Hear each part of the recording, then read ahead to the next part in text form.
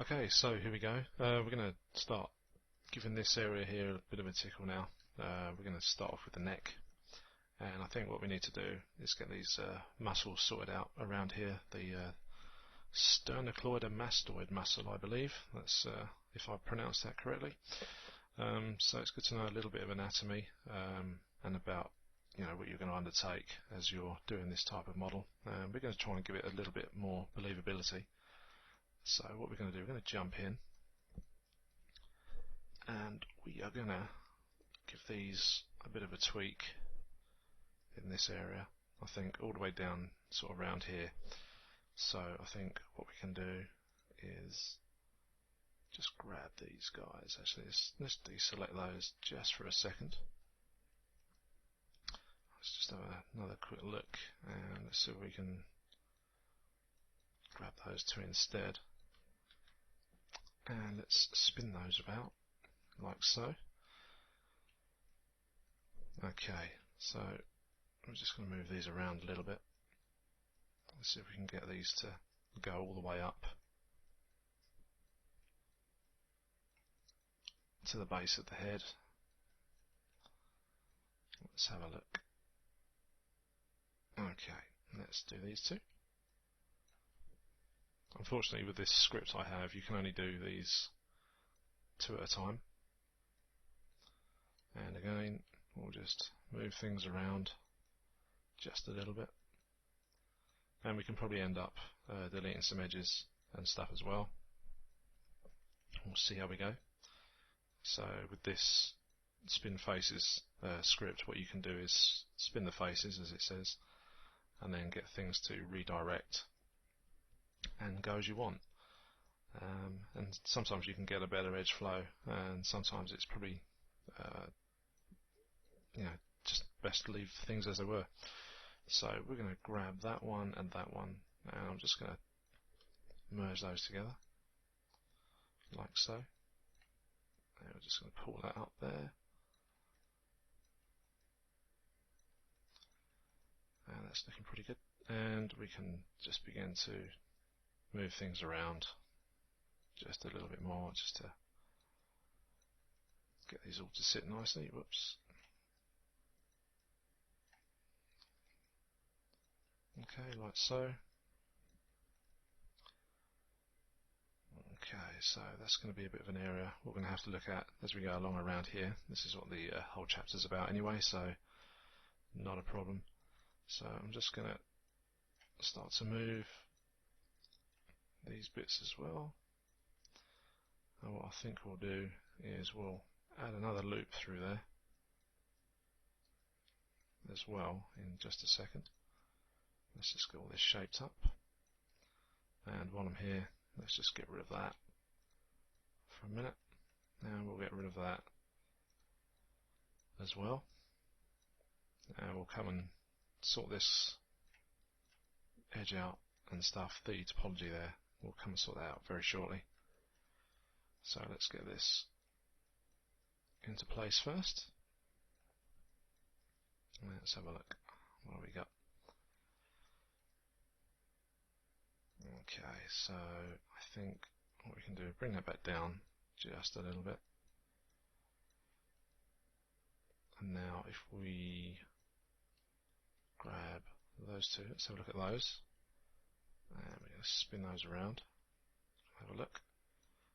See what we get. So those there. And that one there. And we can just move that to there. And what we're going to do is join that up there, like so. And we'll just move this into shape. Okay, and we'll merge those two together. That's better. And then we can move that to there.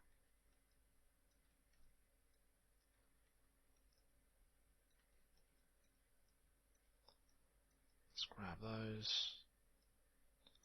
I'll just give these a bit of a move in around a little bit. Okay, so we can grab that one and that one. Let's get rid of that. And we'll join that one up with that one.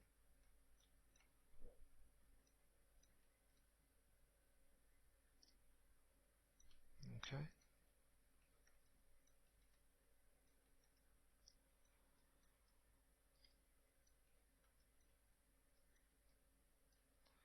And we'll just start to move these around a bit more.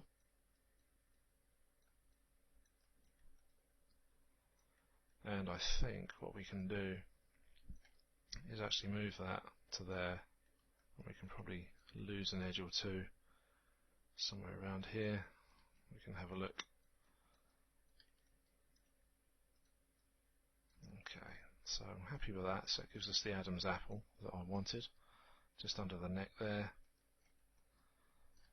And we can push this back as well.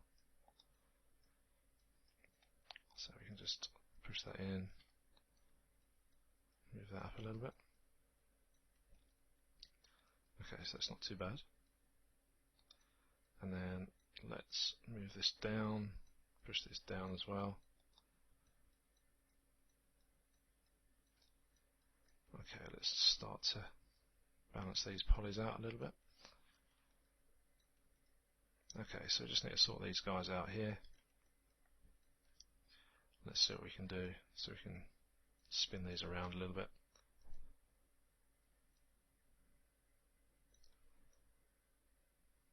So that one's okay. I think we've got that one there. That's pretty good. And then let's try that again.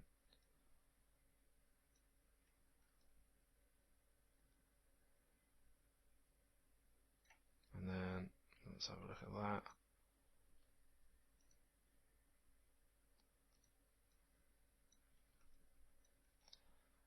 And then that can come up. Whoops. Bring it up a bit more. Just there. And we can grab our split poly tool and just loop that back through. So it's nice and tidy now. This is probably a little bit too stretched for my liking, but we'll deal with that very shortly as well. And now we've just got to fix these guys up here. So let's have a look what we got. Okay, so we'll do the same. Let's just grab those and see if we can sort this area out as well. And we'll spin those. And again.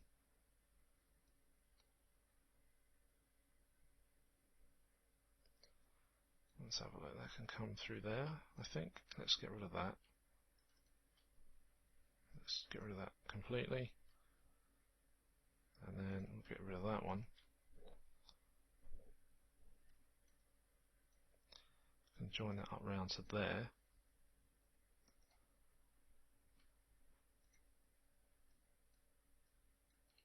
Like so. And then what we'll do is we'll get rid of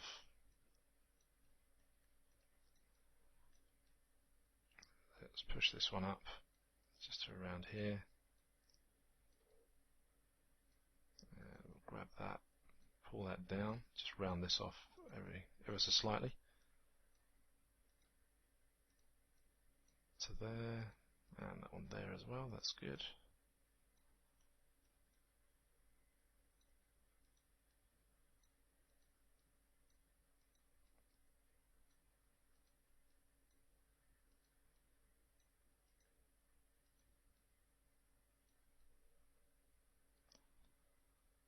Okay, so what we're going to do is we're going to continue this one and put that to there for now.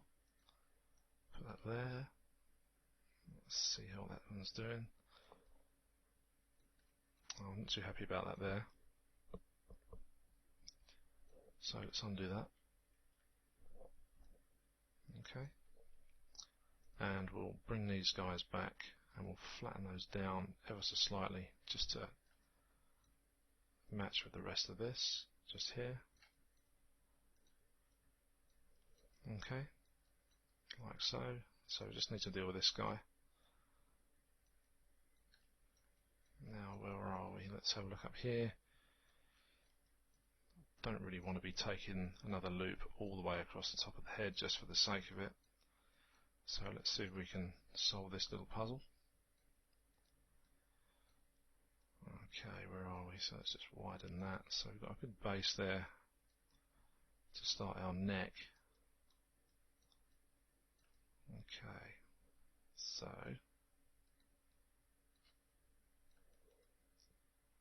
okay, right, let's just go for broke on here.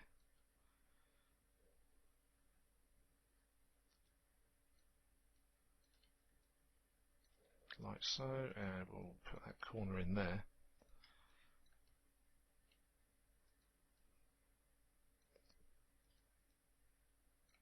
Okay, and then all we need to do is get rid of that one.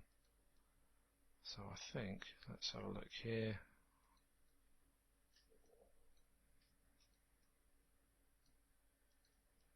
Just push these up, just have a look, see what I can get rid of. Let's take that back.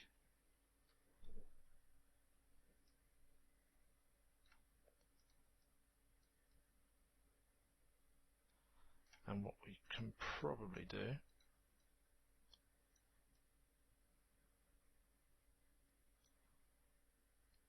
is grab that, get rid of that. Where are we at the top here?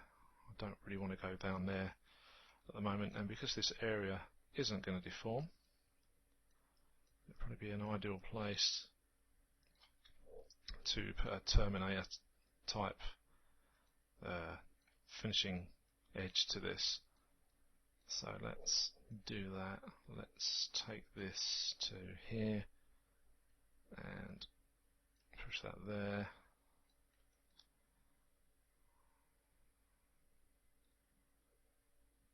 And let's have a look. What have we got? Can we get rid of that? No, we need that. In fact, I can get rid of that. Let's have a look. Let's just deselect that to about there. And just make sure we've got enough geometry there. Yes, we have. And I have a neat little idea that we can do. We can grab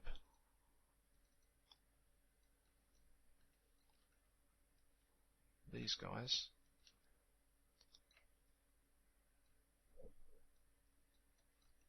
and what we can do, we can slide those across, and same with these.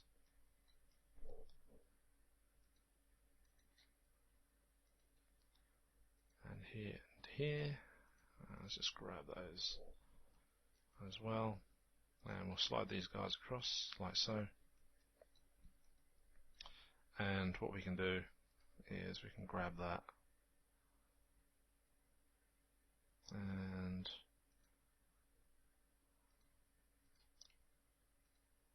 pop that there like so. And that's not going to hurt anyone. It's not too bad.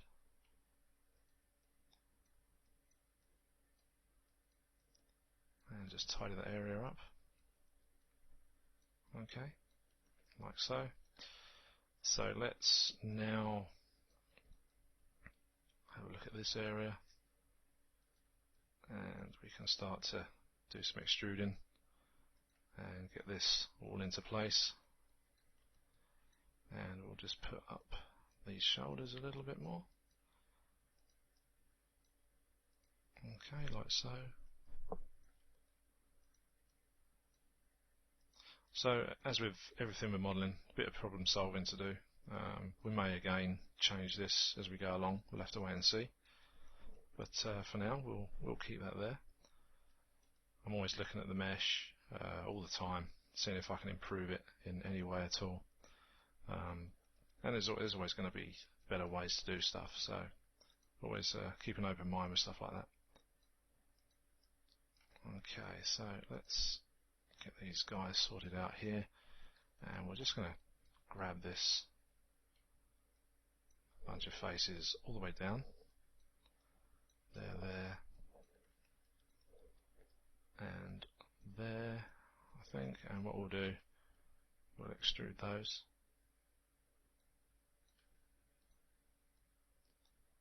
If my extrude tool decides to work, there we go. And we'll just bring that down and bring that out slightly, like so. And let's have a look here. Can we redirect this? Let's have a look.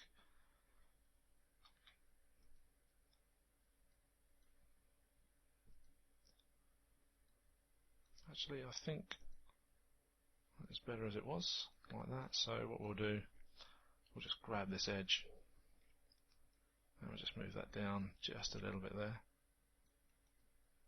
Just let that blend in as it goes up into the neck. And we'll just move these around just a little bit more, just to let stuff breathe. Let's have a look. Okay, so just push that back in.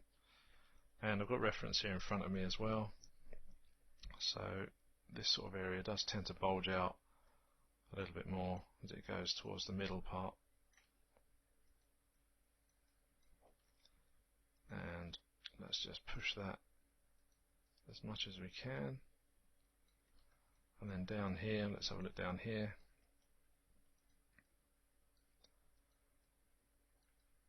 And I think we need to pull that just up a little bit more. And what we can do, we can push this across just to get it right over where it needs to go, just a little bit more.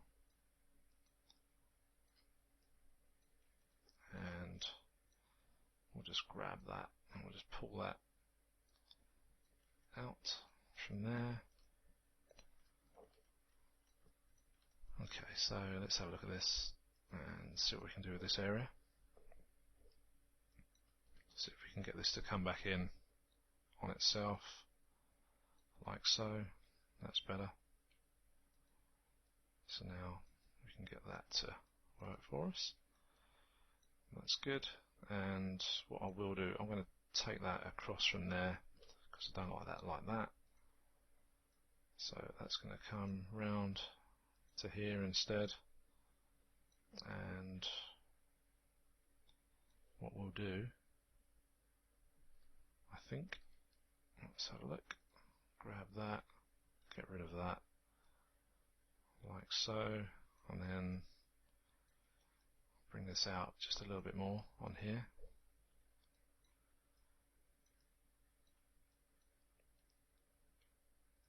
Okay, so we just need to put in the clavicle after this.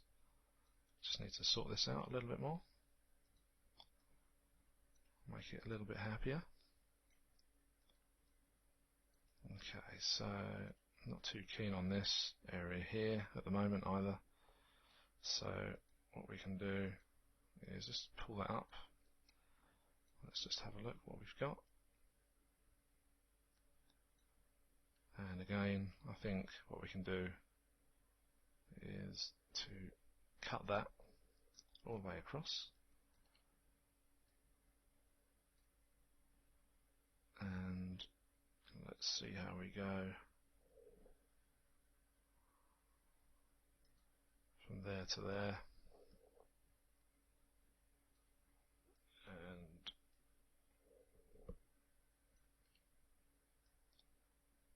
oh, hang on a minute, getting carried away. Let's have a look. Okay, so I just want to smooth that out a little bit more. And I think the best bet is to wait till we've got the two halves together. Actually, I think, unless we can go down this road here like so, and that one there, we'll leave that one there for now. We'll go across there, and we'll get rid of that one. Don't need that, that's good, that's done. And we'll do from there to there, and we'll do from there to there for now. and we'll get rid of that one.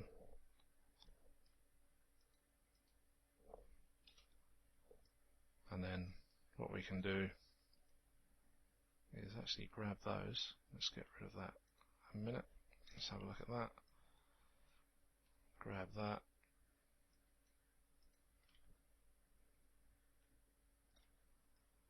Okay, yeah, that's going to work. Good. So once we join that up, we can delete the middle one and everything will be good. Okay, so that's good.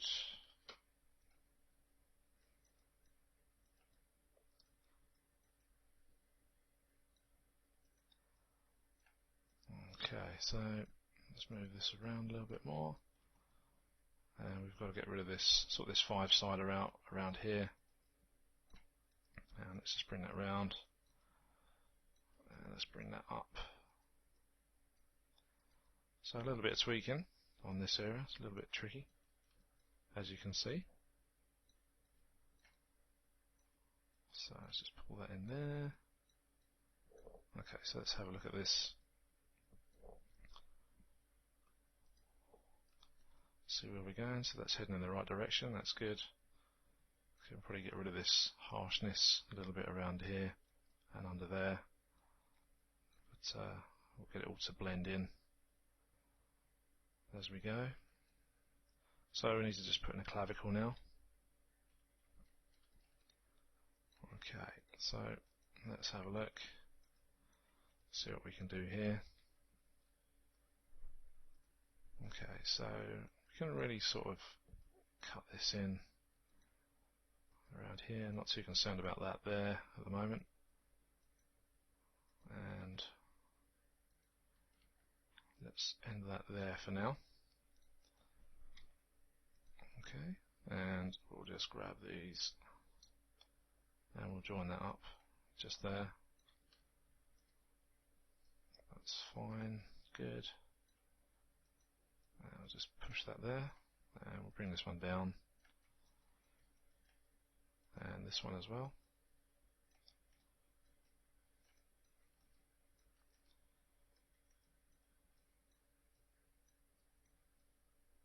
Okay.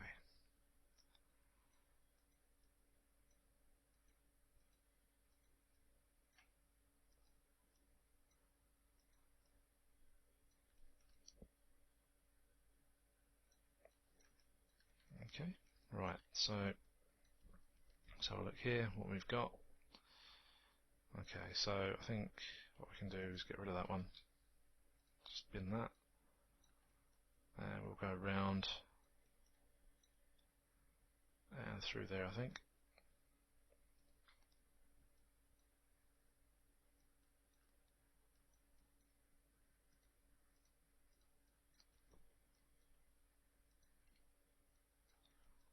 Like so, and as we go in as well, we'll round it all off.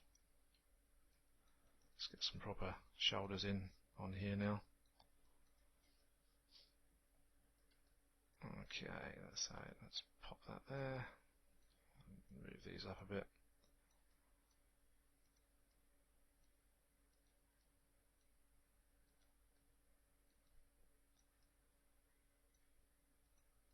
Just round that out. And same with this one.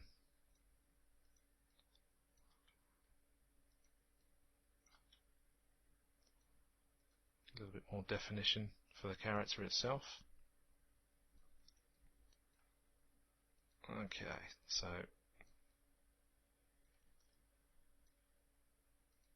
let's push that just back a bit. And we'll just bring that in, and same with this one. And what we need to do is add some geo just to join this up here for now. And this one as well.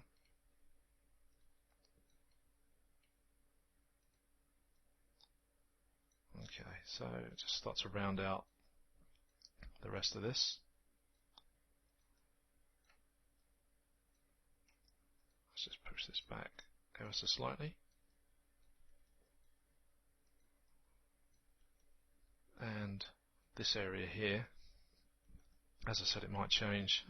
What I'm already deciding to do is actually bring this part down to here, which is going to be a lot easier, I think, in the long run. And let's just move this up. And I'm just going to get rid of those now while I'm thinking about it. So as I said, things with modeling is, things are always changing. So let's have a look at those. We'll get rid of that, like so. And what we can do, we'll join that through there and there. That's better. Okay, so now, where were we? Let's get back round to the clavicle. We can sort that back part out in a bit. So, okay. And here.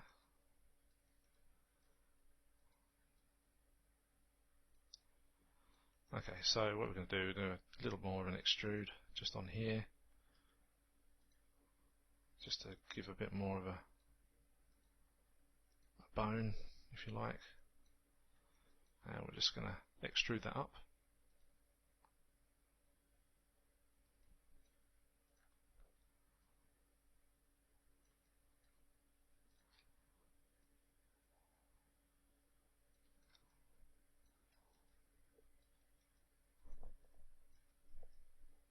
Okay, and we'll just start to give it a bit of a tweak as well. So we're just sort of rounding it out, and we'll just push these forms back a little bit. And where's that one gone? There it is. Okay, like so.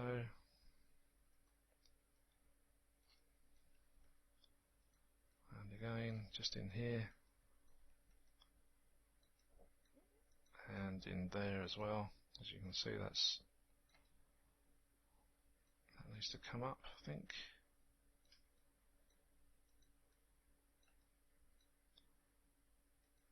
I'll just begin to give this a bit more shape. There we go. And let's just push that back ever so slightly.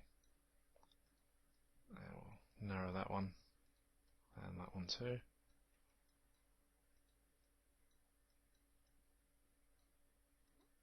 And just push that to there.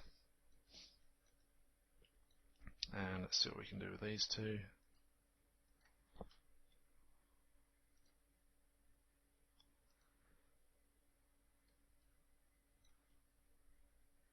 No, not on there. In fact, let's do these two instead.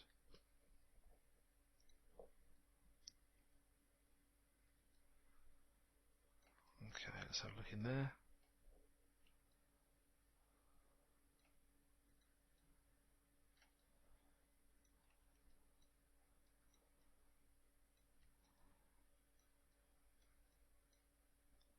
That's better. I'm happy with that. So the flow of the edges now go around. And let's just check these two. Whoops.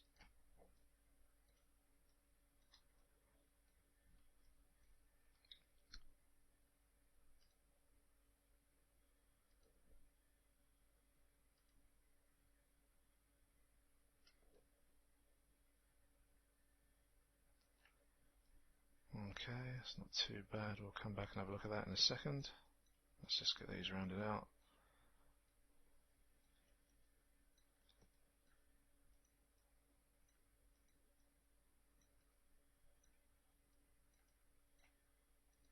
Okay.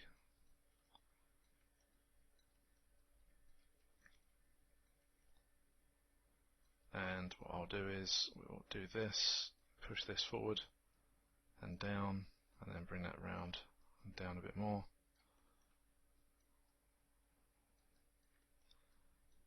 So we can raise this up.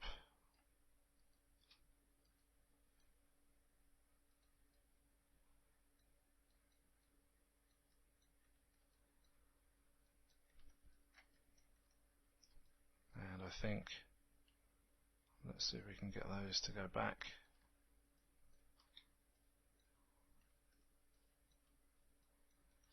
see what we can do there.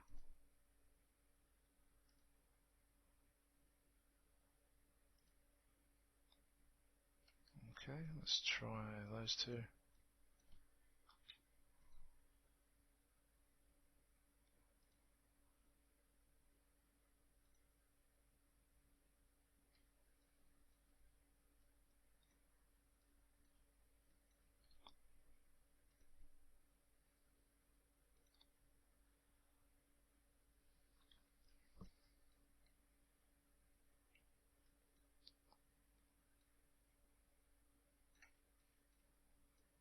And let's have a look at that. Put that back in there.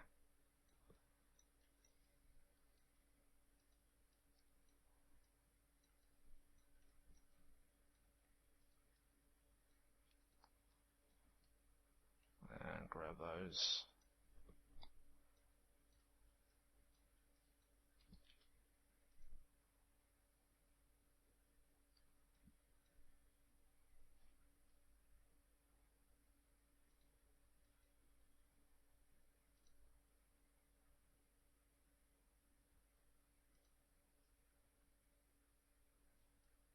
Okay, so I think I'm just going to go back to where we were on that bit, and what we can do is actually bring that up just so it molds back in to the clavicle itself. Again, it's a little bit tricky because what we've got in mind is to do a small rig as well on this character, so I'm just trying to think ahead as well in terms of how the deformation needs to be with stuff like this as well. So just trying to plan ahead, so later on when we come to do a small rig for this guy, it doesn't look too bad. Okay, so what we can do now is just round all this out a bit better, and let's move this up. It's a little bit crushed, like so. That's better.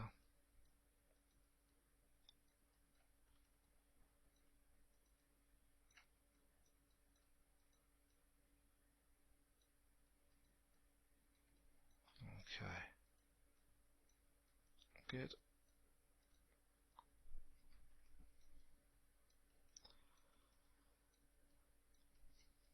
Okay, so let's have a look at this. I'm not too sure about this area here. It's a little bit sort of stretched and a bit funky. So let's just move this around just a little bit. Okay, so let's try and make a bit more of a sort of shouldery shape at the back for the sort of shoulder area. Let's try and get that in to about there, and we'll move this around as well, just to get a little bit of form, and just push that up ever so slightly there.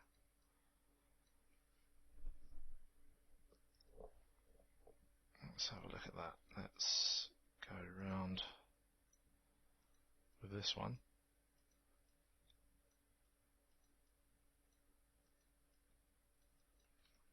Okay. And I think what we can do is just bring that down a little bit and push that one up. Just round it out ever so slightly. Same with this one. And we'll bring these up.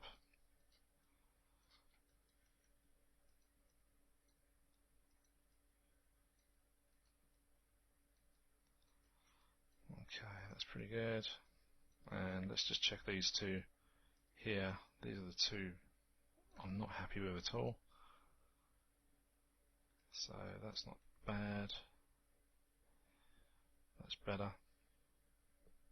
Okay, so we get rid of that one and do these two.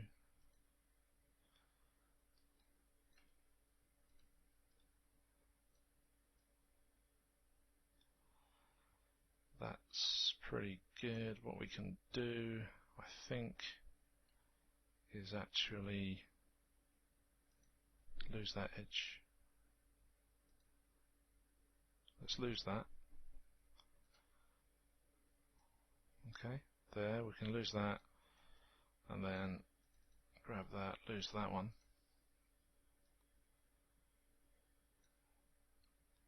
And then let's have a look at this.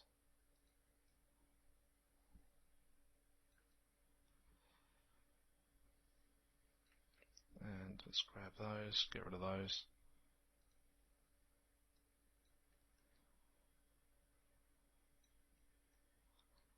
And for the moment,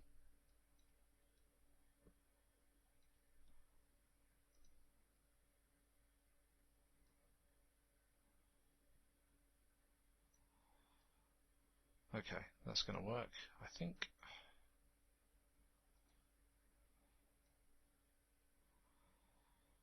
Let's try those two.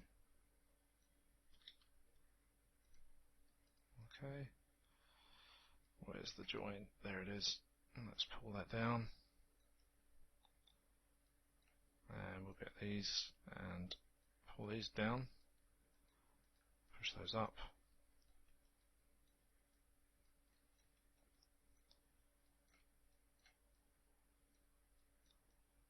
Okay, so there's a spare point in there.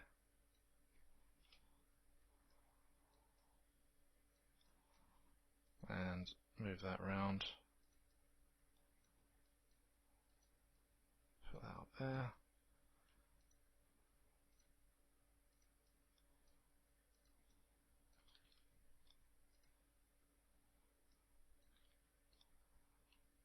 Grab this.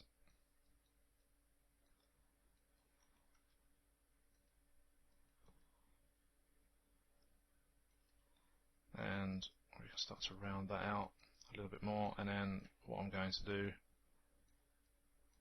is just begin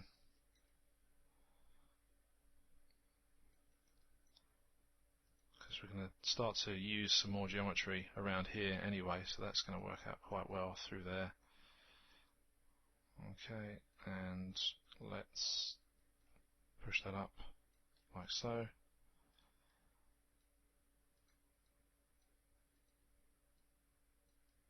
Okay,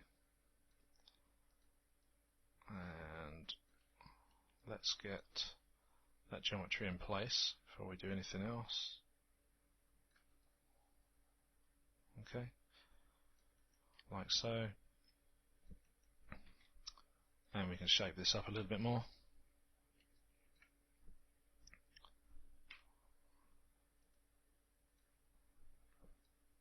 Okay, just a little bit of rounding going on.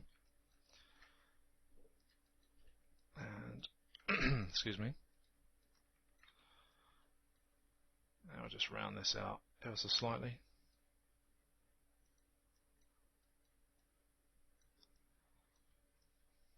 Okay, like so. And just get a bit of round shape going on in here. And just down there.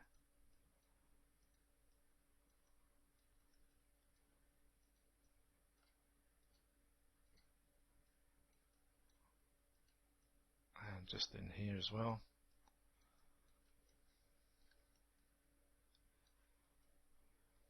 Okay, so let's move that down. And here as well. And we'll grab these guys. And we'll just push them to about there.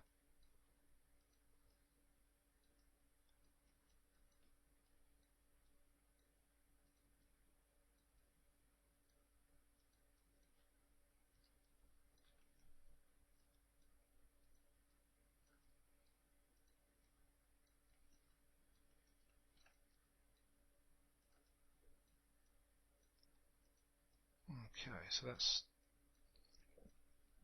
starting to round out a little bit better now. Okay, so that's pretty good there. And what we need to do is we need to check the form a little bit in the smooth mode very shortly. And before I do that, I'm just going to add a little bit more geometry to the neck as well, like so. And I think we can push one through there as well, which is pretty good. And then we need to just begin to smooth this area out here, like we were talking about earlier on. So let's just push that sort of up in there, and the same with these, just around the base, just here. Just get a slight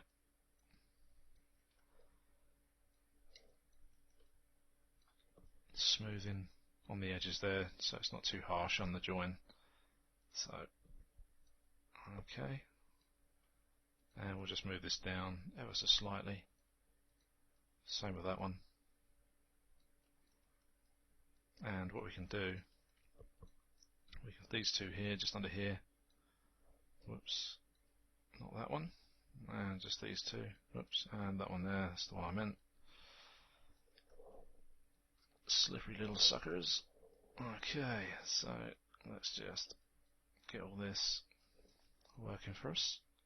Just under here. So that's pretty good. Okay, so what we're going to do, just going to stand back in amazement and see how it's looking. So that's all come together pretty good around there. And I think what we can do as well is just pull these areas out, and we'll just nip back into our base level instead of our preview smooth.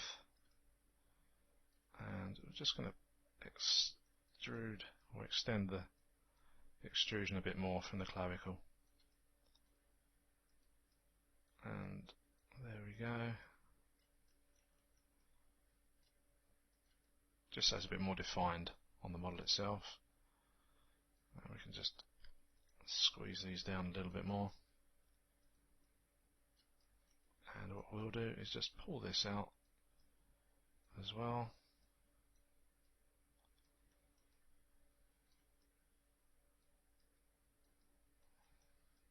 And just shape it up.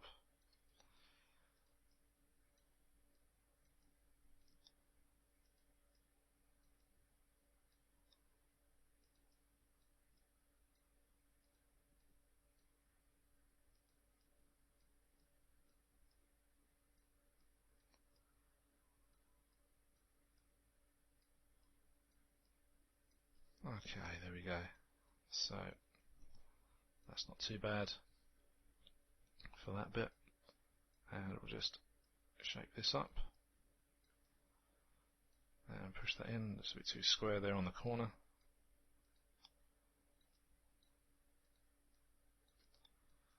Okay, so we can leave this episode here, and then really it's just into a little bit more refining on the body and a couple of little bits here and there, and we're good to go for the other side. And also I think what we need to do is get some eyeballs done properly for this as well, and then we can move on to some clothing very shortly. So I'll see you in the next section. Cheers for now. Okay, so we're going to refine the rest of the body now for this part, and what we're going to do first is we're going to jump in and do this area here on the chest. So I'm just going to add a little bit of geometry just up here, like so, and then just shape it out just like we've been doing all the way along. And we're just going to bring this stuff down here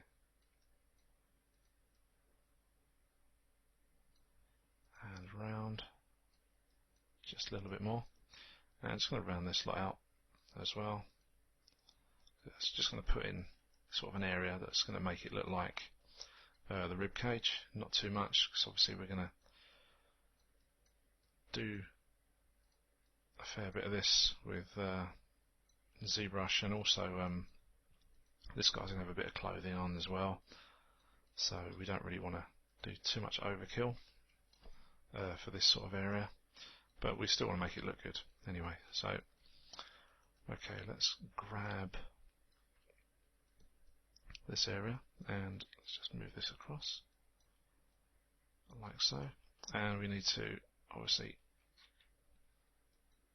make those into quads like so, and there as well, and we'll just move these around and let's push that up. Let's get that one in there. Okay, and just push that back in ever so slightly.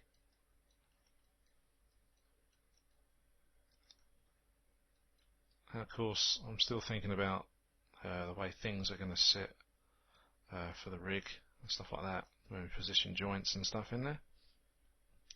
And I think that's quite reasonable in that area for now, because all of this would move anyway with a rig on it. So let's just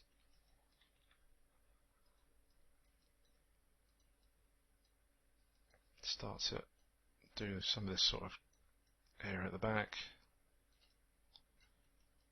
and let's just move that up just a little bit more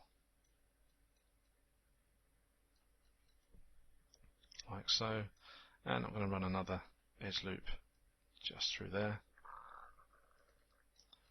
and just going to scale that out just a bit more like so.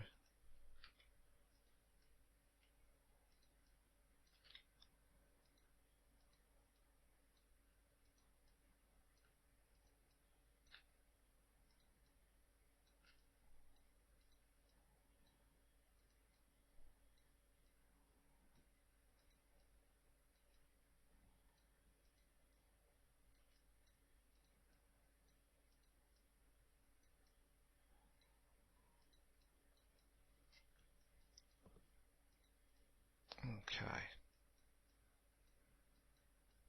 so I think that's pretty good there. In fact, we could probably lower that just a little bit more, and then just round this area out here, and just push this up a bit more, and there, just so it flows a bit better. Okay, like so, and I think we can push that up into the armpit area, up in there, and let's just get this all to fit better. And let's just push that one back, and that one as well.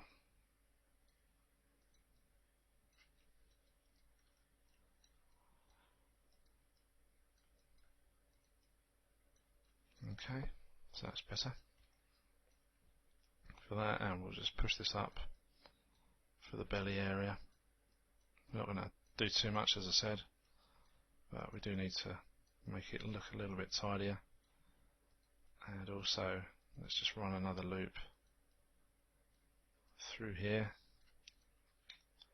just to round that out, like so, and let's just do all the necessaries on here.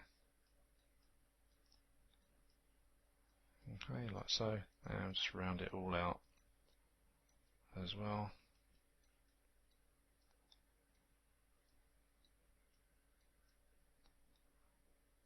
Okay, so that's pretty good.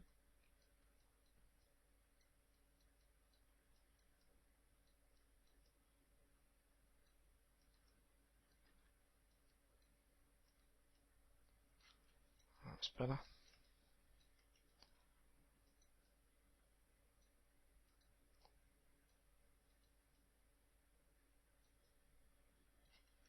Okay.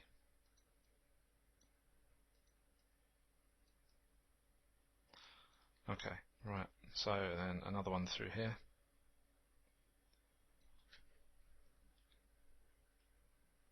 And we'll just push that out ever so slightly. In fact, I think we can move that just down a bit more. and get another one in there as well. Yep, that's better.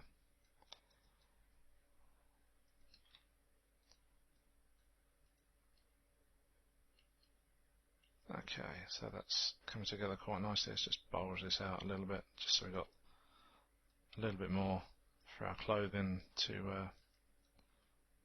sort of go by as well, just as a template.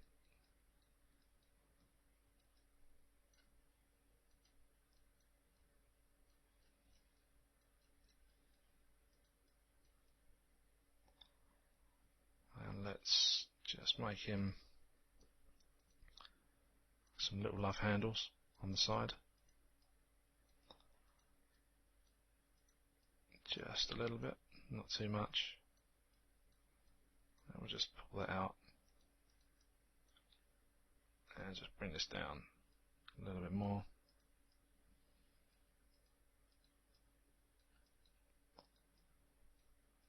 Okay, nothing too detailed because we're not going to see it at the end of the day. But you may want to create your own one without a t-shirt or a vest, which is what we're going to be doing for this. So just some little bit more experimentation for you if you do decide to do it that way, so you can build your own character without clothing. So be a good exercise for anatomy,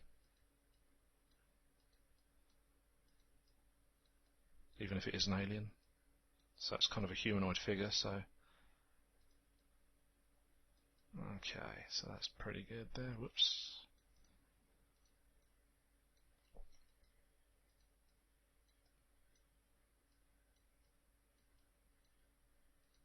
Okay.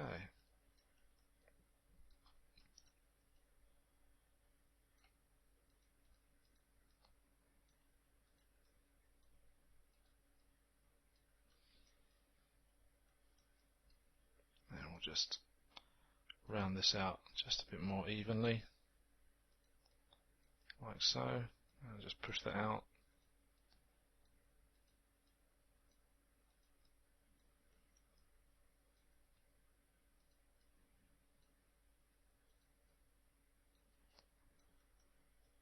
And I'll just bring that out just a bit more.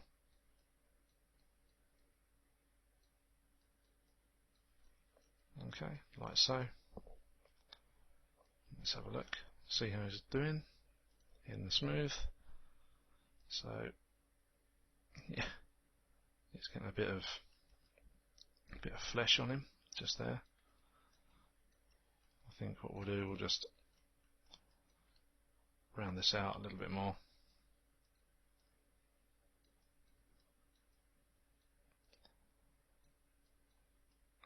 Like so. Let's just push this back inwards a bit, and like there.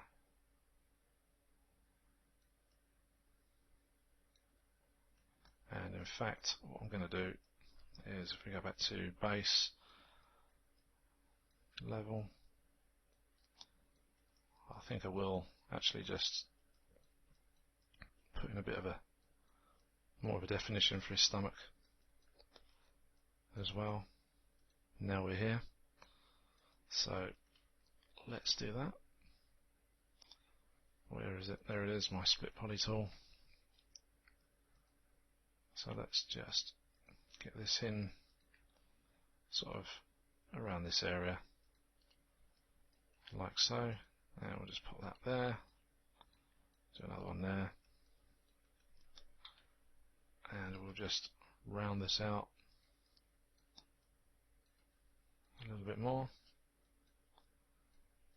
like so, and I'll just bring this back a little bit more as well there.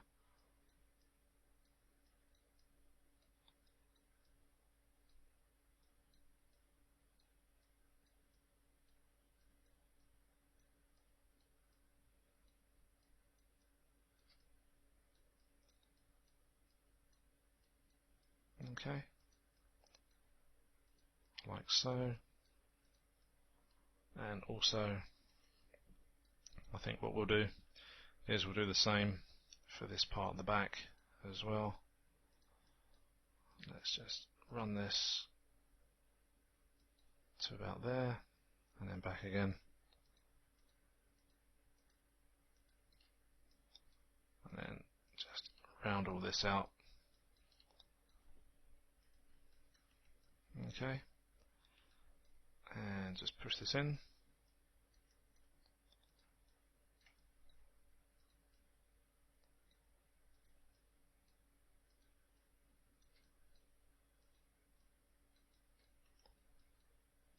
Okay.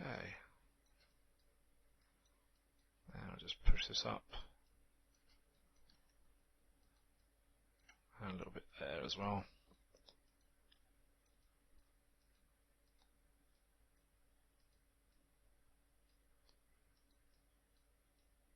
There we go. I'll just round it just a tiny bit more. Just don't want it too sharp on these areas here.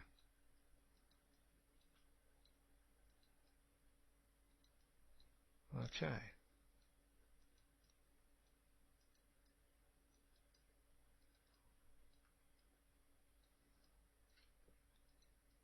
Okay, there we go. So that should, see how that looks.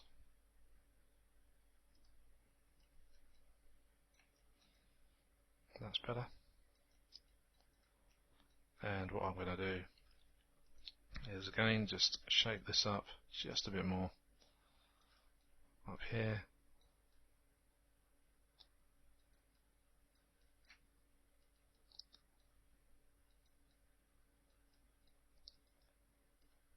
And just bring that just over and across, just a bit more. Like so. And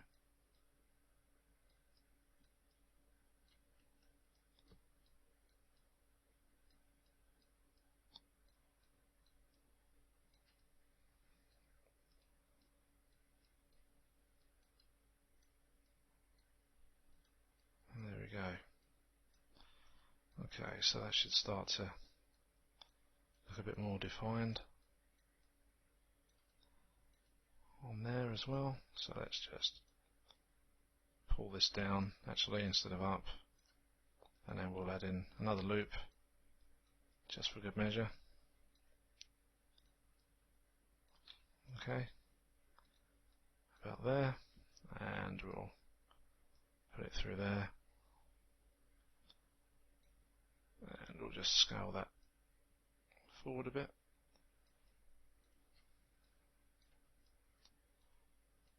And we'll bring that out ever so slightly to the side and pull this bottom bit in.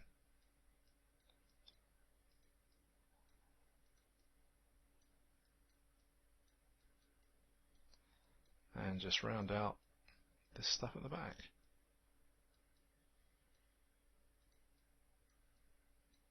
Okay.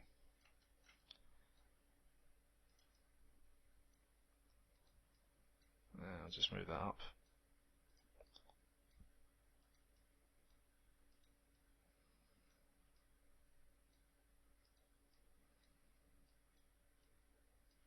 There we go.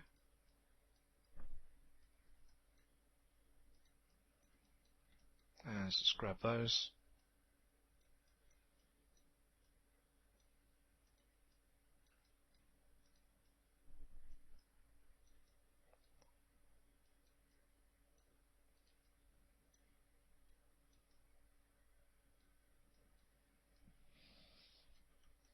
And that should cover that area quite nicely.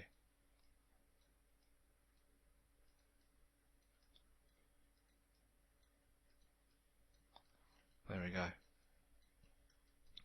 So probably a little bit of tweaking to do on that bit, but I think overall that's not too bad. And we can just have a quick look in smooth.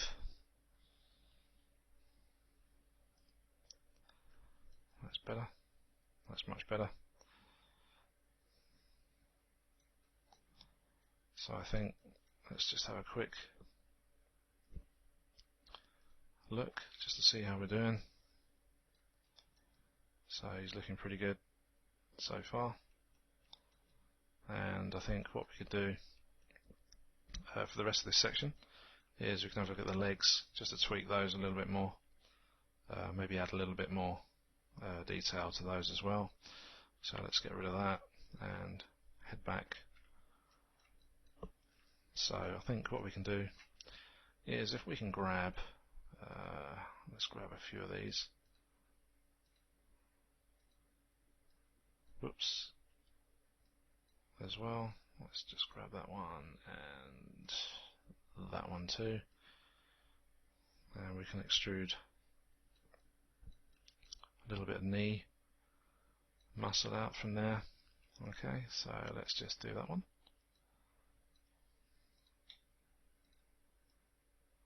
Okay, and we'll just push that out and forward a bit. And what we can do is, again, as always, shape everything up.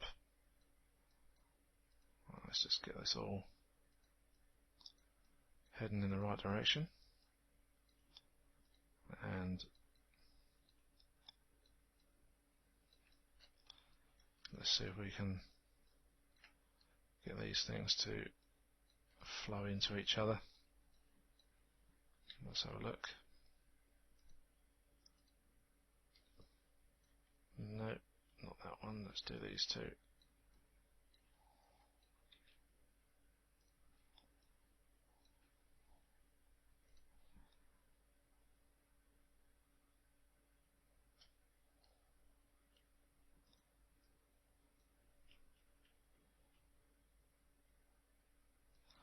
Okay, so what we can do then is just round those out, because I think doing it that way would be a bit too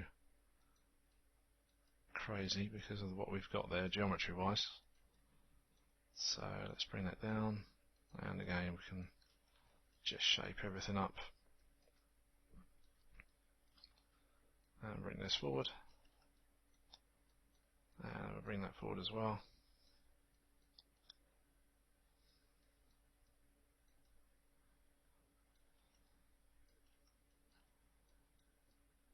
That's better.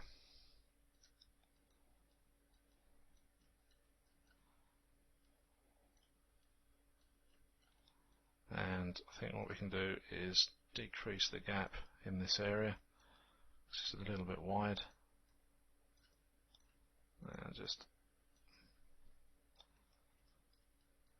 smooth this around and just flatten that back out into there and there as well. So we've got the shape of this muscle.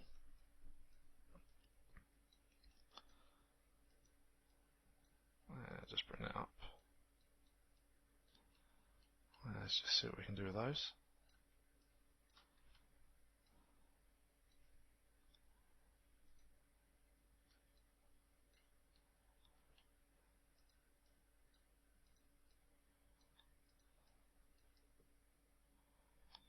That's better. Okay.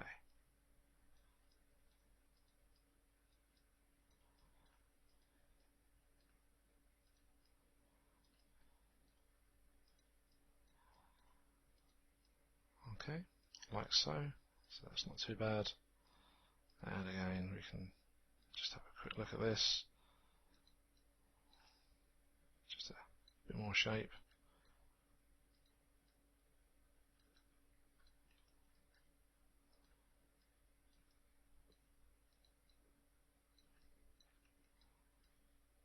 And let's do that one there. And again, let's do a quick check.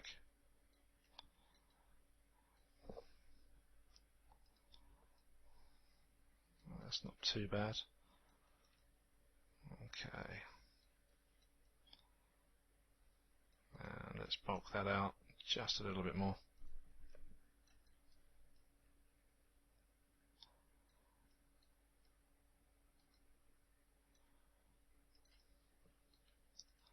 And we'll smooth this. Actually, we'll go that way, so that's the way it's supposed to go. Just bring that over as well. like so, and I think what we can do is actually drop that one down, and this one as well, like so.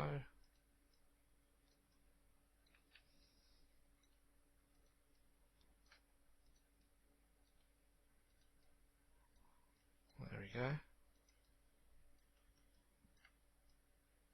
Okay. And now let's do this side. And let's just bring this back a little bit more.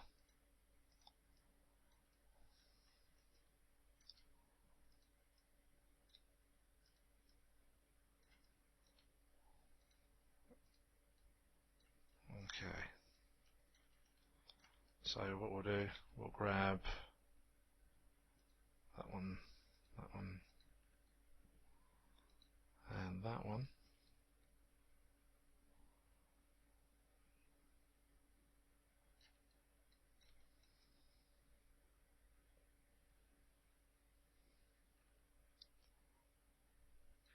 Okay. And we'll extrude these out as well. And just bring those back in.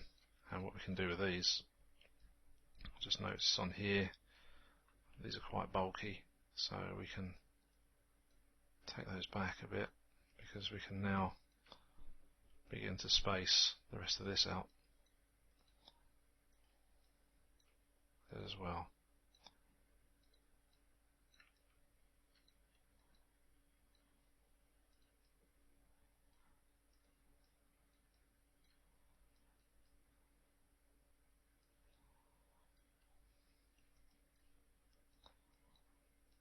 Okay, so let's just move all this around.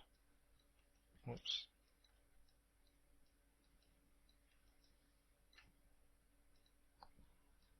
And just bring that into there. Probably bring that a bit lower. And let's just spin these guys around, so we can get that all to spin again.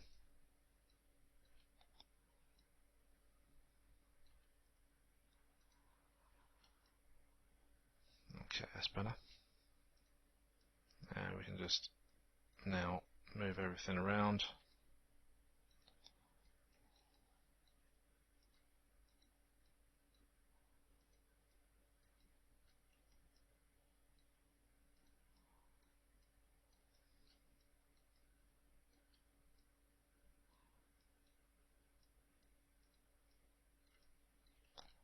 Like so, and we'll just push this back, and these as well. Oops.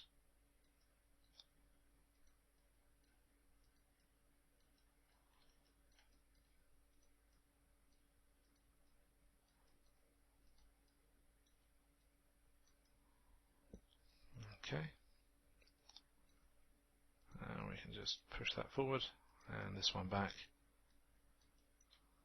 as well. All of this we can add extra geometry to a little bit later on, just so we've got a bit more there around the leg for when the joints go in for that. Okay, and let's just squeeze this back in here.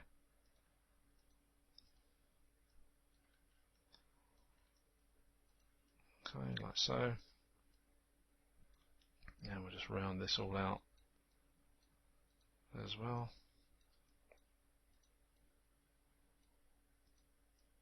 There we go. There.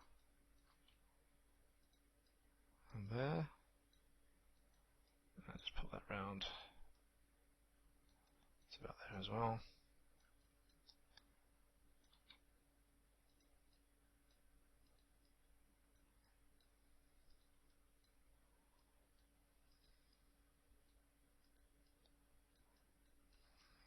And let's see what we can do with this.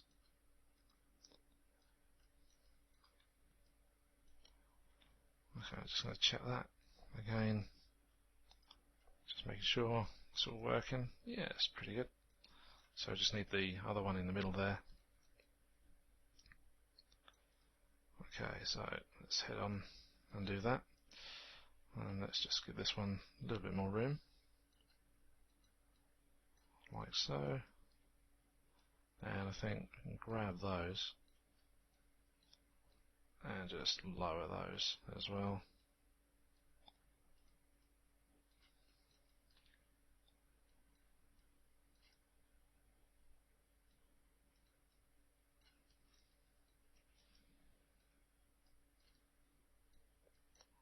Just push that back in.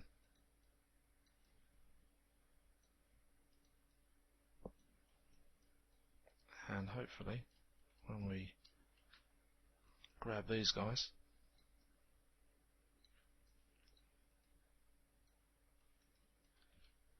and extrude those,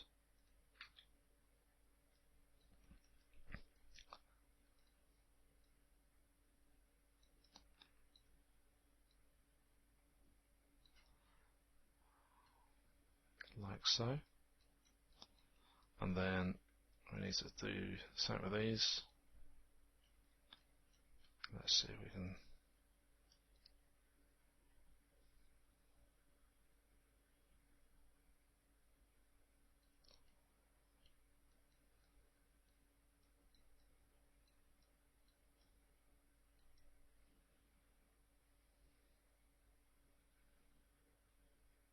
Okay, it's not too bad. Now we'll just push that back in there, just round that out.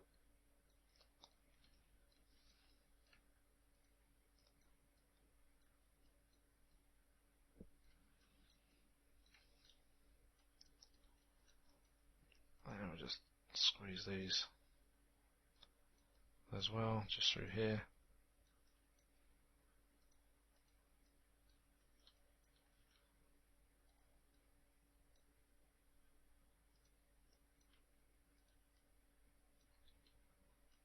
Okay. And again, I'm just going to check. So that's pretty good. It's not looking too bad.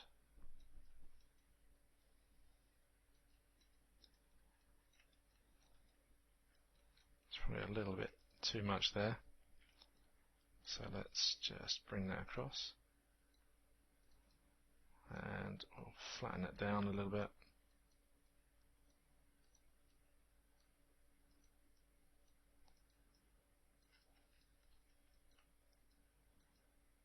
And we'll just bring that to there. I'll bring those down a bit as well.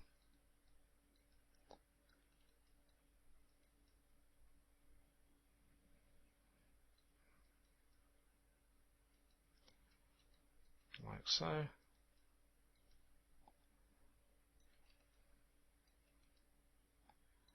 And let's just bring that back a little bit as well. Okay.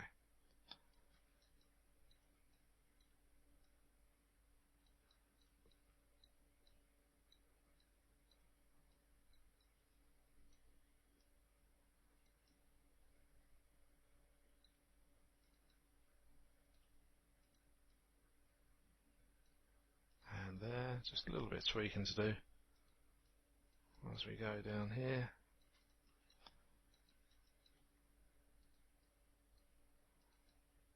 Okay. So that should cover that. Let's just double check that again. That's better. And in fact, I think what we can do is just grab these verts and just push those back in a little bit more.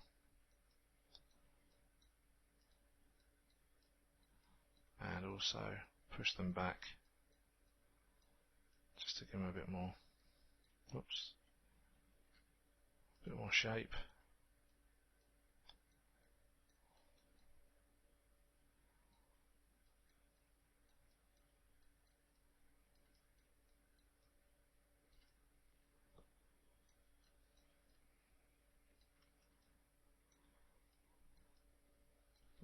little bit of tweak in there, just on here.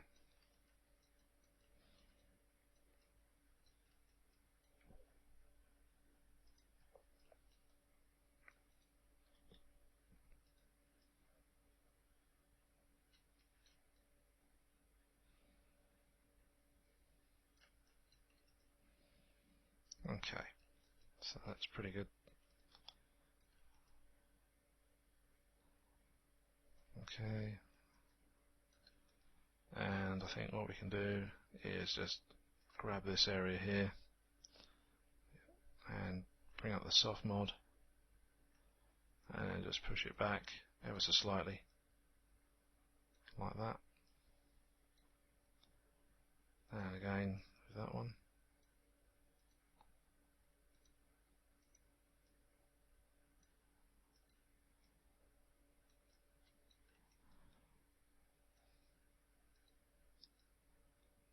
And there as well. And we'll just push this knee ever so slightly. That's better. And I'm just going to push this in just a tiny bit. And there as well.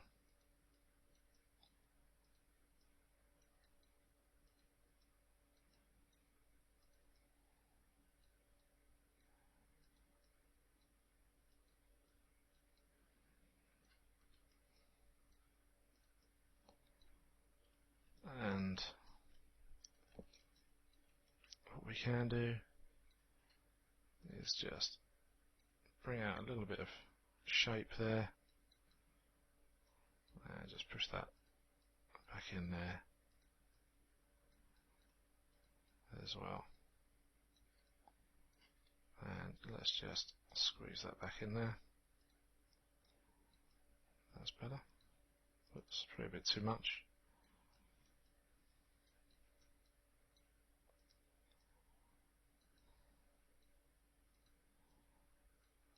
I'll read that to about there. Okay, so that isn't too bad.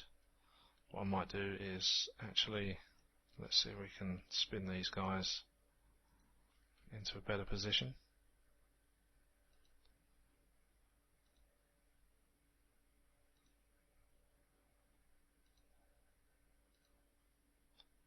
Let's have a look. I think what we can do actually is just grab that edge and then just squeeze it, and that one as well,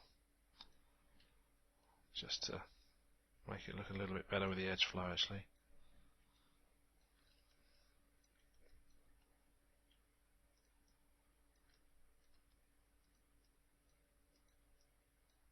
Okay,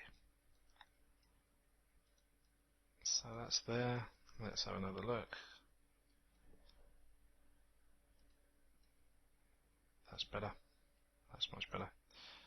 And we can just grab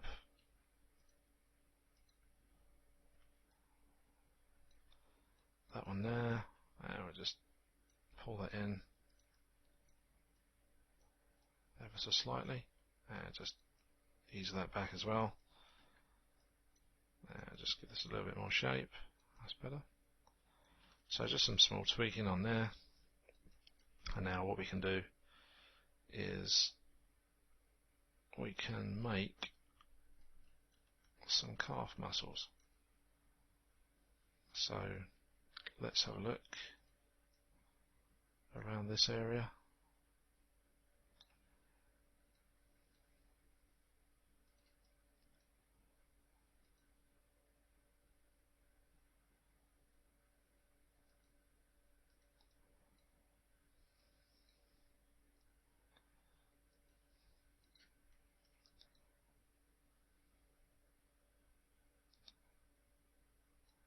Let's have a look.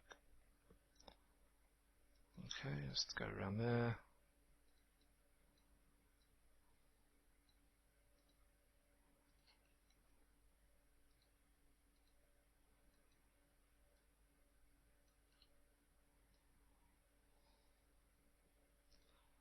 And then just, as always, tweak away. And there. let's have a look, see how we do.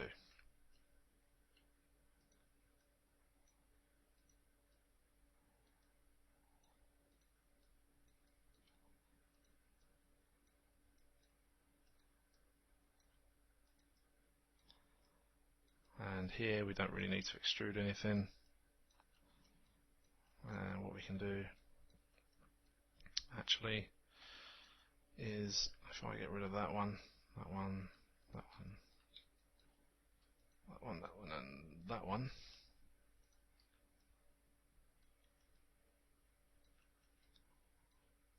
and let's get rid of those as well.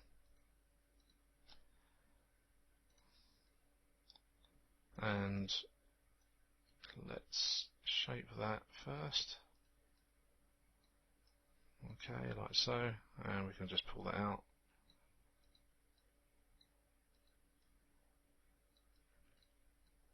From there, and I think what we can do is go through there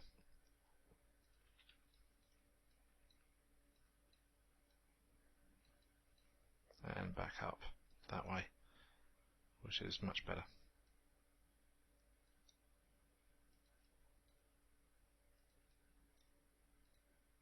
There, and finish it there. Great. So then put that there.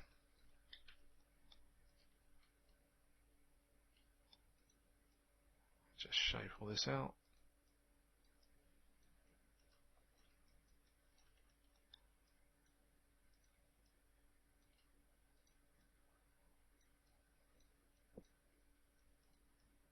Like so.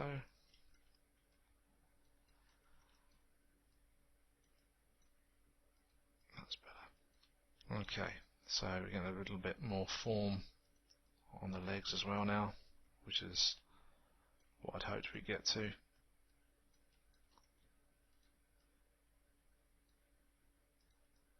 And just round that out there. And let's just bring this forward a bit. And these guys.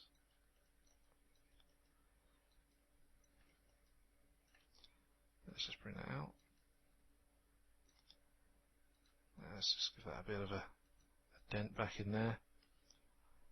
And then again, grab that one there. And we'll put one there. Okay. And then all we need to do is just shape it away.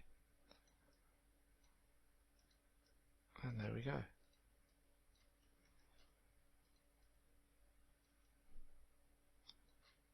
And that one there.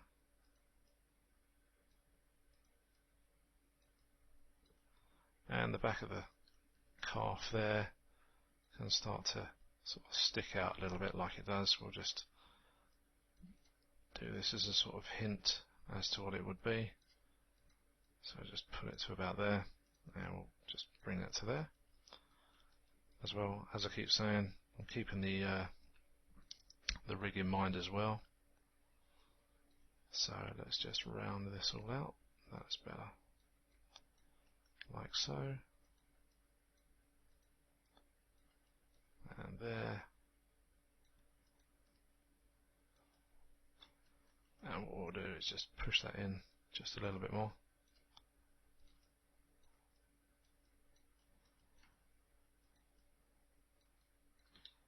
And then pull that out. Just to give that some more form. There we go.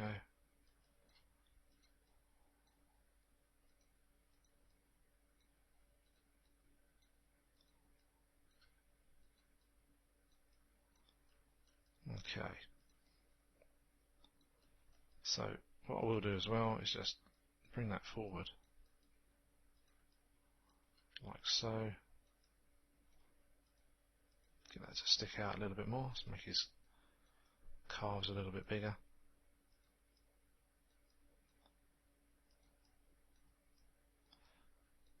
There we go. Okay.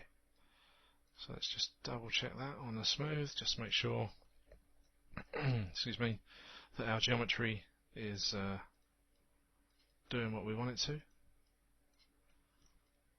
Okay, so let's hit that. There we go. That's better. Much better. Okay, so I think what we can do is just, again, just a small tweak, just a bit more definition on here. And just there as well.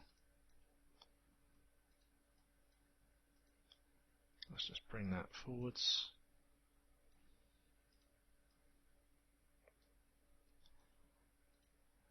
Let's just push that back.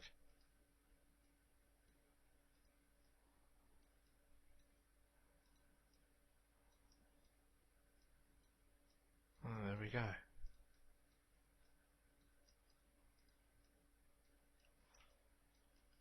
Okay, and we'll just pull it out just a bit more.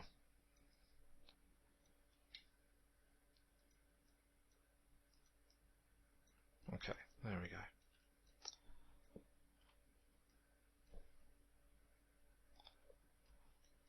And that pretty much concludes the whole body. So the next chapter, what we'll do is we'll do an eyeball. We'll get a tear duct of sorts in there, and we'll join the two parts up, and just to get the inner mouth ready, and then we can head on for some clothing. So I shall see you in the next chapter. Cheers for now. Okay, so welcome to part 10. If you've got this far, well done. Okay, so this section we're going to be looking at creating a new eyeball, and what I'd like to do first is grab our character and add him to the same layer as the eyeball that we've already got in there at the moment, just so he's templated out. So if we jump into a side view like so, we can see that the mesh has now gone black, and this is because it's now a reference layer. And I'll just, if I turn that to the letter T in the layer, you can see it goes grey, which means it's templated, and the R means it's referenced. So what we can do now is I'm going to create a brand new sphere, and I'm just going to bring it up to this one, like so. And we're just going to scale that down a little bit as well. And we'll just try and line it all up as best possible. Let's just raise that up. And let's just put that back to 90. That's better. And we'll just scale it down ever so slightly as well. Okay.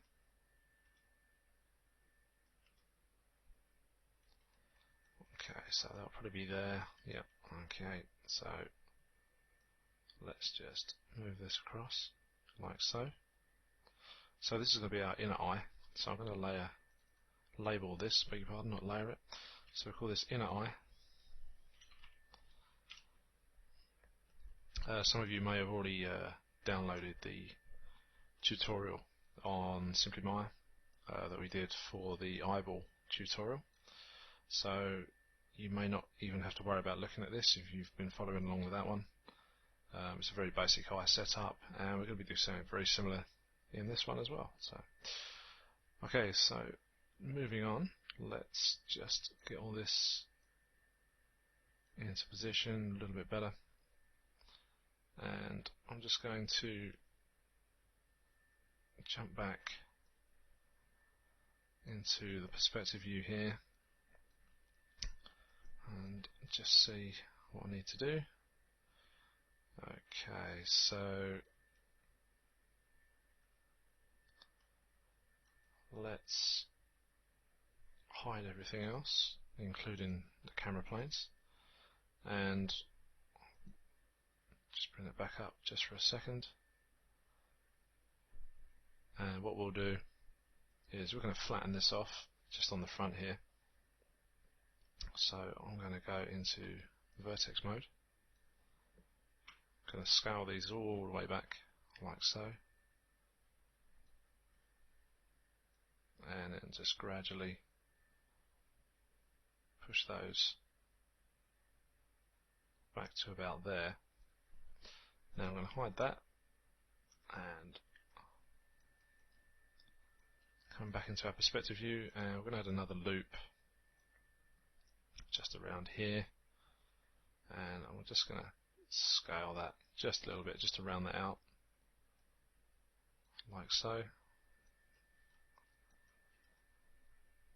So that covers that quite nicely, and also we're not using the back of the eyeball, so I'm just going to delete that off. We don't need it, and we're not going to see it either. Okay, so if we just get our mesh back, and then what we can do now is grab this one, and what we can do, we can call that outer eye.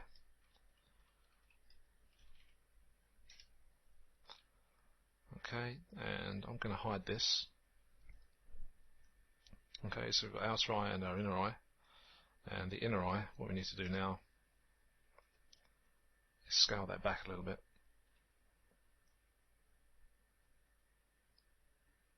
I think around there should do it.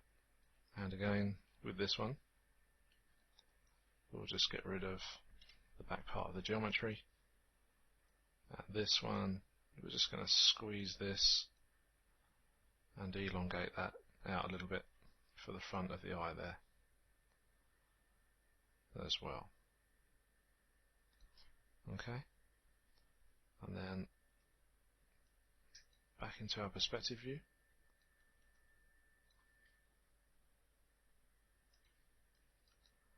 And we'll just round that ever so slightly as well.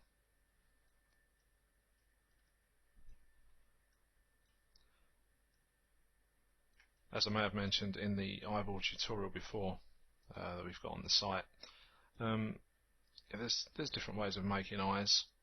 This is just a very basic way of doing it, and it can be quite effective as well. So have a look around the web if you're not too sure about this way of doing it, but I think this is a good one, and it always seems to work for me when I've done characters and stuff in the past as well. So just something to keep in mind. Okay, let's move this guy back. And we'll just slide that forward again. Oops, to about there.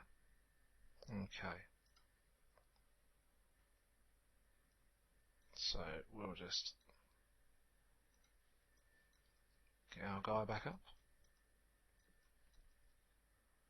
Okay, like so.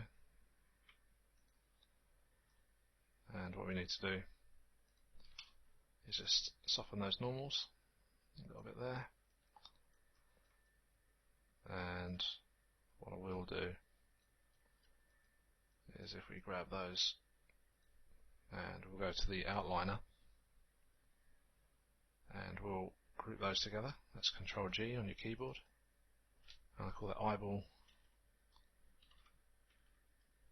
underscore GRP for group.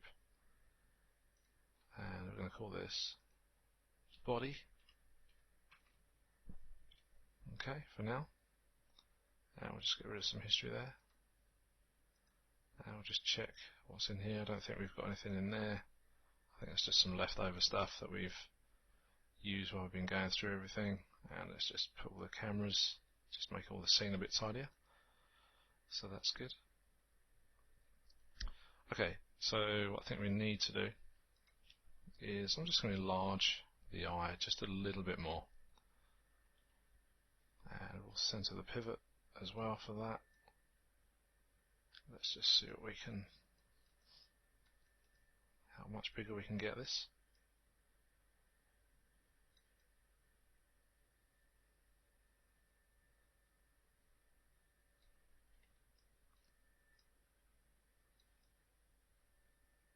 Okay. And what we need to do as well is just round out the mesh just a little bit more as well, just so it all fits a little bit better. Okay, so we're just going to jump back in to our vertex mode when my computer decides to wake up. There we go, that's better. And we'll just start to move things around just a little bit more, just so they all match up with the eye.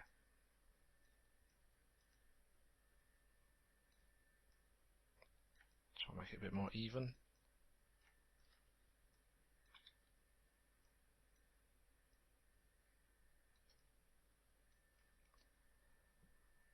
And that one there.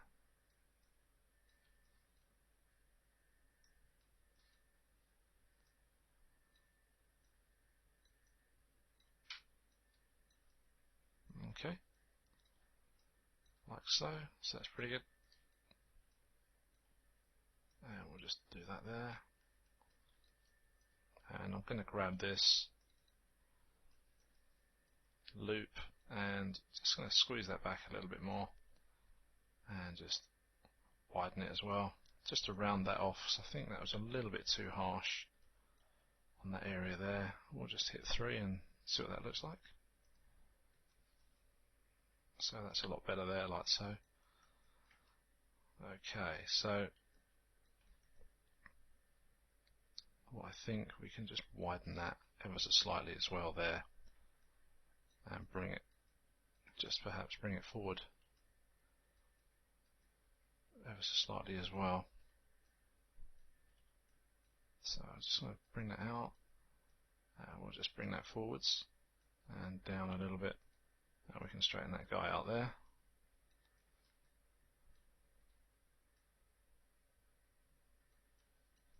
Okay, so that's not too bad. And in fact what we'll do, we just grab that guy and we'll just slide him down a little bit more as well, and the same with this one. Let's just see where that loop goes, and we'll just slide that across and just double check the mesh in the base level.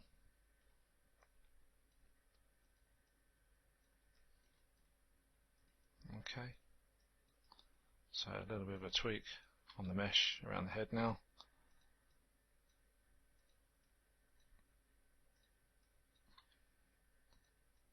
Okay, that's a bit better. Okay, so if we go back to the eye, and we'll just hide. Okay, so just going to have a look at this. Now what we're going to do, we're just going to create a bit of a dent in here as well for our iris and also our pupil. So let's hide that bit and turn on wireframe on shaders. Let's have a look at this. Okay, so I think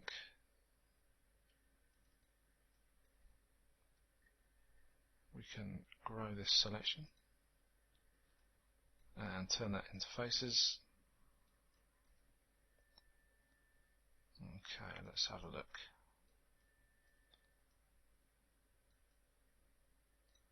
Just going to bump that forward just a little bit.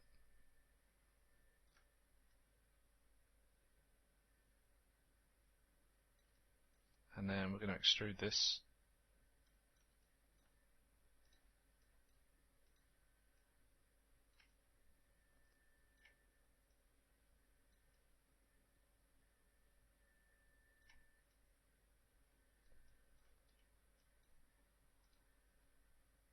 And again, we'll just do this again, like so, and we'll just slowly begin to push this back in.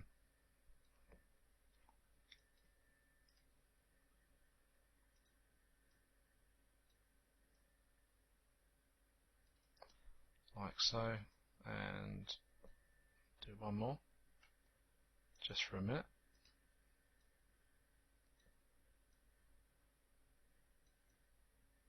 Okay, like so, and I'm just going to quickly grab this guy. I'm just going to move him back out a little bit, and we'll do the same with this one. Whoops. Okay, and we'll just move that one out as well. And what I will do is grab this one too, if it lets me. There we go. And we're just going to pull those forwards, just so we get a bit of a shape going on there for the iris itself. And we'll just push that forward there, and we'll put a loop in here, and we'll bring that one forward as well, just a little bit.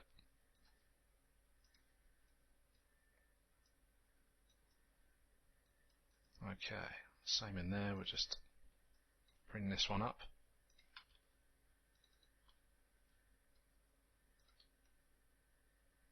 Okay.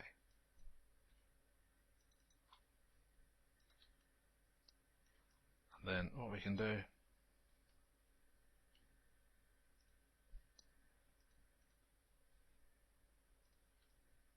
is then grab, hang on one moment, let's grab those,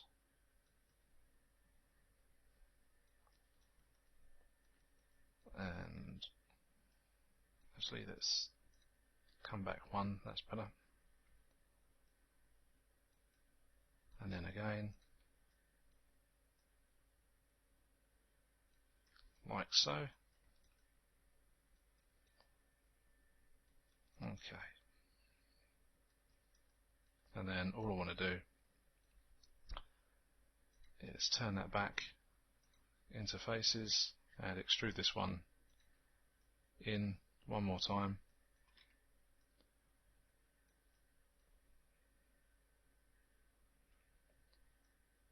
In fact, we'll do one more on top of that. There we go.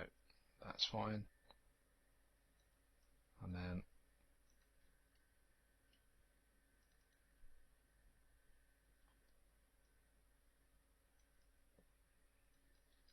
what we can do now is, if we can get in close enough, we'll get rid of these triangles. I know these are going to be small and the geometry won't be seen up this close, but I like to keep everything four-sided like so, and that should do that. So that's the inner eye as well now, and we can just do the same with the front bit on the outer eye.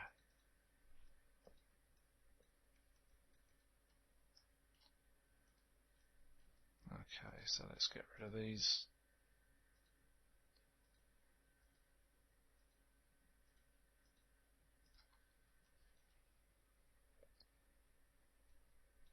As well, and there we go. So you can smooth that off as well if you like. 3 on the keyboard. And just for good measure, what we'll do is we'll add a shader to it. Just throw a blend on there,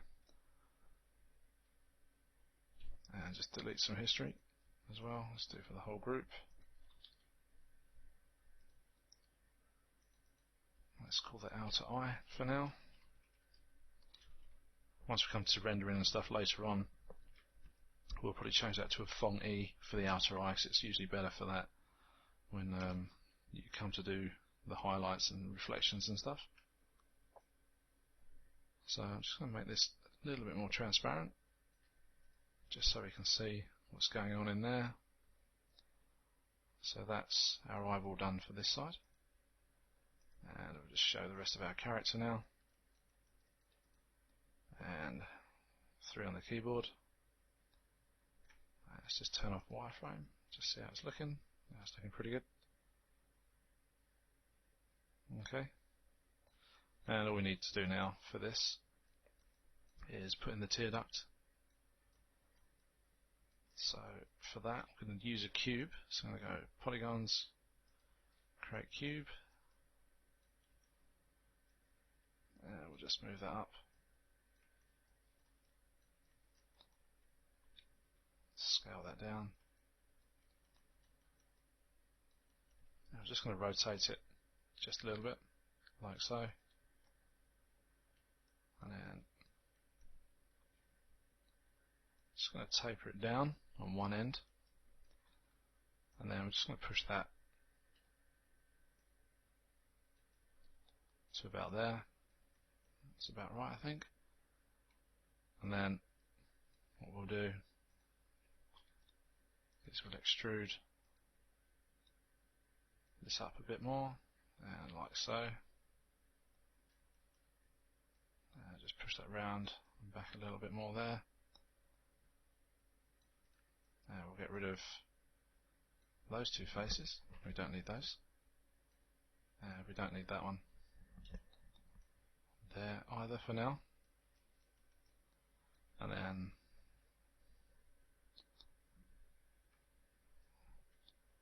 we can grab this guy, we can move him up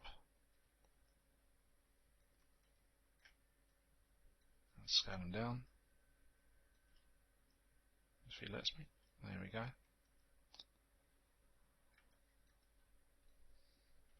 So now what I want to do is just push this back and then just start to shape this up. As you can see, this is quite an extreme sort of area for this particular character. So we'll just sort of play around with it until it begins to look right, and we'll let that go.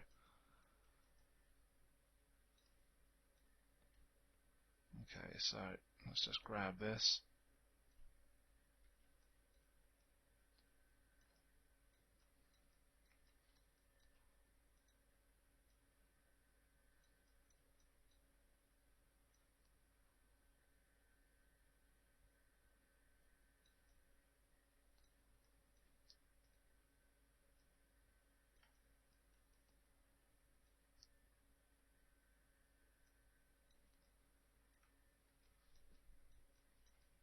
And what we can do as well is if we select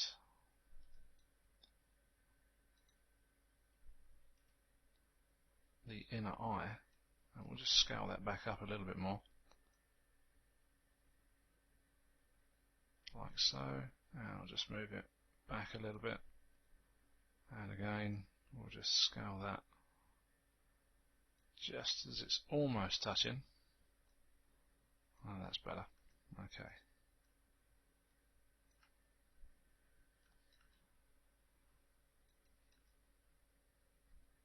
Okay, so what we can do is we'll grab this edge and we'll just push that through here for now, and then whoops,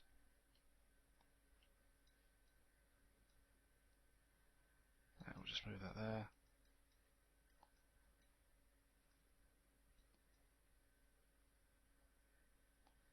And to here, and we'll just push that back a bit more.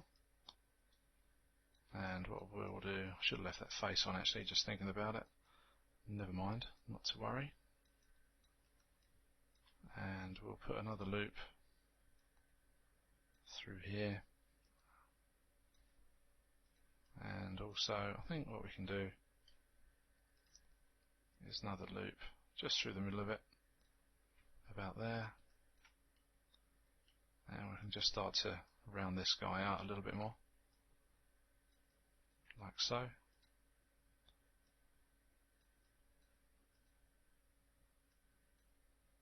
And we'll just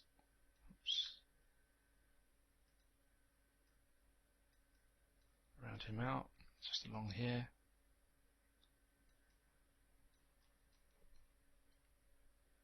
And we'll just grab these verts just in here as well.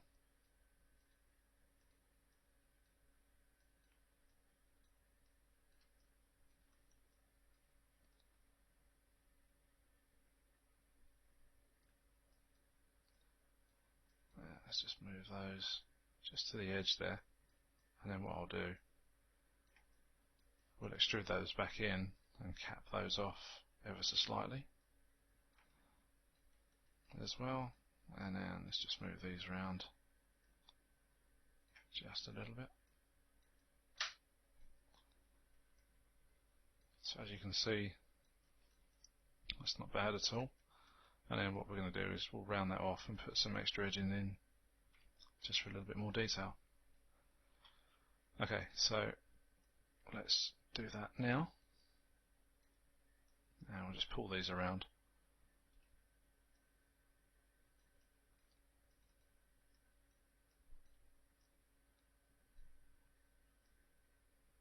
Like so. That's pretty good. Okay.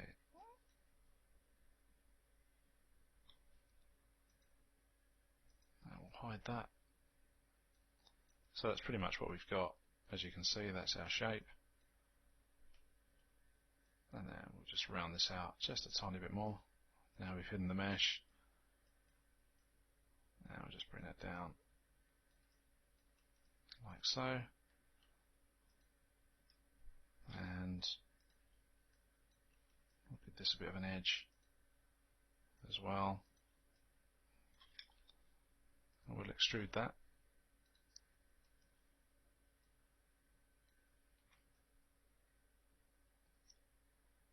And go back to our character. There we go.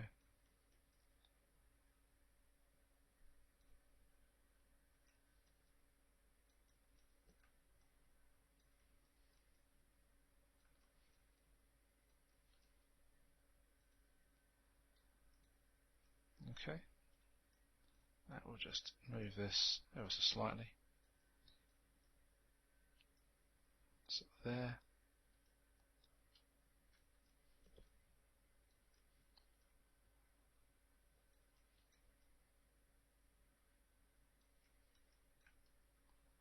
And we'll just make it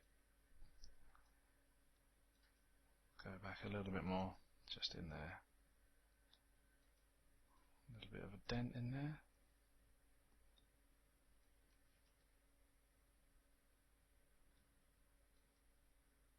Okay. Let's just pull that one out.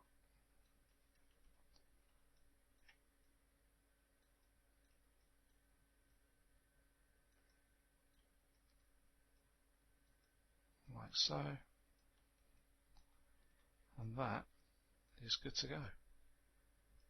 So that's the eye section just there. So there we go. We've got our tear duct in there as well. So we'll label that. Get rid of the history. So call it tear duct underscore 01 or underscore LT for left actually. And we'll freeze its transformation and center the pivot on that one. And we'll do the same actually with the eye. So there we go. And we'll open up our outliner again. And we'll just rename that to left.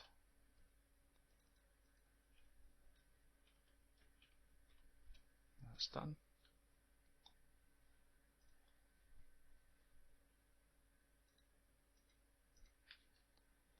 Okay. So that's the eyeball and the tear duct done. And what we'll do now is we'll extend the inside of the mouth a little bit more, just so there's no immediate gap there for the moment. So we shall grab our mesh and we're going to duplicate that across. And I'm just going to jump on the inside of the head like so, and I'm going to grab some edges. I'm not going to do the contiguous edges command because it will just take the entire selection right around the actual model where it's not joined up. Okay, so and what we're going to do is we're just going to basically extrude this back like so. We're going to do this a couple of times. In fact, I've missed an edge out there. So we'll go back in and grab that guy if he lets us.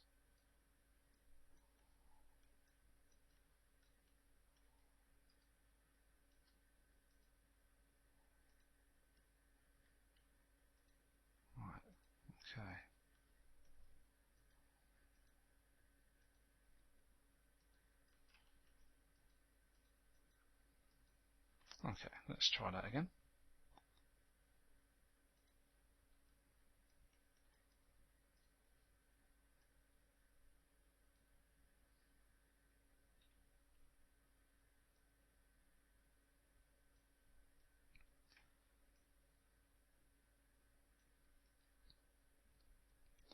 And then what we'll do is we'll do another one.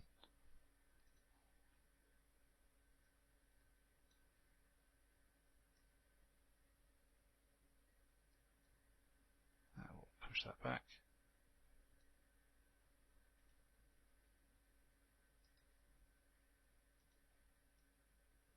And same again.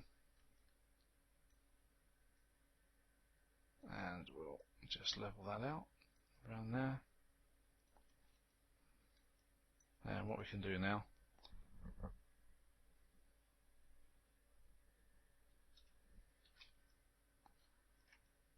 is grab these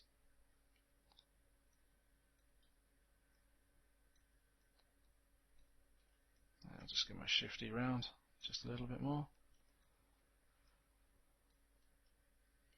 So again, we'll just grab this, and what we'll do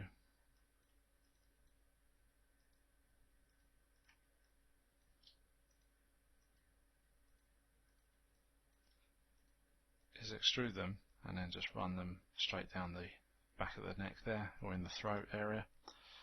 So let's just grab those.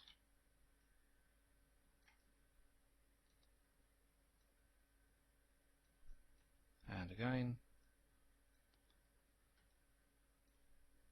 and we'll just push those down. So now I should start to go.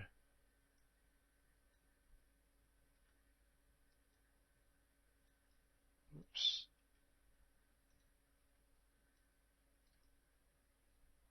So as you can see, it's sticking through there just a little bit. So what I'm going to do is just quickly grab that loop there, and we're going to scale that back in. Whoops.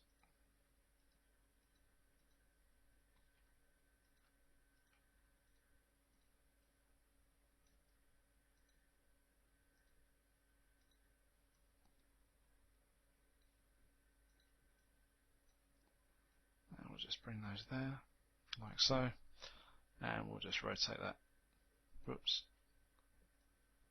down like that. Bring that to there, and we've got one more just intersecting through there. And again, what I'm going to do is we're just going to scale that back in and then move that across. Same with this guy, and we'll just grab all the verts on that one and we'll push that across as well. And again, what we can do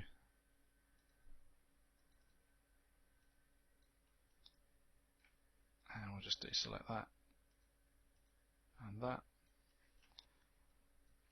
and we'll just double check that everything is on 0, like so.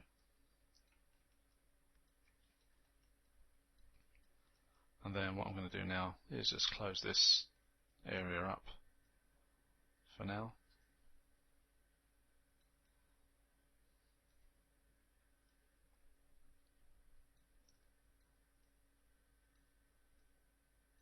Like so.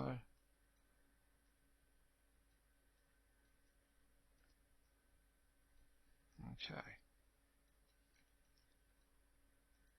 And then what we'll do is just thicken the lips up ever so slightly.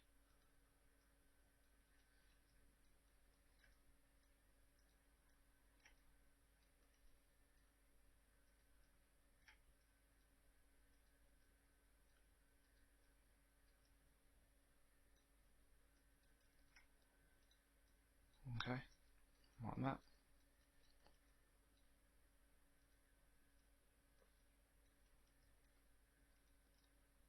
And we'll just bring that forward.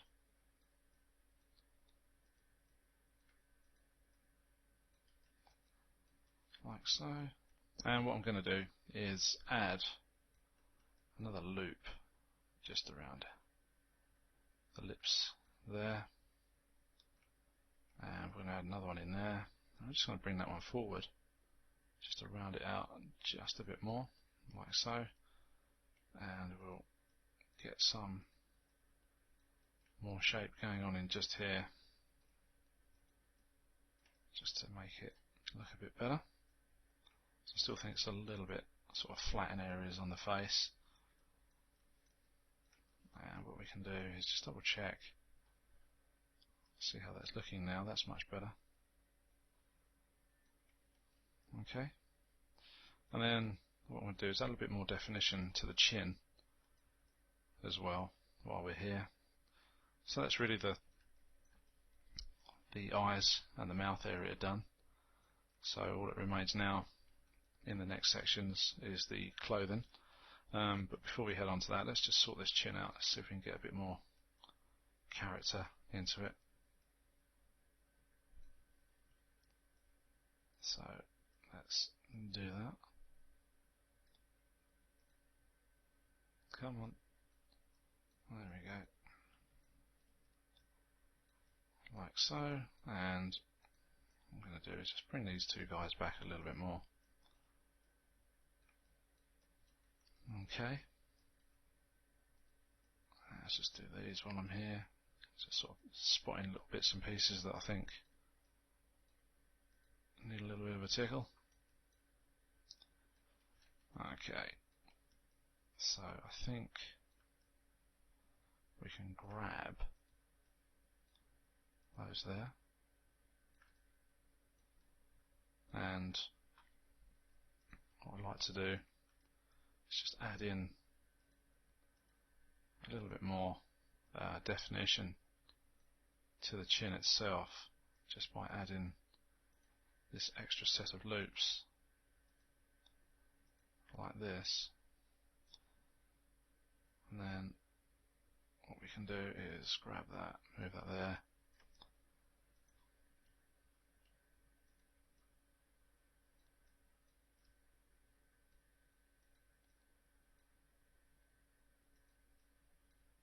And we'll just do this.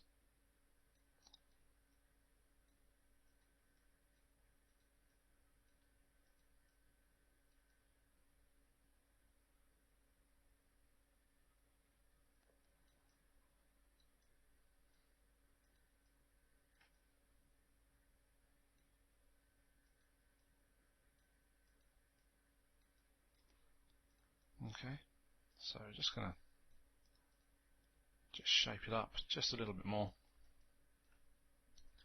And I think as well we can add a little bit more detail, geometry wise, to the chin, or the underside of the neck here rather. And also what we can do,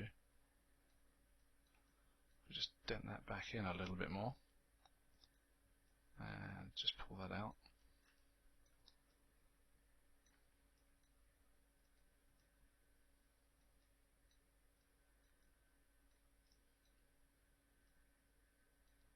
And we'll just bring these little bits down as well.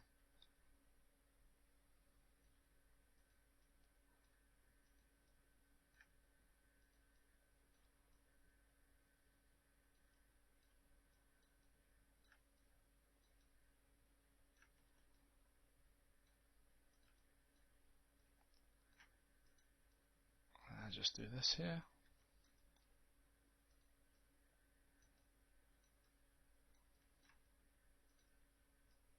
Okay, and then what we'll do,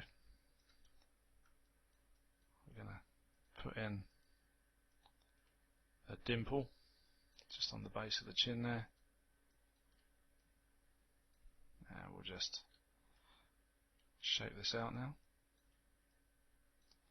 And what we'll do is just have a quick look.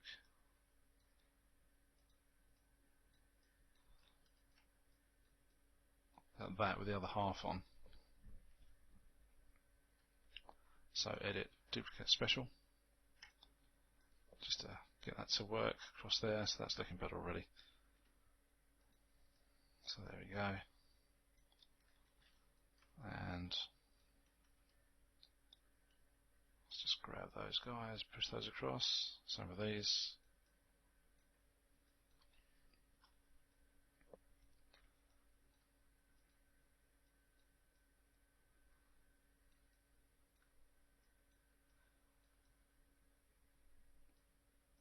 And we'll just round out the shape once again, just on this chin. Whoops, just deselected that. And again. Okay.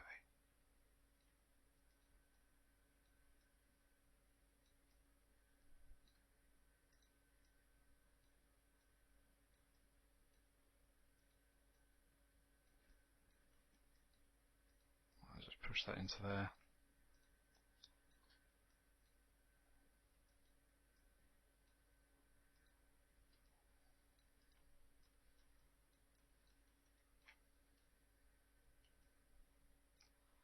And we'll just push that back a bit again, like we did earlier on in the one of the earlier chapters when we were just doing the head there.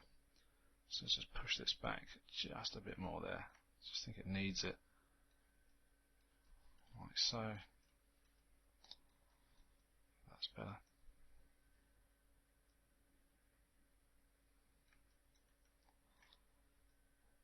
And we'll just shape these up a little bit more.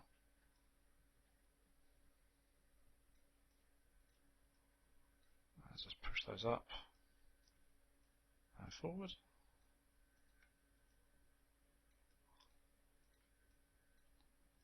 Just grab that guy as well. And we'll just grab these just here. Let's see. This is what I mean when you go to and from the smooth preview, is that sometimes the polys can get a little bit tangled up if you're editing your mesh in smooth preview. So just something to be aware of.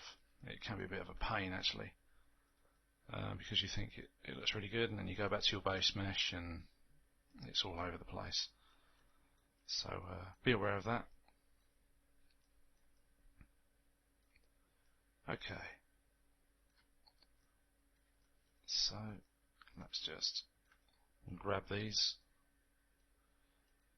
just keep it nice and tidy there. I'll just move that across,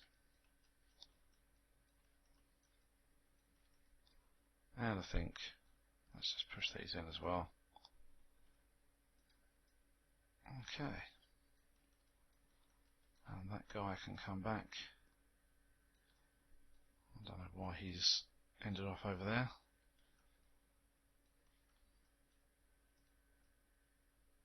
Okay, so I think that will suffice for this episode. So we're going to leave that there, and the next episode we're going to get on with the clothing, and then that's really the character finished, and then all we've got to do is finish his surfboard. And okay, so I will see you in the next section. Okay, so this section we're going to get on with some clothing. We're going to jump straight into a sort of a front view actually, I think, just to start this one out. And what I'm going to do is I'm going to grab the whole of our character as he is at the moment, and I'm going to throw him all on to a templated layer, as you can see there. And I'm going to go straight to the polygon primitives menu set, and I'm going to create a polyplane. And I'm just going to move that up like so, and I'm going to rotate that 90 degrees in the X axis like that, and I'm just going to scale that up as well. So we're going to create a polyplane for the vest top, and we're also going to create a polyplane for the shorts, the board shorts as well. And first of all, I'm just going to cut the sizes down, or the subdivisions rather, for this down to about 5. I think, let's just have a look.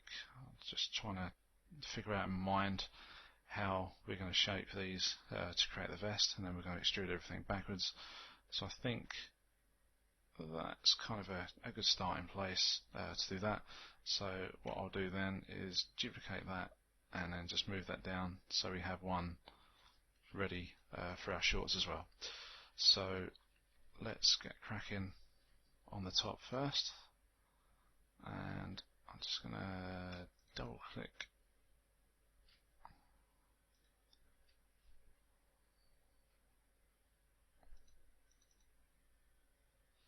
Let's just drag that across. Don't like those over there at all. Okay, let's have a look. So let's just center that up. And you want one of those. Okay. So I've split that down the middle, and what I'm going to do is get rid of these remaining faces on this side. And now I'm going to start to sort of play around with the mesh. I'm going to sort of delete it here and there just to get a really rough kind of shape for our vest top. So just going to move some bits and pieces around. That's actually pretty good, and what we'll do, we'll just rest this over here like so, and I'm just going to give this a little bit of shape. We're going to make a quite a sort of baggy sort of top for him, and we'll just move that across to there as well. And this one,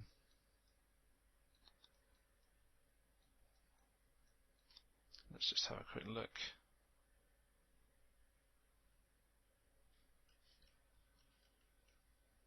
So look at our image planes.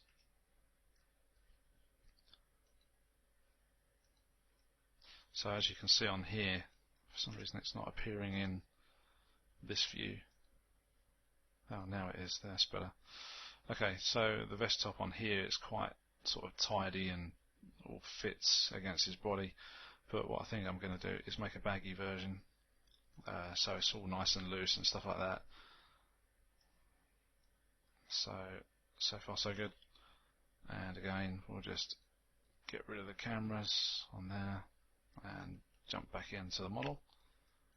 Okay, so let's just really roughen the shape out of our vest top, as you can see. And I think we'll make it a little bit longer as well, like so. And we'll just pull this down.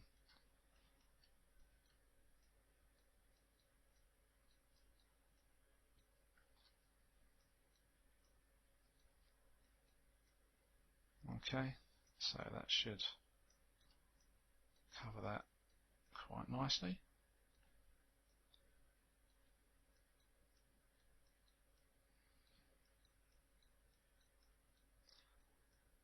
Okay, so just pull that out. Actually, we'll bring the armpit area of that a little bit lower as well. Okay, so I think that's pretty good to go. And let's just jump back into our perspective view, and we'll just get rid of these cameras now, so don't really need those at all. And we can grab that, hide that. I'm just going to bring this forward and make sure our guy's on a reference layer, like so. And then we can begin to shape this around the body.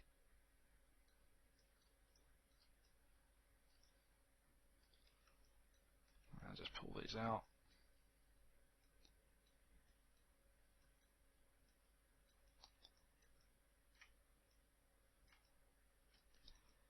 And what we can do is begin to push this all around as well, push it back just to get it to start to fit against the character's body. And of course we'll be extruding this back as well.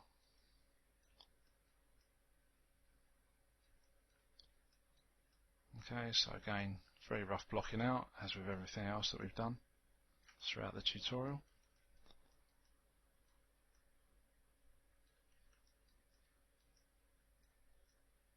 Okay, like so.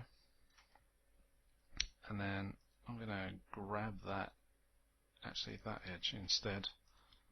I'm just going to move that down to about there and cut another loop in there. And I'm going to grab that edge, and that one. And I'm going to extrude this to about there.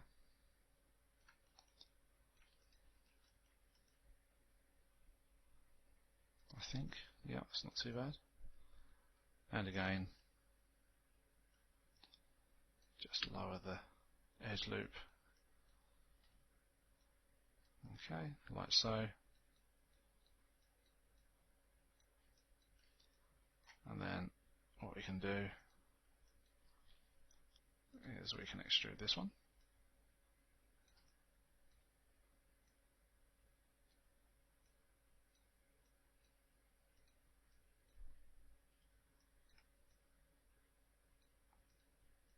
I'll just shape these in a bit more.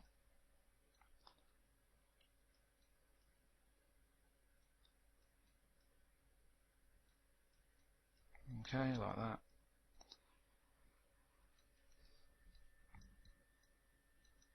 And I'm just looking at this mesh, this part of this mesh here. What we can do as well, I think, is we can actually cut some nice edge loops in for this. I'm just going to grab these verts.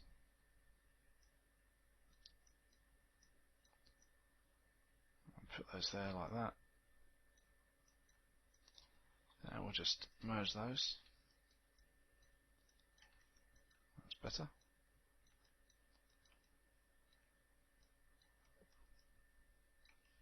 And we'll add another edge. We'll just split that poly there. Get rid of that. There we go.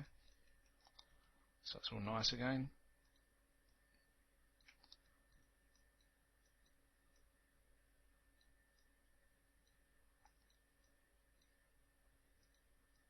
That's better.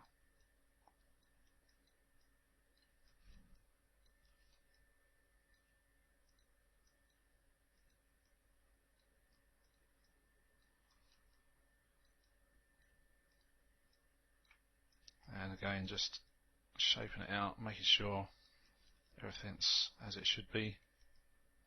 And what we'll do, we'll flare that out a little bit, we'll push that back just in there.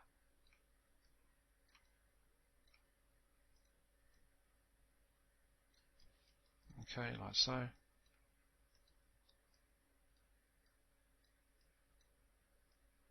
there we go. Okay, so now just going to grab the move tool, just going to edit this. So I'm going to hit D on the keyboard and snap the center pivot to the top there. So that was D and then V. It says you press an insert, so if you toggle D, you can bring that up so you can just move it around, and then V or X to snap to points or grid, which is fairly straightforward. So that's D and V, and then just let go, and it's done. So that's good enough. Okay, so I'm going to freeze the transform on that, and I'm going to press Ctrl D, and we'll do -1 on the Z axis. So that should flip that.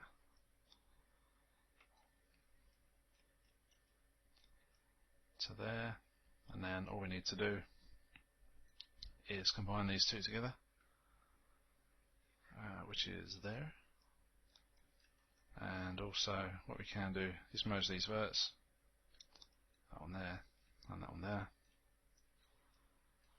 and begin to just get everything to sit nicely on the mesh. And again, just a little bit of pushing and pulling.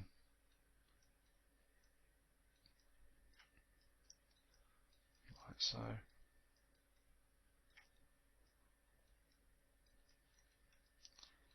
And now we can grab this whole thing and just bring that in to about there. Let's get rid of that. like so. There we go. Okay. And we'll just merge these verts.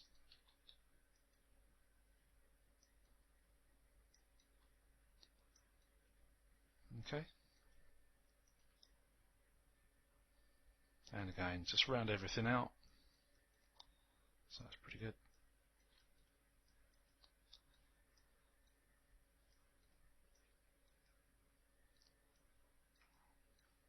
And again, I just want to keep this top loose. Don't want to do the tight one like we have on our concept art.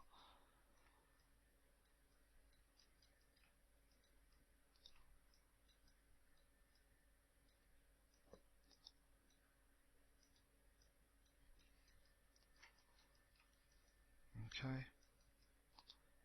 And then what we'll do is what we did around the front, and that's just get everything to sit up against this guy.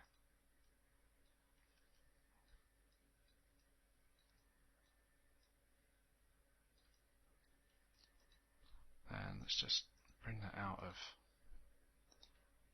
the reference for the moment, and then put it back just so it's all smooth, like so. And what we'll do is I'm going to add another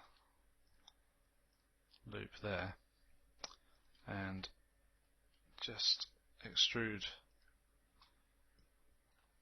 the vest up ever so slightly for the back, so we know that that's the back.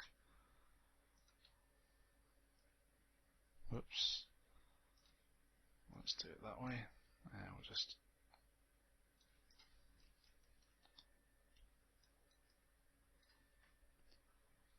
merge that verts to there, so that's good.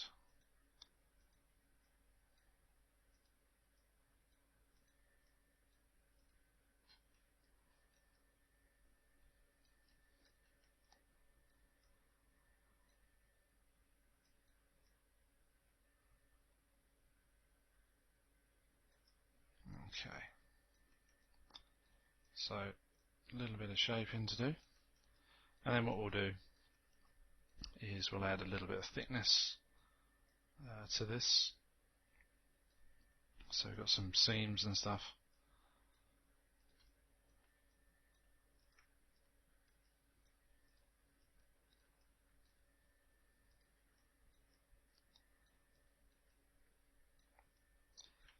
Okay, so let's just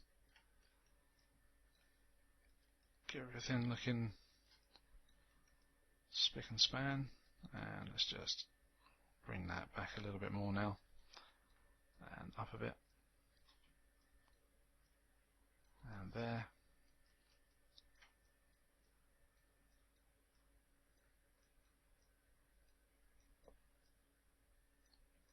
I'll just lower that just a little bit more.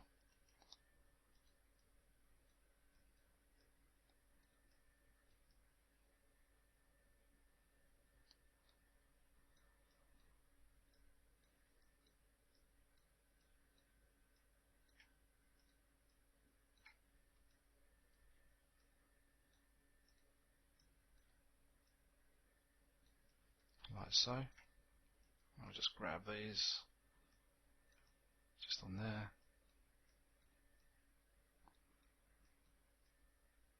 and now we can start pushing that around.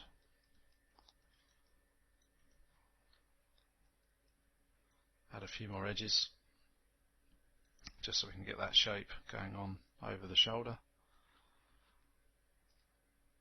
So here we'll add one. Let's just grab that and reset that tool, and there we go on there. We'll just get all this just to sit nicely over the top of the character's body. There we go. That's better. And again, we'll just do that one there, and this one here can probably bring forward slightly and push that down.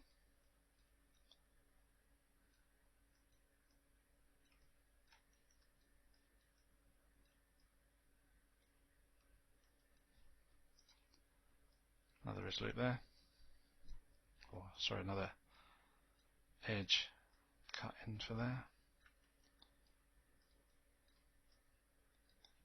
It's just my habit of using edge loops all the time, so every time I put a new edge in, it's automatically an edge loop, but it isn't in some cases like this.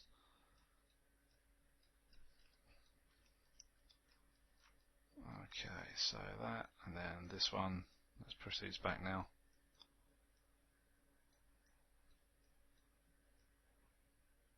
It's about there.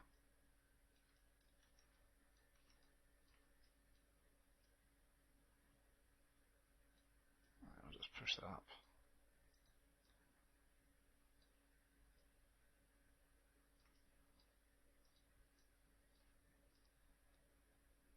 To there as well. Okay. So what we can do now is add a little bit of thickness to the edges of the clothing, and let's just grab these.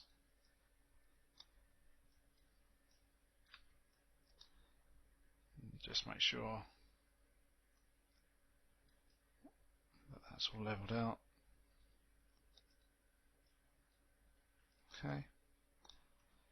Okay, so let's do this inner.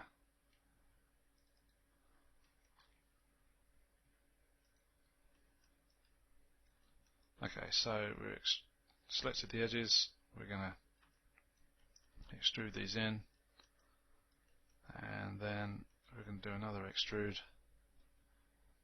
and extrude them in again, like so. So we've got a little bit of thickness going on there, and then what we can do is add another loop just here. In fact, let's do this one here, and just bring it back a bit more. That's better. And then we'll add one through the center. Whoops. Of that one, and also on the inside of this one. You can just about make that out, so we'll put one there as well. And then what I'll do is grab that, pull that one out ever so slightly, like so, and we'll double check that. So that's looking pretty good. And again, a little bit of an edit just on the top here.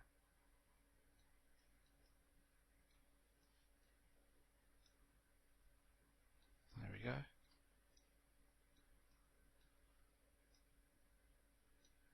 And just pull that forward. Okay, like so.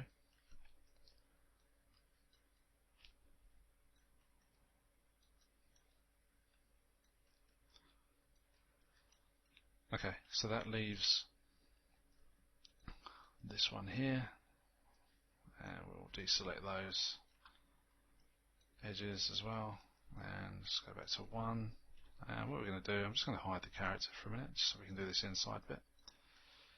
And again, it'll be the same again. So we'll extrude. We'll do 1, and then 2. Like so. And again, what we'll do is we'll run an edge loop there, one through there, and here what we'll have to do, have to be a bit cheeky with this one. We're going to have to do this by hand because of this area here. So we're going to, let's just double click on that tool, so I don't want any snapping on, and just bring this around. And this area here will be the problem area, but that's easy solved. So let's just get the rest of this into place.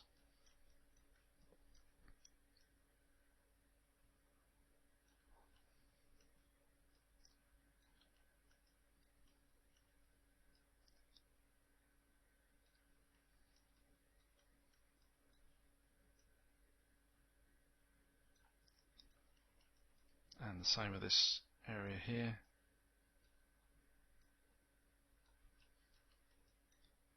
And we'll just end that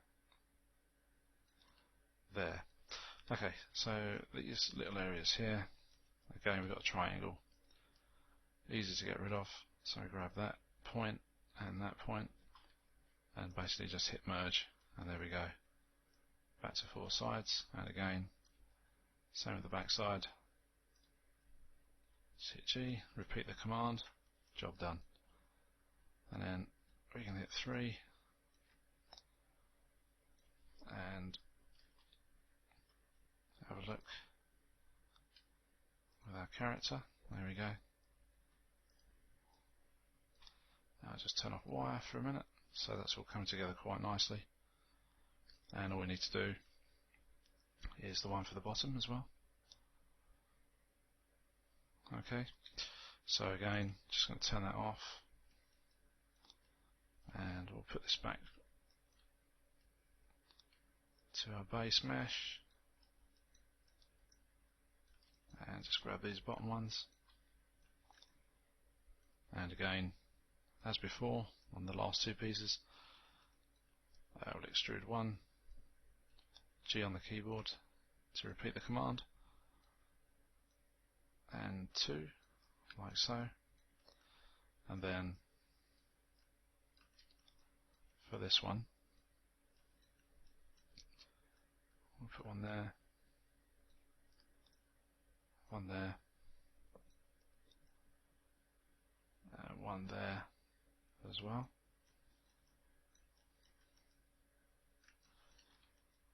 Okay, and what we want to do, I think as well, is we'll put a sort of a hem line in as well, and we'll do that like so, and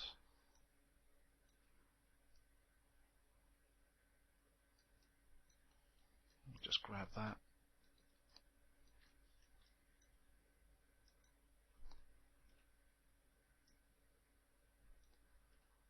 So we hit 3, hopefully we should get a little bit of something going on in there. Very fine bit of detail, but I think sometimes it's worth it with that sort of thing. And we can do the same with this here. So we'll run 2 more loops. So 1 there and 1 there, and we'll scale those inwards. Grab that one, and we'll just slide that towards the other one, and again should give us a little bit more kind of detail around there, and also just going to grab these edges here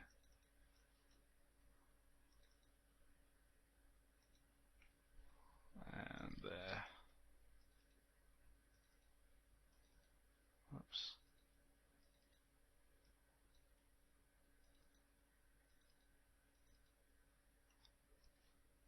Okay.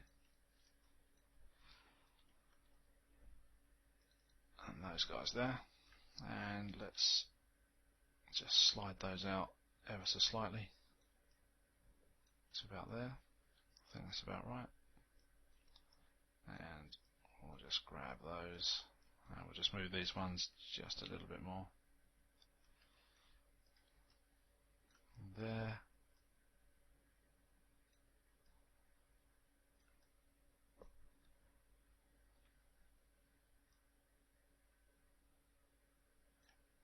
Okay.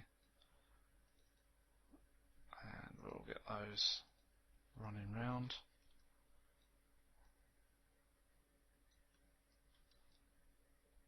A little bit of editing to do there. And we'll just slide that back. 1, 2, 3, slide that one back. 1, 2, 3, and the same with that one.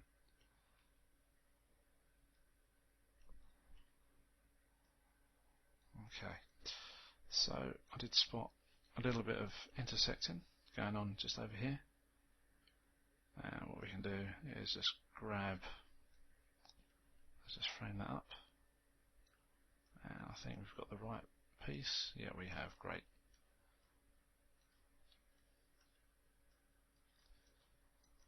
Okay, there we go.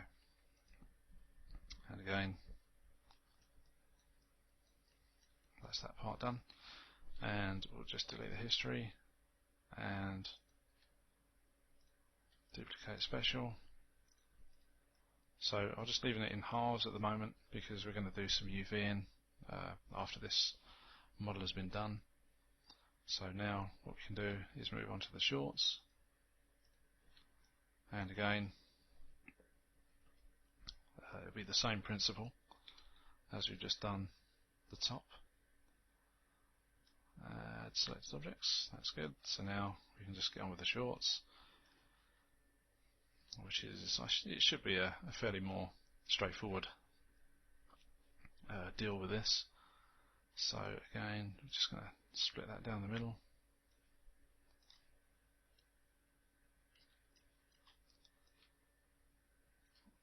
Grab that, delete that, grab those, delete those,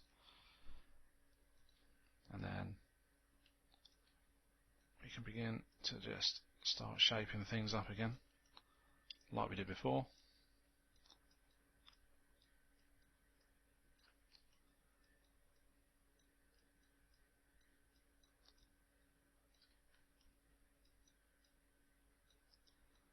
And what we'll do, we'll just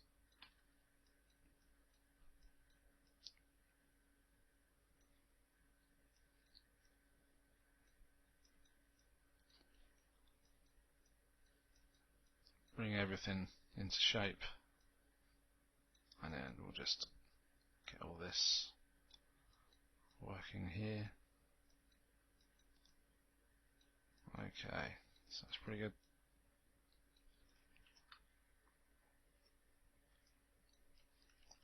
And once again,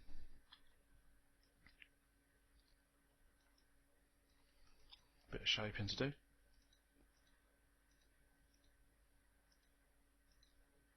I'll just push these back like so, and these guys, and then these guys here.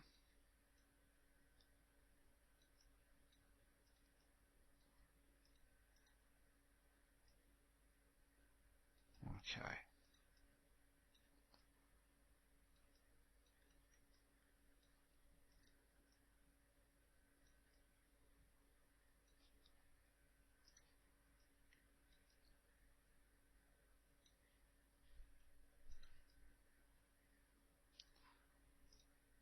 I'll just grab these, and we'll move these closer to the leg, I think, to about there, and we'll push them back a bit, and also this part as well.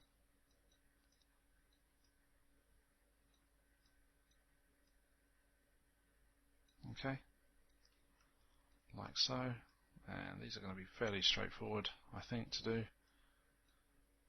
And we'll just flare these out just a little bit more.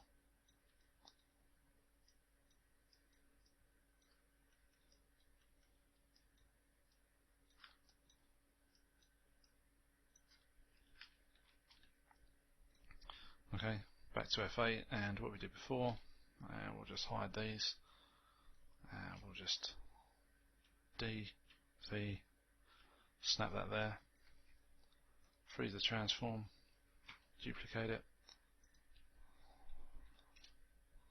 like so. Let's grab our character, get him back up.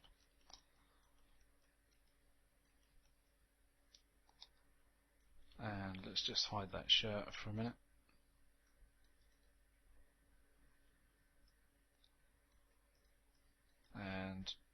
can do.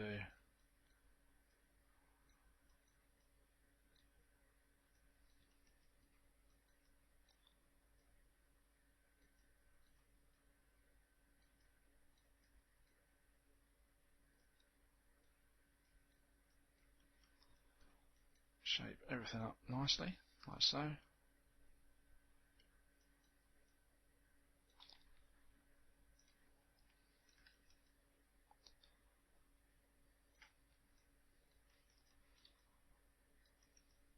Okay, and then what we'll do, we can join the two halves,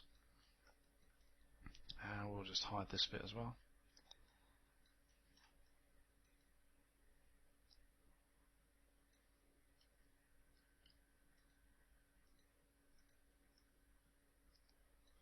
And we can extrude those back through there. We can do that 3 times, I think. There's the second one.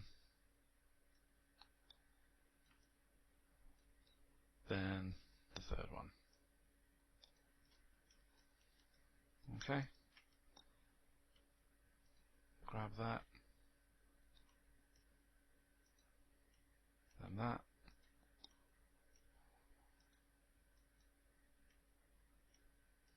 That's done. Then all we need to do,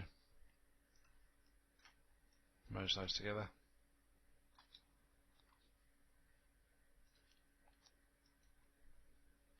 Two, three, four. And the same all down here. That's done.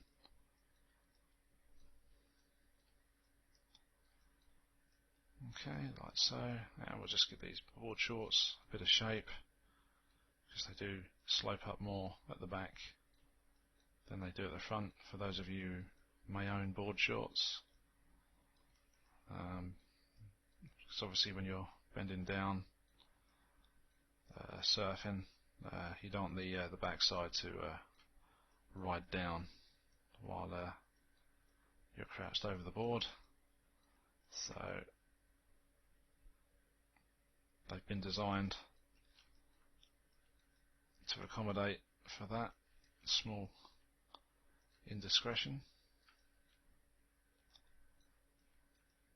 Same as cycling shorts as well. Just a bit of useless information for you. And let's just bring these out about there. There as well. And we'll just round these out.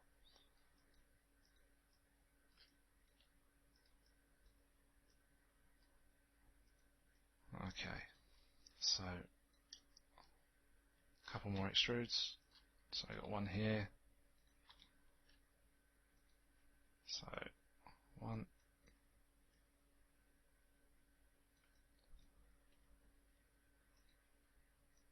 2, 3. And again, all we need to do, same as before, join everything up.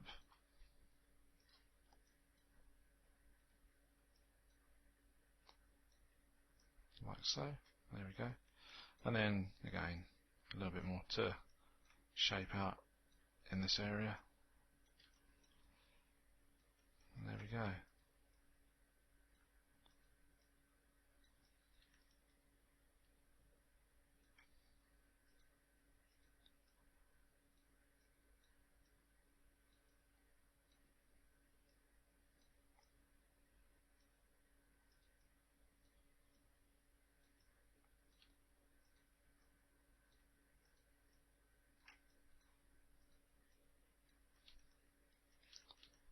And once again, we'll do the same thing as we did with the top.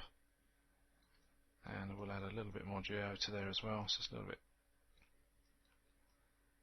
bit too sharp. So I think another couple of edge loops just to go in there, just to finish that off nicely. So let's cut that one into there, I'll do another one there as well. And again, whoops, we'll just grab that one.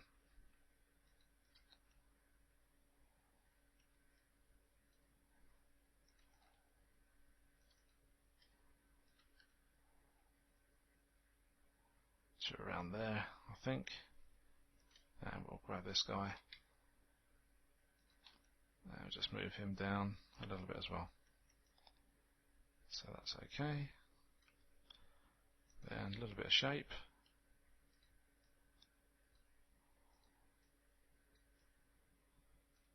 Just bring that down, make those a bit more baggier.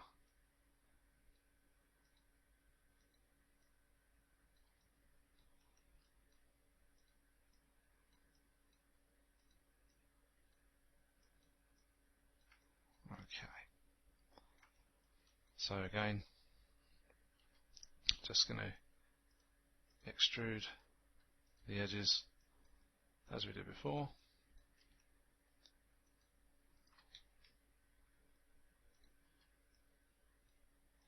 So in, and then again would be down like that. And this one here just needs a little bit of a tweak, like so. And then we can add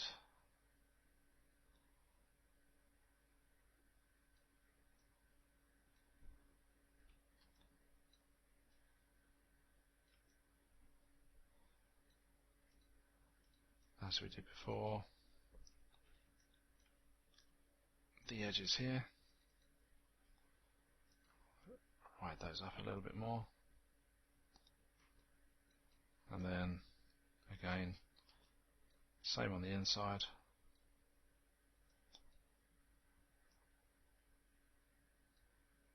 And there as well. So if we hit 3,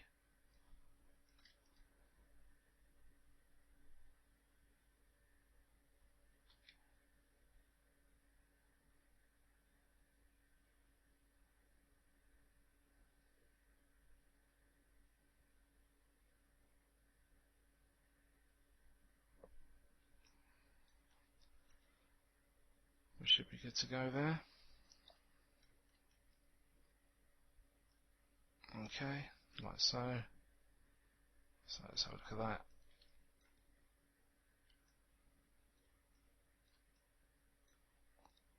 Just grab that. Same there as well. And we'll just push everything back in towards the body.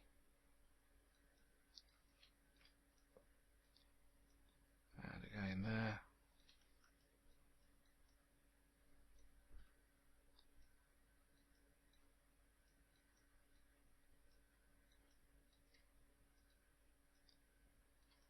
Okay.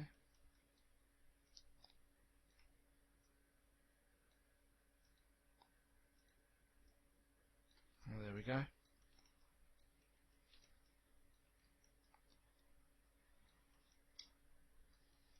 And just double check that. Let's just push this in here. There we go.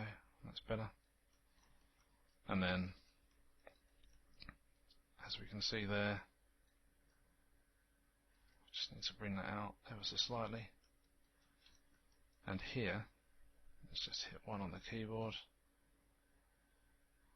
We need to, what I'm going to do is extrude this. In fact, first, I'm going to add an edge loop to that.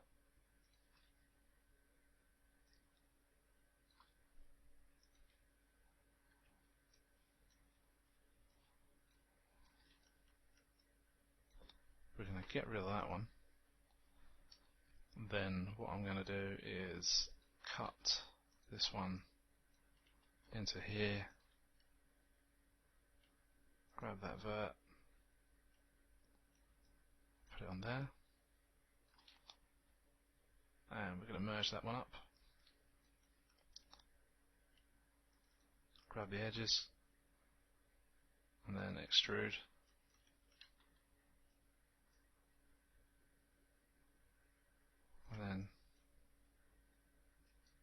extrude again. This time just keeping an eye on that shape in there, seeing what it's doing. And then we'll just bring that in ever so slightly as well. And again, what we can do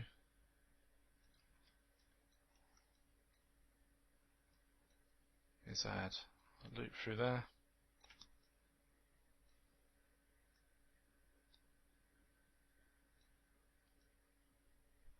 Through there. So that should do that quite nicely, as you can see.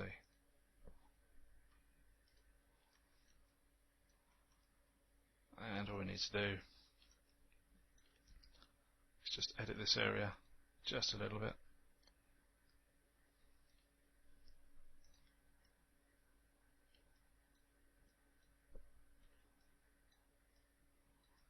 Like so.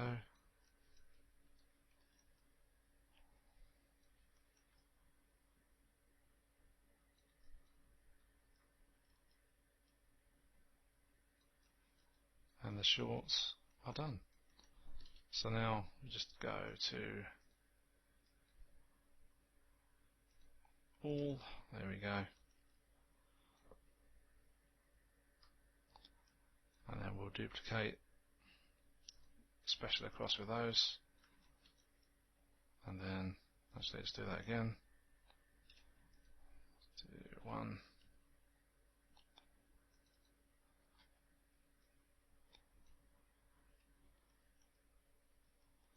And we'll just get rid of those on the inside. On our selection, make that to 0 there. Actually, we'll go back there, 5. Just grab those verts in there, just push those back in.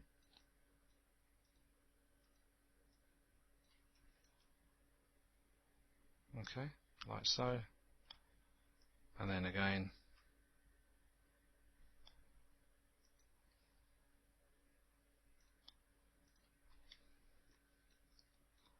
we need a short, we'll need a little bit of editing.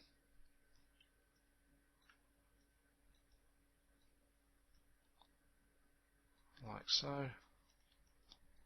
That's pretty good. And there we go.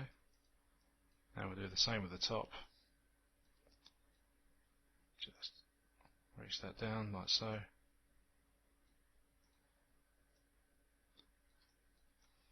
And there we go.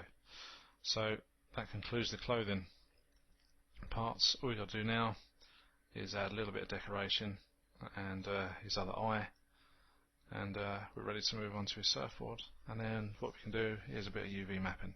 So I shall see you in the next chapter. Okay, so welcome to part 12.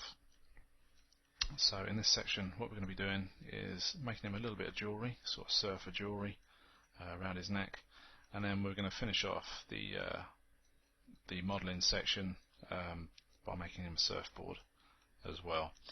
So I'm just going to move the attribute editor out of the way there, and first of all what I'm going to do is create a NURBS primitive torus, and that should be down here, and we'll just grab that guy and move him up. And as you can see, it's very rough, so if we hit 3 on the keyboard, that'll smooth that out, just like it does for polys and stuff. And then we're just going to scale this up just a little bit, like so. And if we go to the inputs in the channel box, what we can do, I'm just going to increase the spans, or the sections, sorry. I'm going to increase those to 12, and spans to 6. I think that's adequate enough for what we need it for. And the height ratio, we're going to drop down to about 0.01. I think that should be enough. Yeah, that's pretty good. Okay, and the radius, I think we'll leave at 1. So yeah, we'll leave that at 1 for now. Okay, so we're going to just grab some CVs and we're going to mould this to the shape of his neck, just so it looks and it sits like around properly. And let's just grab those just there, and then we can grab these guys all the way down here.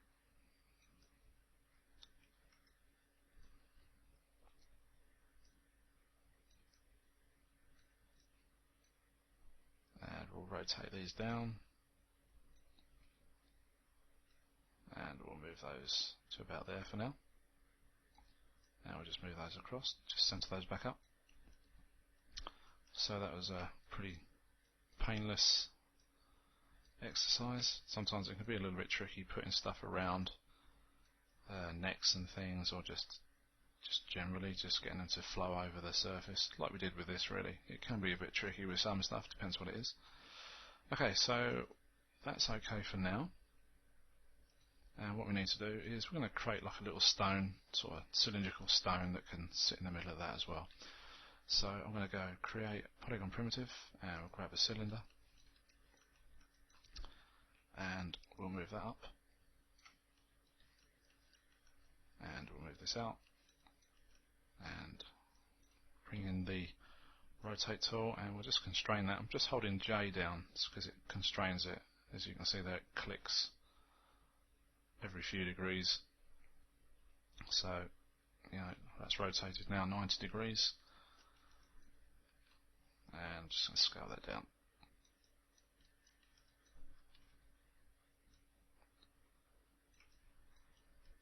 And as you can see, it's intersecting with his body there, so we'll bring that out, and we'll just move it to about there. And then what we can do, we can adjust this NURBS string, if you like, very shortly, once we've made this into what we need. And again, we'll just shrink that down and widen it a little bit as well. Okay, so we'll just move that into position, like so.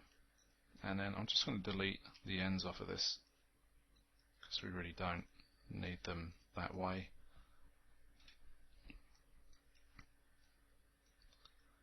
Okay, and we'll just grab those, and what we'll do, we're going to extrude these out a little bit. So do that, and then let's just grab these. That's better. And again,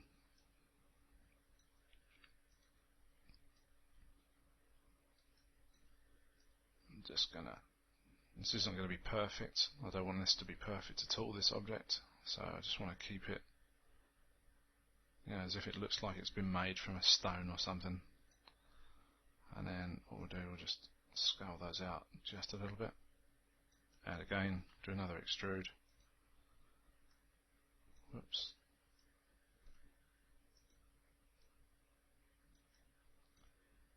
And then we'll just bring those in like so.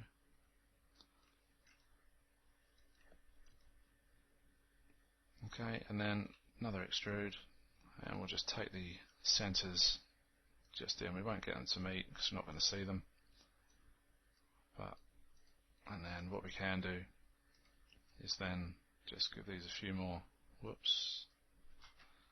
few more divisions. So let's just reset the tool on that one,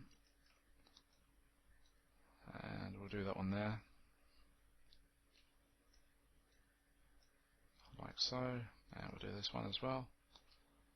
So it just sort of gives it a rough sort of shape, and we'll do the same with this end.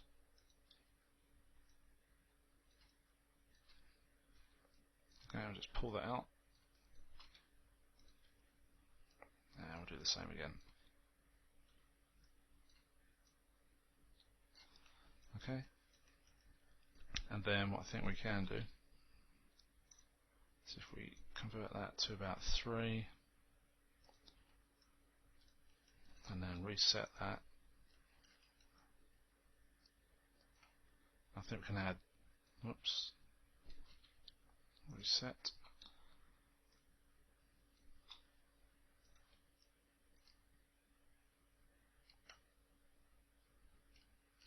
Let's just grab some verts before I cut that anymore. And in fact, I've just had an idea that will run quite well, I think, with this. Is if we create a deformer, go non-linear, and if we just produce a wave one, I think. Let's have a look. Let's see what we can get. I don't know how.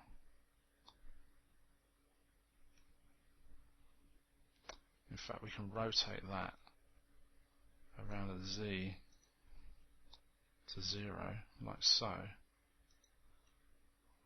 So just rough it up a little bit. I think what we could do with this actually is some extra divisions in there. And what I'll do is we'll just add those now. So just want to rough it up a little bit, really. And okay, so I'll do that. Delete some history. Okay. Freeze the transforms. Create deformer. Then we'll do a wave. And just see what we can get out of this. Maybe too much. So let's do 0.02. And by dropping the wavelength down as well, just sort of roughened it up. And then let's do 3. Let's go 0.05. There we go. So it just kind of roughs it up a little bit, makes it a bit more interesting. Okay, like so. And then what we can do, actually I'm going to shrink that down a little bit more to about there. And then what we can do is grab some CVs from the string again, and just bring that up, and bring it forward, and just bring it down a little bit more. There we go. And I think we can again, I can go a little bit smaller.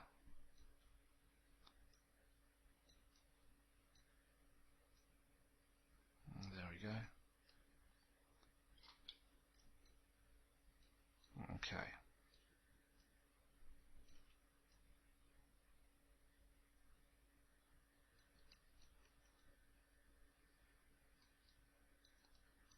I'll just grab the front of that. Okay.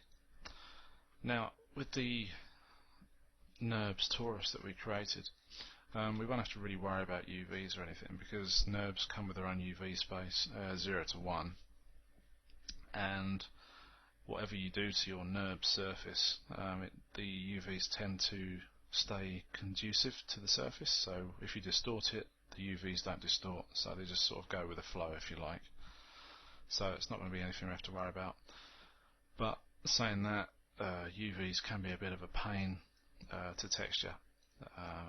So what I'm going to opt for is to convert this NURB object into a polygon, just because I want to keep the whole of the model polygon anyway. But you may choose not to, but that's just the way I want to work. And just in case I want to do some other bits and pieces to it along the line, I'm going to feel a bit happier using poly objects. So I'm not a real NURBS user, so we're going to convert this now to a poly. So I'm just going to delete some history and freeze the transformations.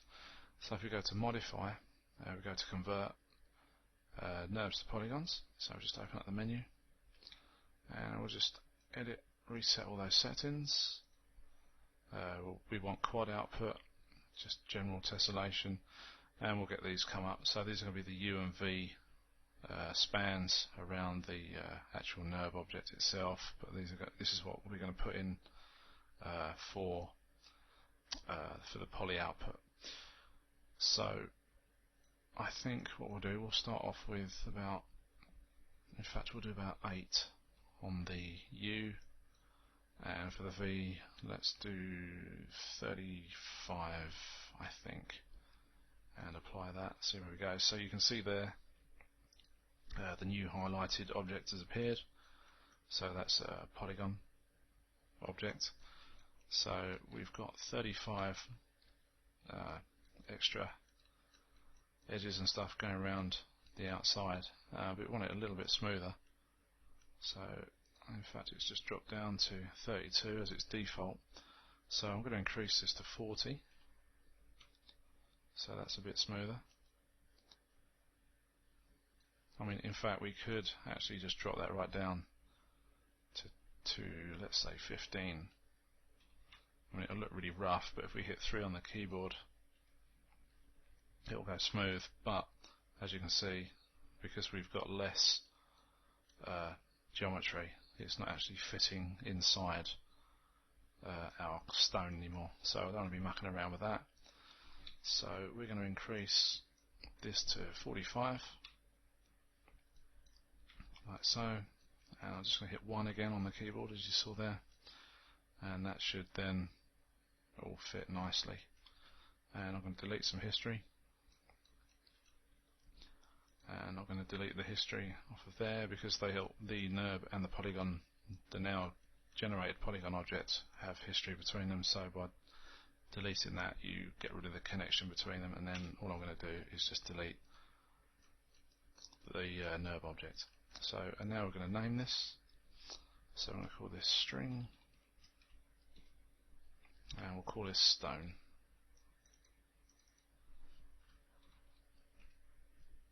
Okay, so that's done, and we're going to delete some history, freeze the transforms, center the pivot for that, and the same with this one.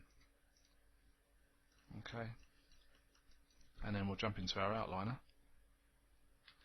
and there we go. And what I'm going to do is group these together, rename these, and we'll call it jewellery underscore group, like so.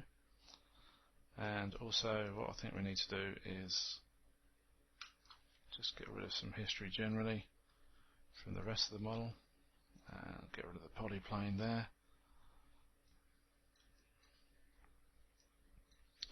And let's see what we got. So the body is okay, so we just need to do the top. I'm just going to label this 1/2 because we've got UV to do in the next couple of chapters, and we're only going to work on one side of the character for now. And then shorts as well. Okay, so that's all done for now. Okay, so we want to add one more little bit of sort of jewellery, if you like, to this guy, and we're going to make a little sort of bracelet to go around his wrist there. That's going to be a very, very simple object to make. So we're going to choose a polysphere, and I'm just going to move him along to about there. That's fine. And I'm going to rotate this. Again, holding the J key down and rotating that to 90 degrees, and I'm just going to scale it right down like so, and then just put that onto the edge of the grid there. History, freeze the transforms, and I'm going to duplicate it, so Control D, and I'm going to just move it along like so. And to repeat that same distance, all I'm going to do is press Shift D, and it will keep the distance that we've just made. So we want a few of these. So what are we on? 7. So let's do 18, just for good measure, just to go around the wrist. Okay, like so. And I'm just going to combine these objects together and center the pivot. And what we're going to do now is we're going to use another deformer for these. So like we did for the little stone there around the necklace, we're going to use a different one. So we go create deformers, non-linear, and we can use the bend one this time.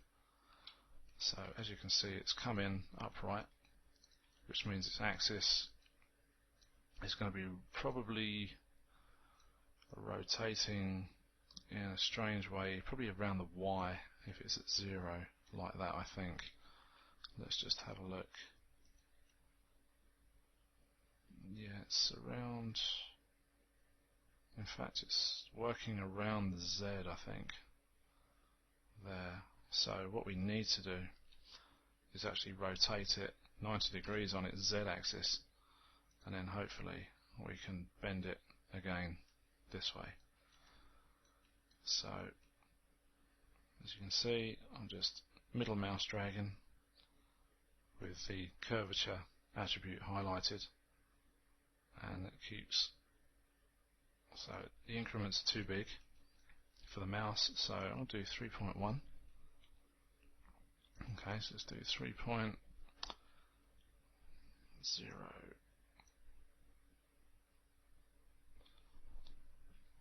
1,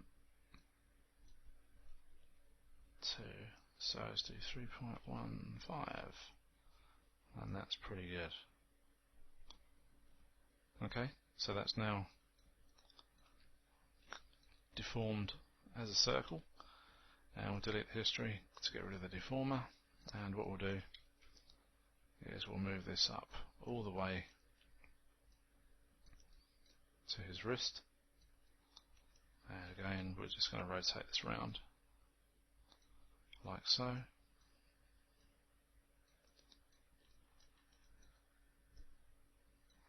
Okay.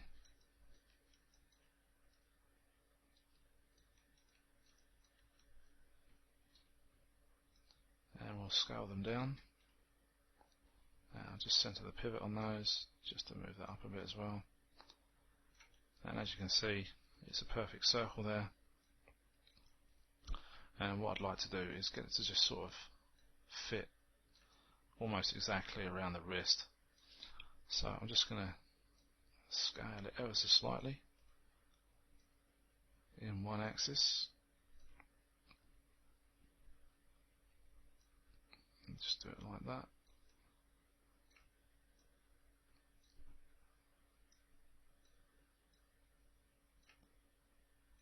Okay, and we'll just move it down just a little bit, and what I'll do, I'll shrink it and then we'll widen it like so. There we go, so that's pretty good. And then we'll do Control D and create a new one.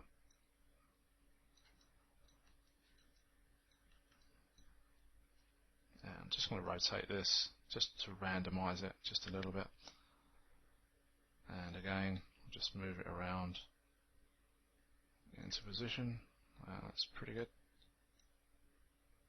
So about there, I think.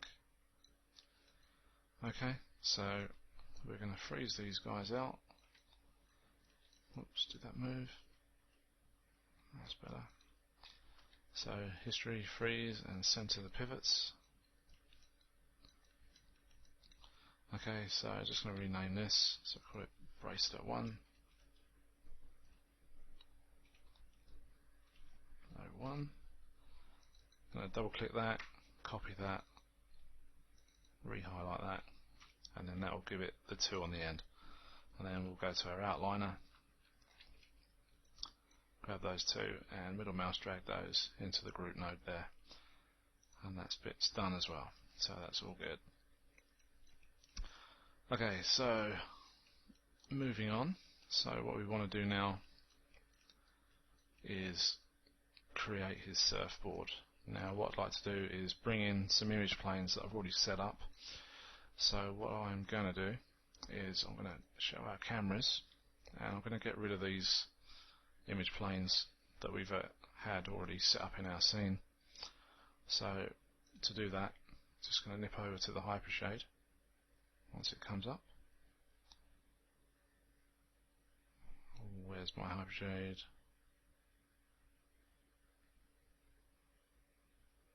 And there it is, a little bit slow. So I'm just going to turn those off, and we're going to go to cameras. And as you can see, we've got 2 image planes in there, so just select those and delete. Okay, that's pretty straightforward and easy to do. And we'll just do a file, optimize the scene, just in case there's anything of those left in there. That's going to sometimes happen. Okay, so let's just grab this guy and stick him on a layer, like so. And then, as I said, I've already set a scene up with some image planes, just like we did at the beginning of this tutorial. Done exactly the same thing. And all I'm going to do is import the scene that I've saved them from, which is the surfboard scene that we have here. And there we go. So there's our surfboard. It's probably a little bit small, but we'll get it built first and we'll scale it up accordingly. We're going to put some fins on it, but because this guy's an alien, we're going to sort of make him a bit more sort of outrageous, if you like. We're going to probably put a couple on the bottom, maybe a couple on the top as well, just as if he's like the Silver Surfer, flying through space type thing, but with a bit of difference. Okay, so let's call in a polycube. Okay, and we'll get rid of the grid. And this should be a fairly straightforward exercise for this. So I'm just going to add a few divisions already. And I'm going to hit R, scale it up a bit, and just move it to the ends there, like so. And we're going to get rid of our guy for a bit as well, just while we deal with this object. Okay, so I'm just going into the top view, like so.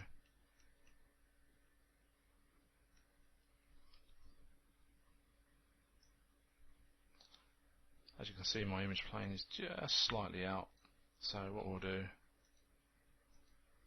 is we'll just move that along. And if you recall from the previous image plane setup that we did towards the beginning of the tutorial, if you adjust the alpha gain on the image plane attributes, you can get it to go a little bit more transparent. And then what we can do is just shuffle it along on the z-axis until it's all centered up, so then we get a nice symmetrical surfboard out of this as well. So that's all good. Okay, so then we can just pop that back up if we need to. In fact, I'm just going to leave it pretty transparent, and then what we're going to do is just widen this guy up just a little bit. Okay, like so. And then gonna scale everything down like so. Then this guy here, guy there can be a little bit wider, I think, and same with this one. Okay, and then what we want to do is add a little bit of geometry, a few more edges there. Okay, and then what we'll do is we'll just slowly pull these to the template.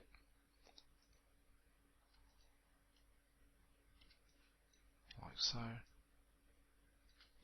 That's a pretty straightforward bit of modelling, really, for this. It's quite, well, in fact, it's a lot easier than the character that we just built. So this should actually be a breeze for you to do. Okay, so let's just zoom in on here. So our board isn't quite centered. Select camera. And we'll just move him down just a little bit more.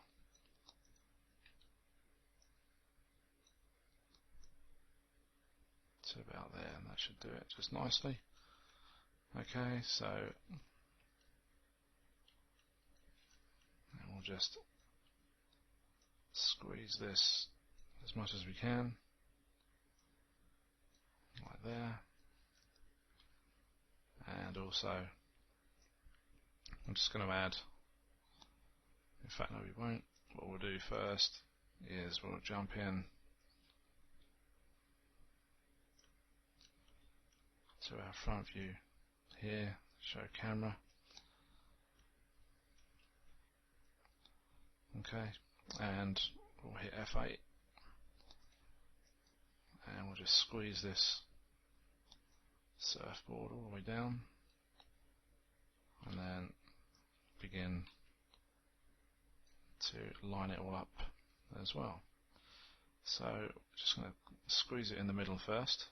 Let's get rid of the grid. There we go, like so.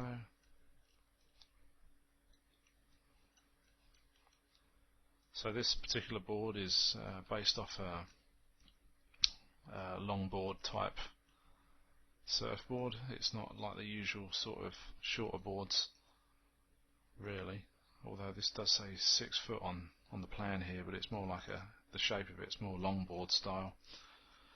But anyway, let's get this done. But it's up to you how your design wants to go. I just got this off of Google for a bit of a template, just so we had something a bit more sort of correct to build. And we'll just get all this stuff to line up nicely. And I'll just start to bring that up there, and there as well. Now just bring that back end up. Okay, like so. And then if we go to our perspective view, that's pretty much what we have at the moment. And what we want to do is sort of round it off a little bit more. So let's do that now. So I think another loop just in here.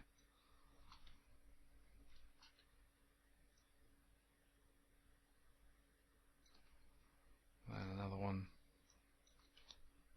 in here. That one's pretty good, that's not bad at all. And there's okay.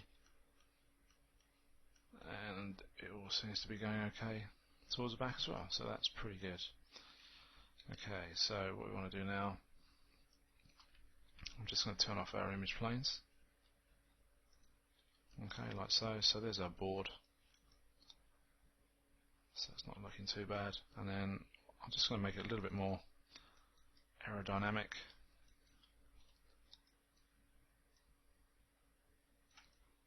Like so. And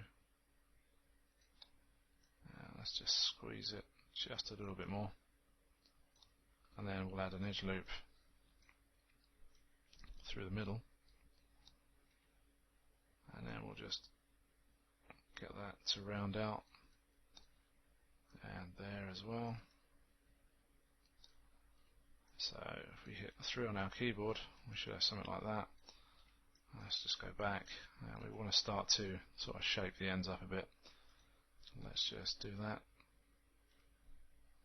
So we'll hit the V just to snap that back, like so. And we'll put an extra loop in there. And let's see how that's looking. In fact, I think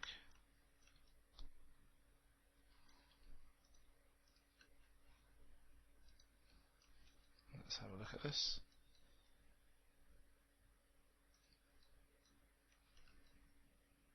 It's not bad at all, it's quite smooth all the way around, good. So I think what we can do, we can leave that as is like that for now. I might actually take the curve off a little bit so the board's a little bit flatter, actually more in relation to a long board. So let's do that now. So the template has come in handy, and now I just want to add my own 10 pence worth to it. Okay, so we can probably actually get rid a little bit of geometry here, and there as well. So just get rid of that, and we'll just flatten this out now.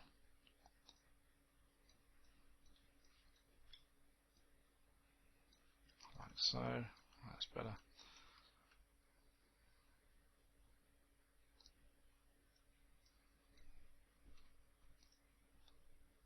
That's actually better for me, I think.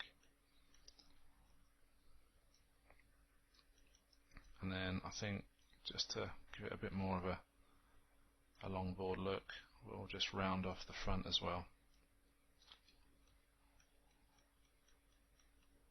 Like so. Okay. So let's do that, and what I will do is actually just drop a little bit of geo through the middle, like so. And we'll do another one down there, another one down there. Let's just see how that rounds out. Actually, let's undo that. That's better.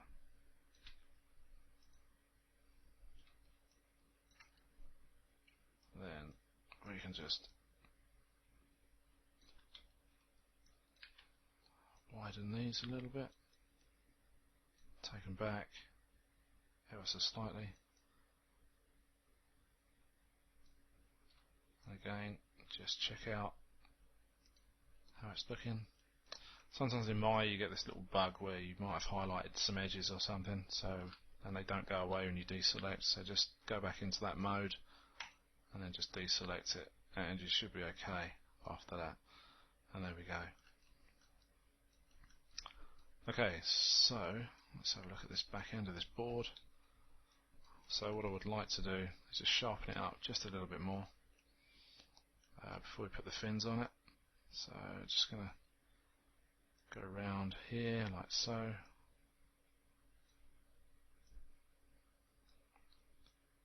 And just add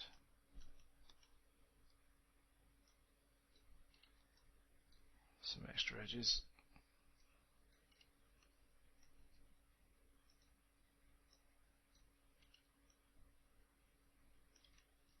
And the same here as well.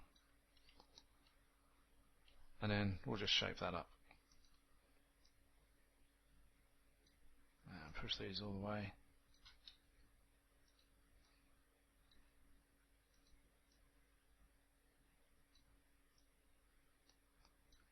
So hopefully when we come to do smooth, we'll have a nice crispy edge on the end. So let's just get that to work there, and this to work just along here. That's good. And then let's hit 3, and that's better. That's a much nicer looking edge now. Okay, so that's good. So what I want to do is just add some sort of fins just to balance out the board a bit more. So again, it's just going to be polygon cubes, and these are going to be very, very basic. So we'll do a couple for the bottom and a couple for the top.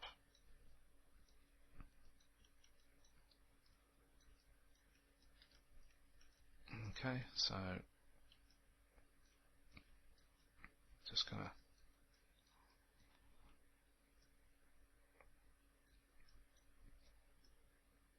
shape them up a little bit more.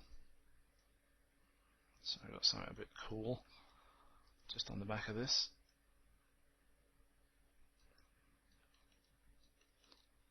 And I think what we can do is just scale that up as well.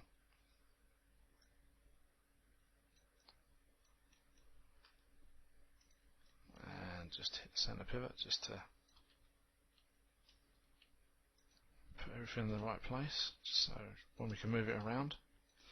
Okay, so what I'm going to do is let's just have a quick look at this as a smoothed object. So what I'd like to do is add a little bit more geometry. So we're going to add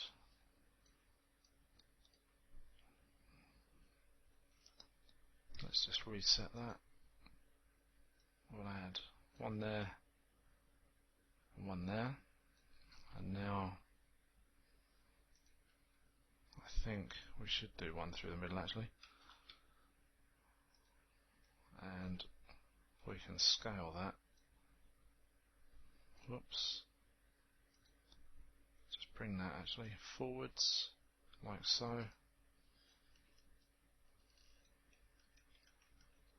And then we'll grab these two guys as well. Actually, we'll grab the points on that.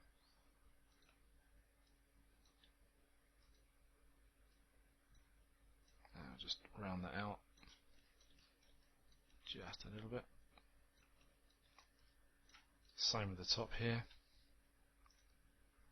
Push it forward, just round them out ever so slightly. And also we'll do the same with the back.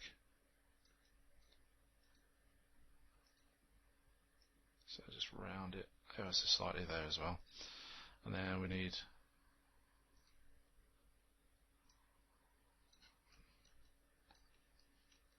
another loop there. And before I do that, actually let's take that out. Let's just narrow the top just a little bit more, like so. Okay, and then we can put some edges in just to support that a bit better. So if we hit smooth, that's not so bad, and what I'm going to do is just run another edge loop around there, because I don't think that looks as good. And let's just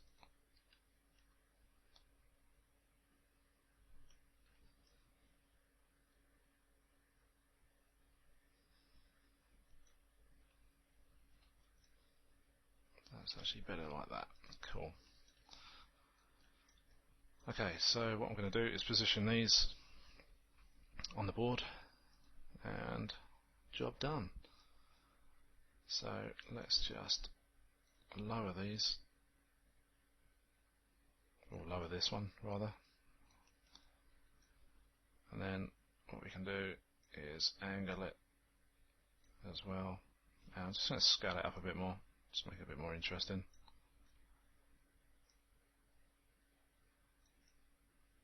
And just push it to the outside, and we'll just rotate just a little bit there as well.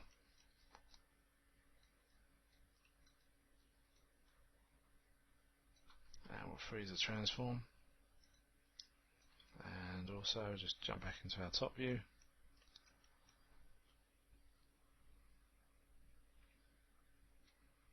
And we're going to move the pivot now, so it's Control D and then X, because I'm going to snap that one to the grid. And let's just delete some history. Okay, so we're going to do Control D to duplicate that, and that's -1 across the Z, like so. And then what we're going to do is just show the grid a moment, and then we're just going to move the pivot snapped to the base of the grid, and then we're going to do Control D for these guys, and then do -1. Whoops.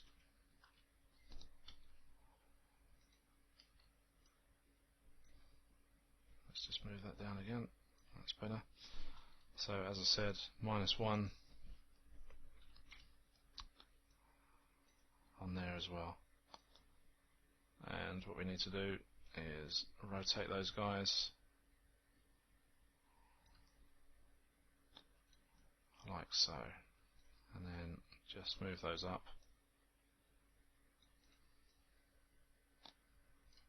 and that pretty much concludes our little board. So what we're going to do now is select the board, delete the history, and just make sure we've got no history on anything else. Freeze the transforms.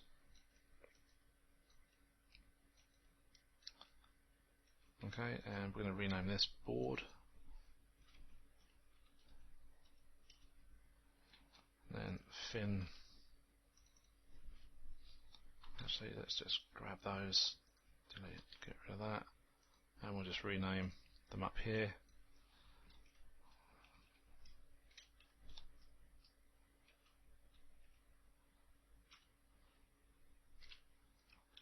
And hopefully I should have named all of these up to 4. Yeah, that's great.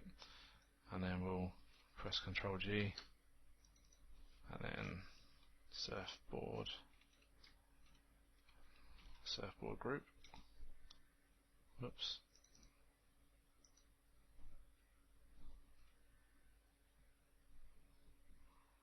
Get my spelling right. There we go, that's done. Okay, so with that now selected as a group, we can scale this up just a bit more for this guy, which I think about there looks pretty good. So he can do a bit of showboating and stuff on his board. So that now concludes the modelling for this tutorial. As you can see, we haven't put the other eyeball in at all because we're going to UV all this stuff and then duplicate everything across once it's done in the next following chapters. So that's the entire model pretty much finished. Once the UVs are done, then we'll join up everything with the seams and job done. So I shall see you in the next section. Okay, so the model done. What we need to do now is unwrap it, readying it for texturing. So what we're going to do is we're going to jump straight in and we're going to delete all the uncombined halves of our model, and we're going to work on one half only. And what we're going to do is unwrap, if you like, the mesh into a 2D state, so we can export some UV maps into Photoshop or ZBrush to paint some textures on, and then get them back into Maya for some rendering. So what we're going to do, I'm just going to jump into my UV layout, which I've got saved out up here. So with that mesh selected, you can see what the UVs look like at the moment. They don't resemble anything like a vest like we have here. And so what we're going to do is we're going to hide the unselected objects, like so. And we're just going to work on this half of the vest at the moment. So I'm just going to hit 1 on the keyboard, just to bring it out a smooth preview. And what we're going to do first of all is grab some faces, like so. And we're going to begin to unwrap this using the UV projection, planar projection tool. And let's do that now. So we go create UVs. We're going to go to planar mapping, open up the menu settings, and what we want to do is have a look at the direction that this is actually facing. So looking at our axis here, it's actually facing down the Z or the Z. And what we want to do is do a projection down the Z-axis, and luckily for us, in our options the Z-axis is already ticked, so we're just going to hit project, and there you go. So the manipulators come up, and what we want to see is in our 6, if I press 6 on the keyboard to bring up our texture view, is we can see that there's a shader that's been assigned to let us know that the UVs have gone onto this, or the object is now UV'd.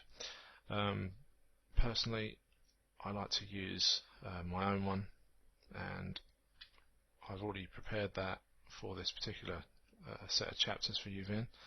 As you can see here, I've got a little Lambert with a checker map on, so we'll just open that. There we go. So you can see I've attached the checker map, and I'm just going to throw that onto there, and as you can see, the UVs are quite distorted. And what we're going to do now is if we go back to our UV editor, and we'll just select the part that we've just put some UVs on, and as you can see, if we just select one area, because it's all sort of in a bit of a mess there, if you select a set of UVs for that particular shell and then hit Control, right click, and then do to shell, you can then grab that actual mesh and move it to one side, and then we'll just grab this load of mess and we can get on with editing this. So first of all, we need to look at what's going on and the worst places that we need to fix. And first of all, we need to fix a little bit of stretching that's going on there. So what the idea is to get this little checker map, everything looking as square as possible. So first of all, just by scaling it, using any of the tools down here you can use in the 2D texture editor, you can use these to spin them around, flip them back to front, and so on. So I would just get these as square as you can using just the standard tools. And of course you can move things around as well, like so. It's a fairly straightforward process. Some people find it really boring. Myself, I find it quite relaxing. I tend to, when I've been on working on a film, and you come to this sort of part of the process, you can just sit there with your headphones on and just relax and get on with it. And it passes by pretty quickly. Some people absolutely loathe creating UVs. So anyway, without too much rabbiting, so what we're going to do now is unwrap this because it's all sort of overlapped and we've got a bit of distortion going on here. So I'm going to select just these UVs here for now. If you go to polygons inside the editor and go to unfold, and then you'll see that the UVs are now unfolded and they're not overlapping. And then again, I've hit G on the keyboard to bring up the same command, and again and again. Some people might be thinking, oh, why don't I select the whole lot and do it in one go? I could, but in some cases it doesn't always work properly, so it's best to do it in little segments like I'm doing now. So if we just do all this again, there we go, and all the way around, and if you watch on the 3D model there, you can see the UVs slowly moving around. And this is the preferred way I like to do stuff because it's fairly accurate and it prevents a lot of stretching as well. And we'll grab those guys and let's see if we can get those to do that. There we go. So that's much better. Okay. And then we'll just move down the side here and we'll unwrap these. And again, I'm still hitting the G on the keyboard, just keeping everything into keeping it all the same. There we go. I think what we'll do, we'll add an edge loop through here just to balance out the UVs a bit more because it's quite a big space there, and if we do get any stretching and stuff, we won't have a lot to play around with. So I'm just going to go back to my poly tool shelf and we're just going to throw in another loop just through there, like so. As you can see, no harm done. Okay, another thing as well that I'd like to point out with UVing, some people just leave the squares as big as possible. Sometimes it's not really advantageous to do it this way because you can't see what's distorted within that shell, if you like. You can a little bit, but if it's, if you've got a few more polys than this, you're just not going to see anything. So what a good idea is to divide the tiling up or repeat the tiling for the actual texture. So if I can just grab that, bring that up from the attribute editor.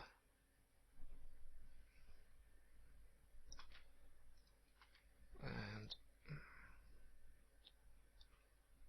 okay, and just delete some history off that as well. So just go to this Lambert 2 that I've already set up for the scene, like so. Okay, so if we just jump in and go down to UV coordinates and just hit a little radio button there, and I'm just going to put the repeats up to 10 on U and V.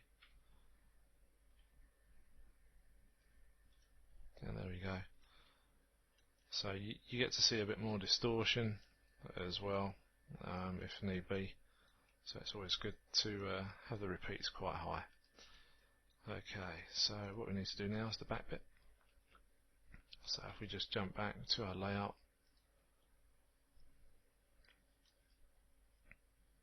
okay, and we'll go right click, select those faces on there,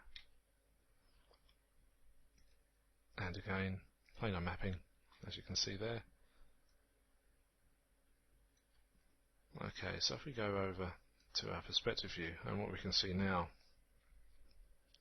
is the projection, texture projection has been placed on, and all we need to do is assign our Lambert 2 again, but as you can see here it's backwards, so that's a really easy fix. So if we jump back into the editor, and all you need to do is just flip it like so, and then if we jump back into our 3D view, you can see everything's the right way around. Okay, so again it's just a repeat of that process that we did a minute ago, and we'll just select those and we'll just move those up, and again we're just going to go in, go polygons and unfold. You may have seen the command there, whoops, that's better, the command there to relax. You can use that option as well, but I find it's not as good, and you can tend to stretch your textures with that, so I would advise about being very careful with that particular command, or the overuse of it anyway. And we'll just grab those like that, that's good, and again just going to make sure all of these are okay. And again, I'm doing everything in segments because I think it's better. And just to show you as well why I think it's better, so if we had all those sort of distorted problems and you go, okay, I want to relax everything, and you decide to, you go to unfold, and you can get issues like that happen. So it doesn't actually work out in a good way. So if we just undo that, and our UVs are probably a lot better for it being this way. Okay, so we just need to balance a few things out.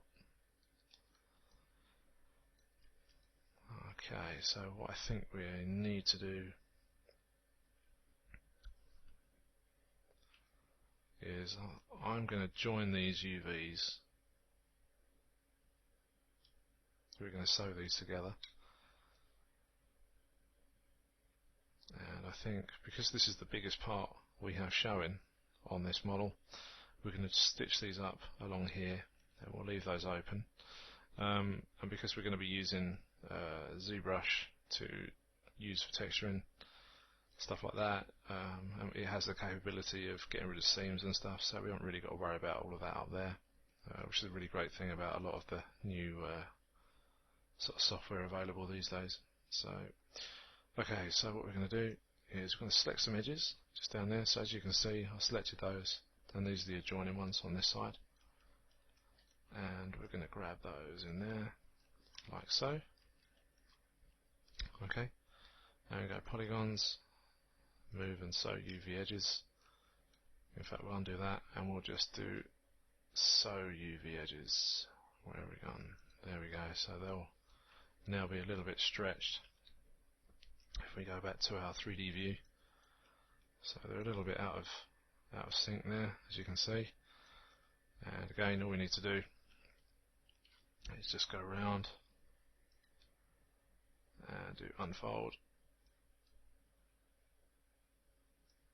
until everything is looking a bit better.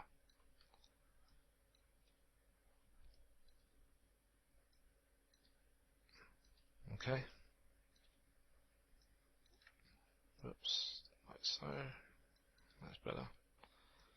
And then this one here, what we're going to do, we're just going to straighten that out. And we're going to do the same with this one. Okay, for now.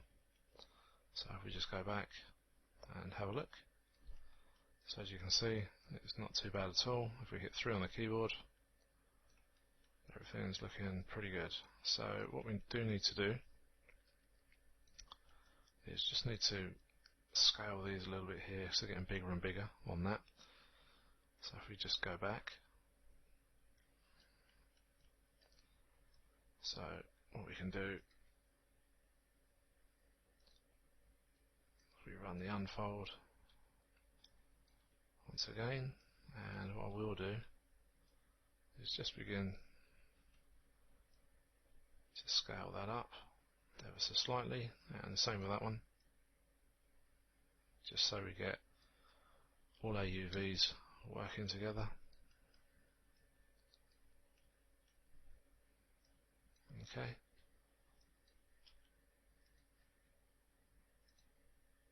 Okay, so let's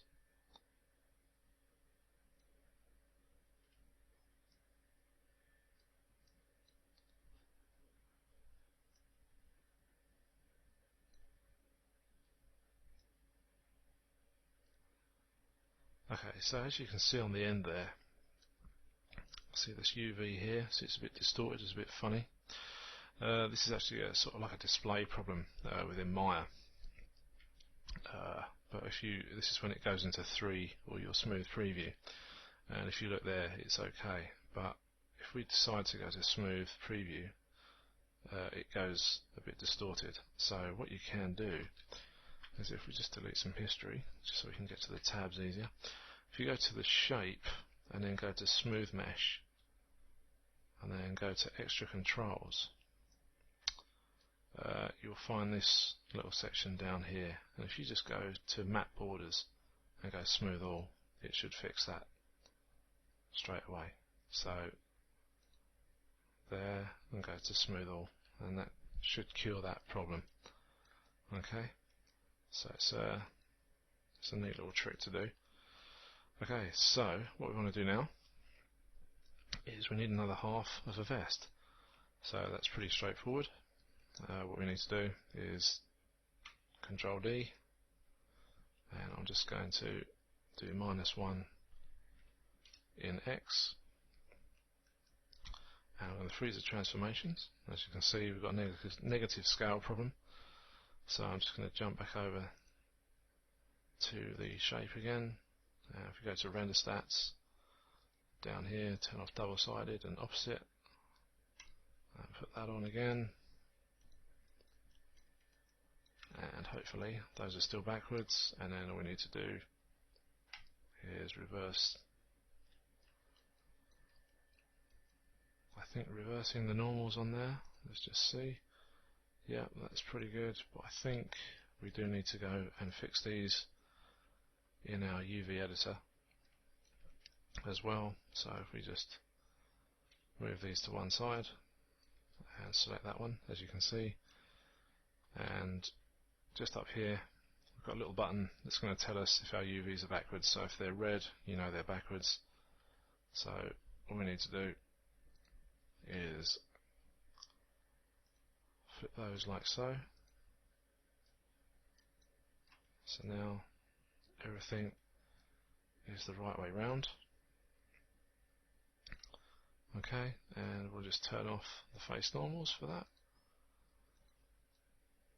And what we need to do is combine these two objects together, and then grab all the verts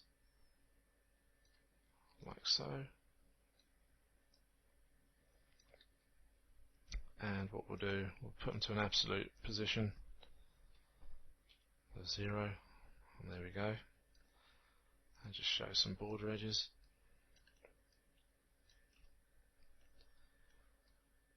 And what we'll do is we'll merge those together like so, and we can now do that all in one go with a bit of luck. There we go, and there as well. And hopefully the tolerance was good enough that we haven't got to worry about verts joining together there.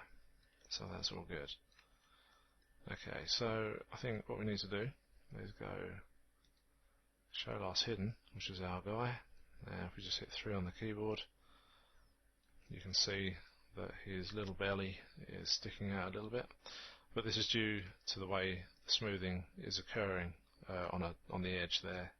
So hopefully once we've done the body and stuff, we'll be able to bring that back in. So what we need to do here, we've got a slight UV problem just around here, and we'll just delete some history, and if we go to the shape and do smooth all, what's going on there? Oh, that's gone all funny. Okay, let's have a look in the editor. Okay, so let's join these two together first, and then we'll sort that issue out very shortly.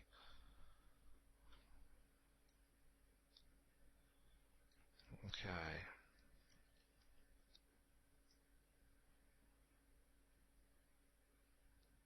Okay, like so, and then we'll just grab the edges and polygons, so UV edges, and that's all good. And then what we can do is, if we go back to the model,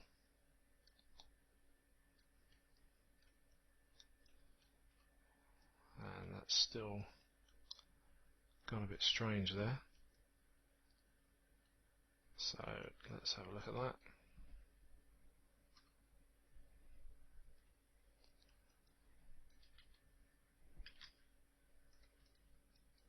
Okay, let's see what we've got.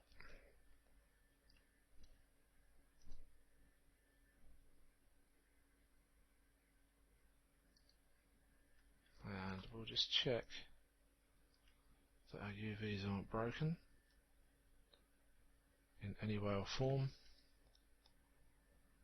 So let's just jump back in.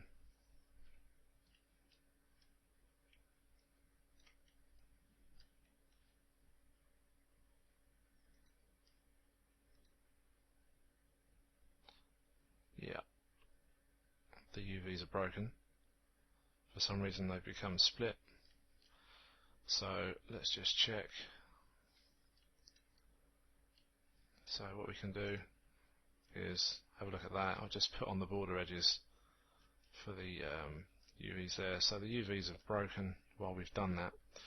So what I'm going to do is just grab all of the edges on there and not any of these along here, and none of these on the top row there. And then what we can do is sew the UVs together. Okay, like so. So things like that can happen, and hopefully it won't continue to do this for us. So let's just hit F8 and delete some history. And what we're going to do now is just shrink this all the way down into our 0 to 1 space, like so. And we're going to place it at the top there. And we'll just move that over ever so slightly.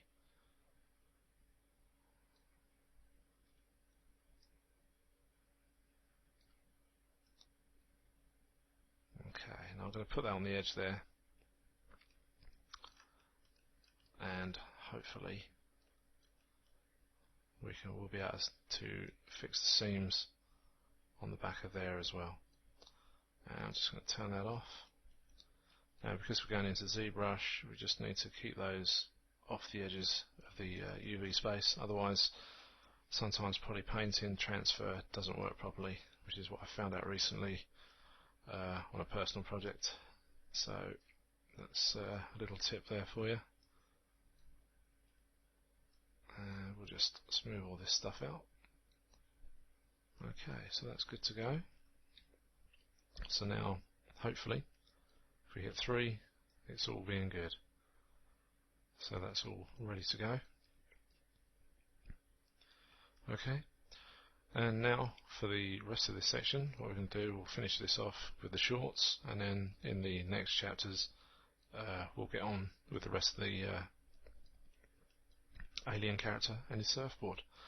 So let's finish off and get these shorts done. And we'll just hide everything that we don't want. And 1 on the keyboard. So what I'd like to do is, let's just check these for a minute, and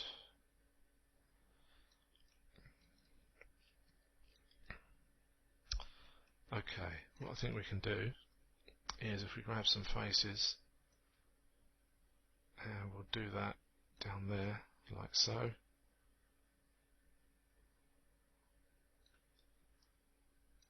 Deselect those, and again what we're going to do is do a planar projection, same settings as before, and assign our Lambert, okay, like so, and that's pretty good. So you can see here we've got a few little problems, a few little issues. It's not really a big deal. Okay, and if we just jump back into our editor, and we'll just shrink these back just a little bit.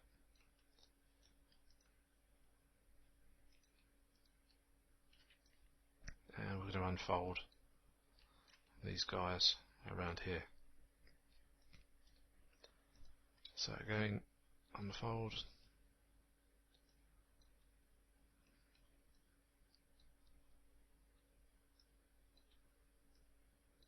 Very quick process to do, really. And there. And there. And that's the underside of the short. So what we may do is cut this off and stitch this back over on this side. But we'll have a look at that very shortly.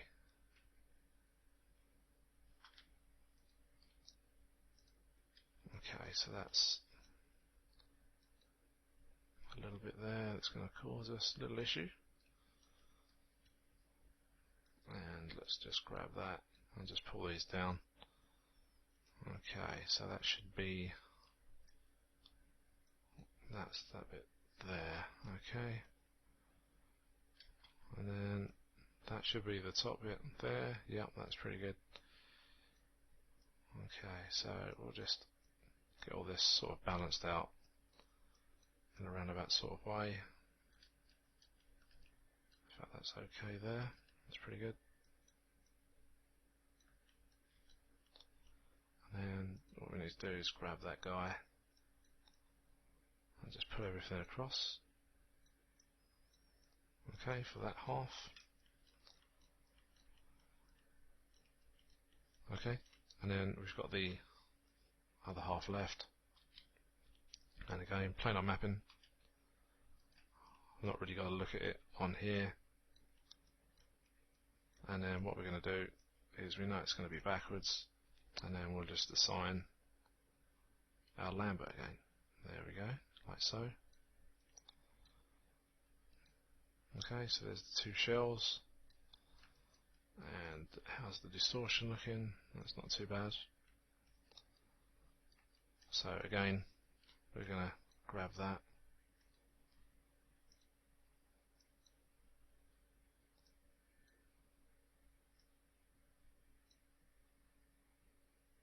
Okay. And again, same up the top.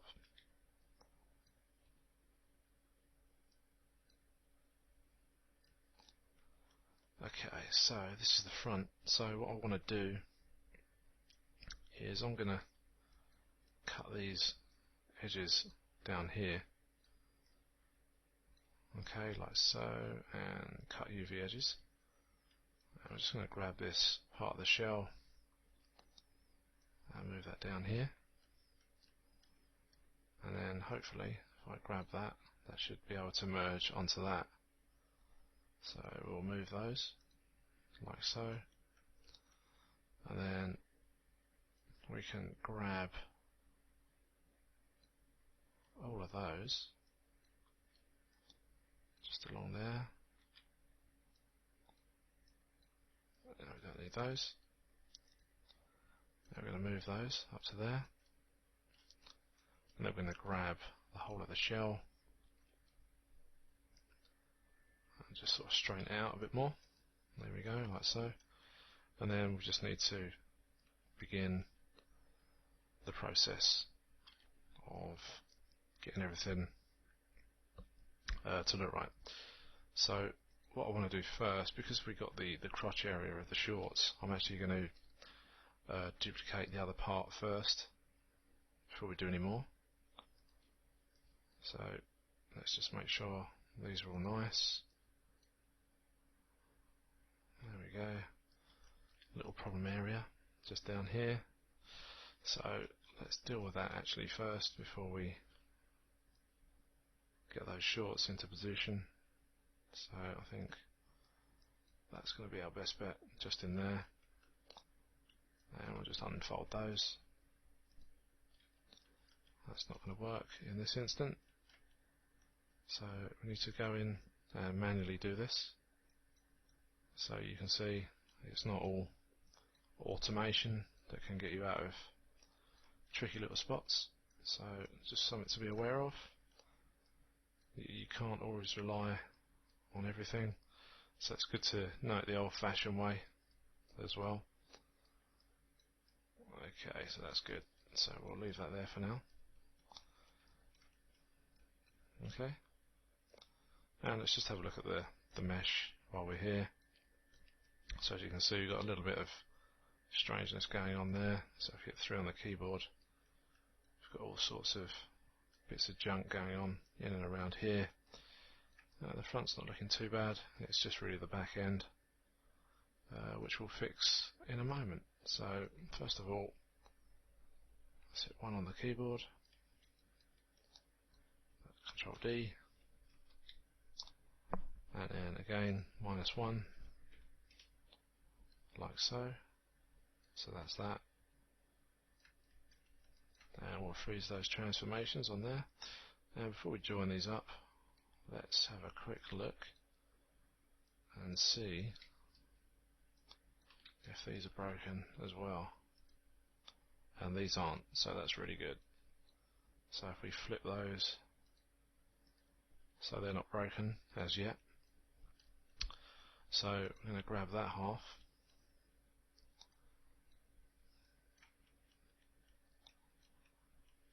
And we're going to go, let's just turn that off.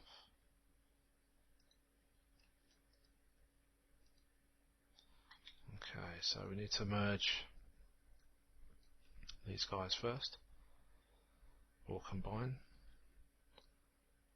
So let's do that first. Just make sure everything's okay, and we'll just jump into a front view on the shorts.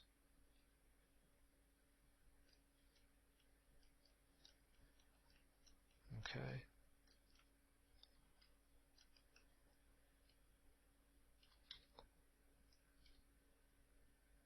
And we'll select those CVs, or sorry, I beg your pardon, vertices. Still in NURBS mode from the last chapter. Okay, so we're just going to zero these out. And we can merge these together as well. So hopefully that's all done. There we go. And so what we need to do now, let's have a quick look at these on the back. So this is sort of a small issue that we will need to deal with. Okay, so layouts UV, and again, if we just grab that area,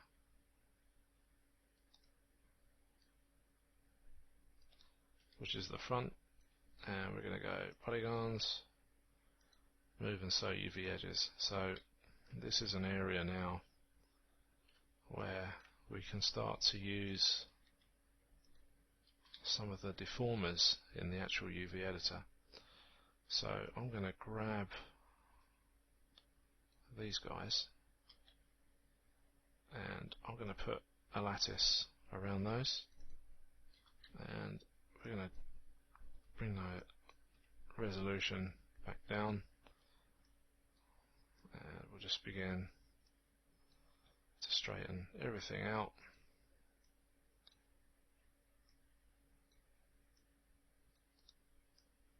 In fact, what might be quicker is if I grab these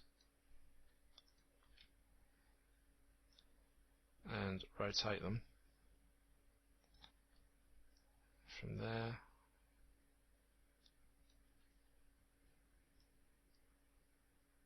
and there, and we'll center these up just here.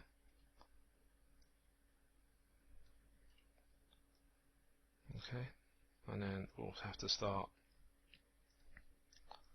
to balance everything out.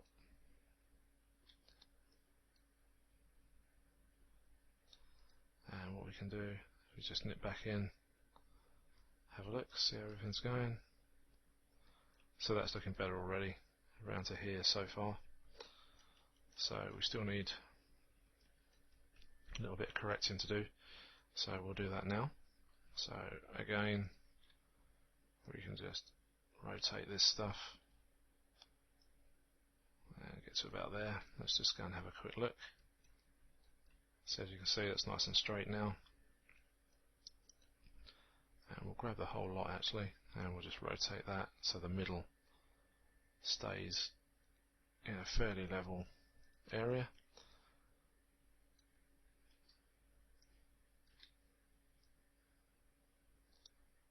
Like so with this bit.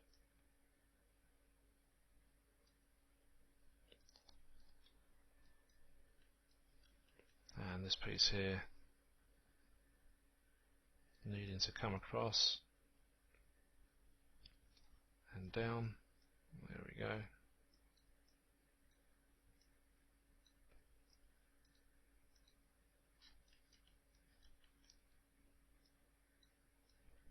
And what we can do, I think that belongs to that, it does, and we can sew those together like so, which is good.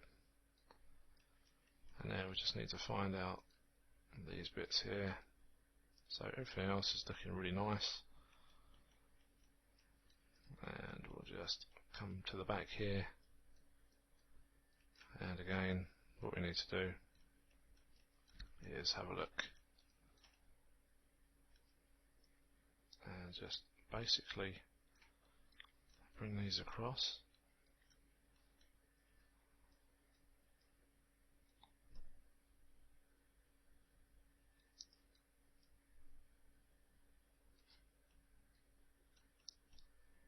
And again, let's just bring that all up there. As you can see, we've got some strangeness going on, but we can fix that.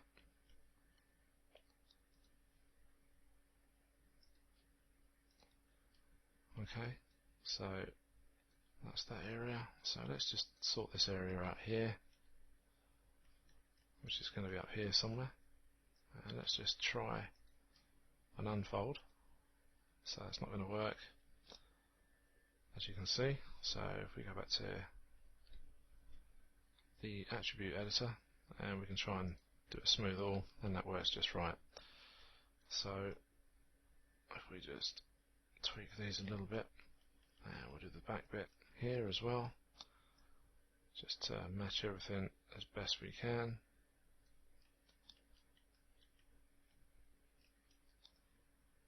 And we can just squash them a bit, just to make these a little bit squarer.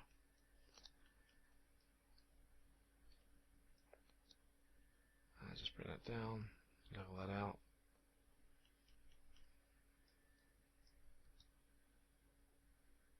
And to there as well. Okay, so all we need to do now is just unfold these on the inside, like so. So again, everything's kept nice and tidy.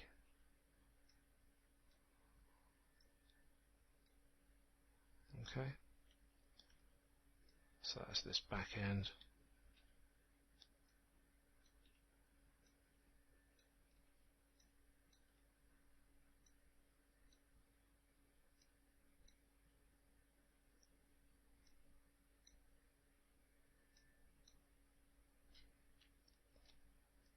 do the center. There we go. Okay, so just bring it down, and that's okay, so that's going to disappear inside.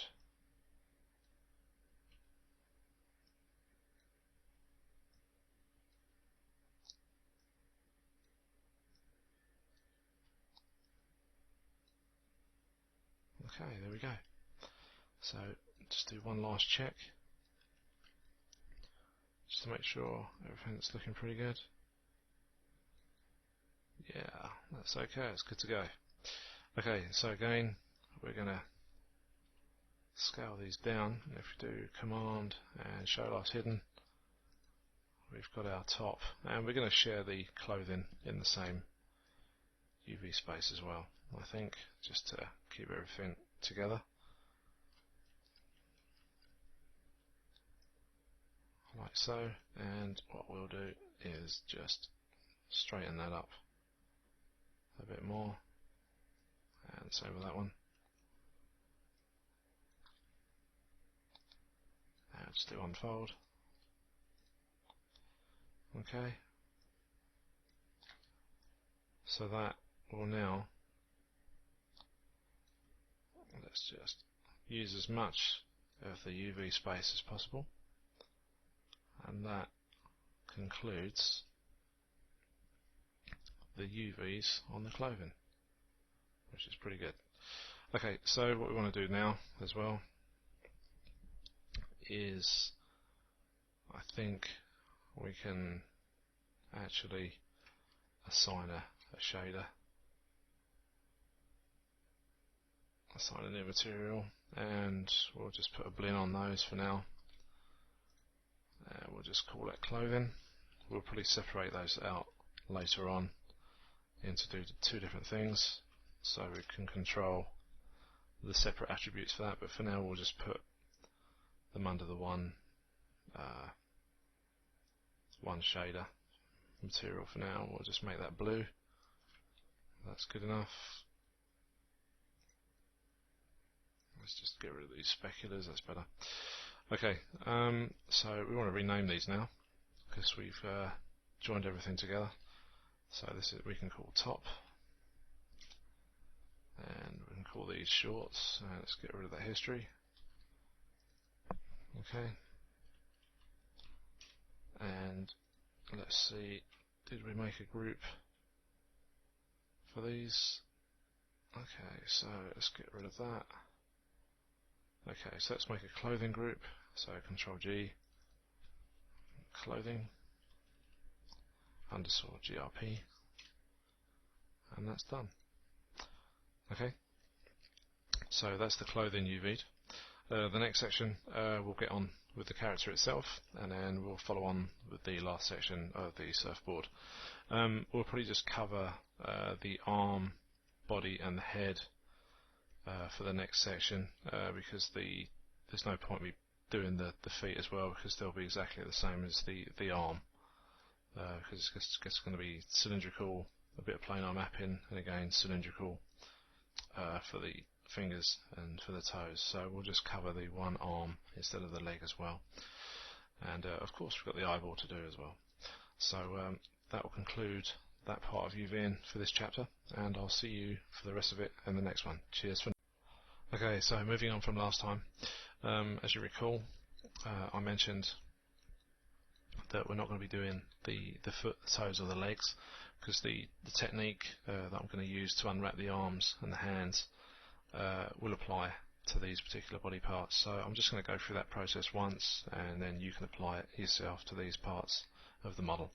So we're just going to hide everything we don't need, and we're going to go back in to our base level, and I'm going to select some faces when that comes up. There we go, and I'm just going to grab a load of these along here as well, and we're going to pull up the selection brush, and I'm just going to scale that down a little bit, and we're just going to quickly whiz round these areas, pick up a few more faces like so, Okay, so that's done. And what we need to do now is a cylindrical projection.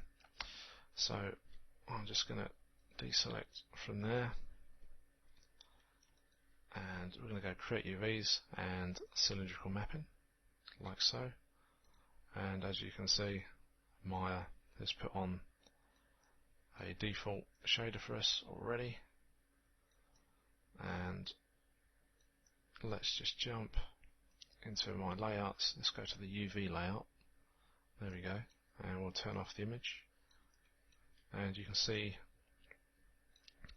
the UV layout for our arm already taking shape. And I'm just going to rotate the actual manipulator just a little bit until we pick up some faces. And I think that's adequate enough. Let's have a look. So I think that's good enough for there. We just need to do a little bit of editing here, and we've picked up a stray face there, which we can deal with very shortly when we come to do the hand. So let's assign Lambert 2, and let's have a look at that on here. And what we do need to do is just get it all squared up by just stretching this around a bit. So you can see it's very, very small at the moment. And what we can do is just squeeze that in there as well. And if we just grab some edges, that one there and that one there, and we can cut UV edges like so. And polygons, move and so UV. So we've got a nice seam either side. And this seam, I would say, probably runs along here, then up to the corner of the wrist. And let's just have a look. So yeah, it does. It is that set of edges all the way along there. So that runs all the way back to the armpit there. So that's good. And just as a test, what we're going to do is just hit 3 on the keyboard, just to make sure all our distortions are minimal. We've got a little bit there. That's where the seam is. So what we can do for that is F8, and if we go to the attribute editor, you may recall in the last part we opened out extra controls and do smooth all, and for some reason that's not come up.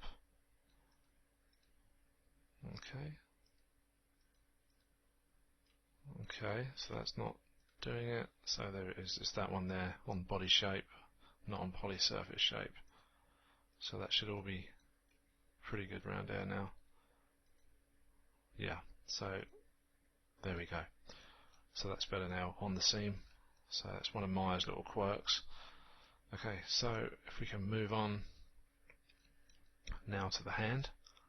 So again, we're going to choose face, and we're going to grab a load of these guys once again, and what we'll do, we'll come down here and along and over the top of the hand there, and just along this side as well.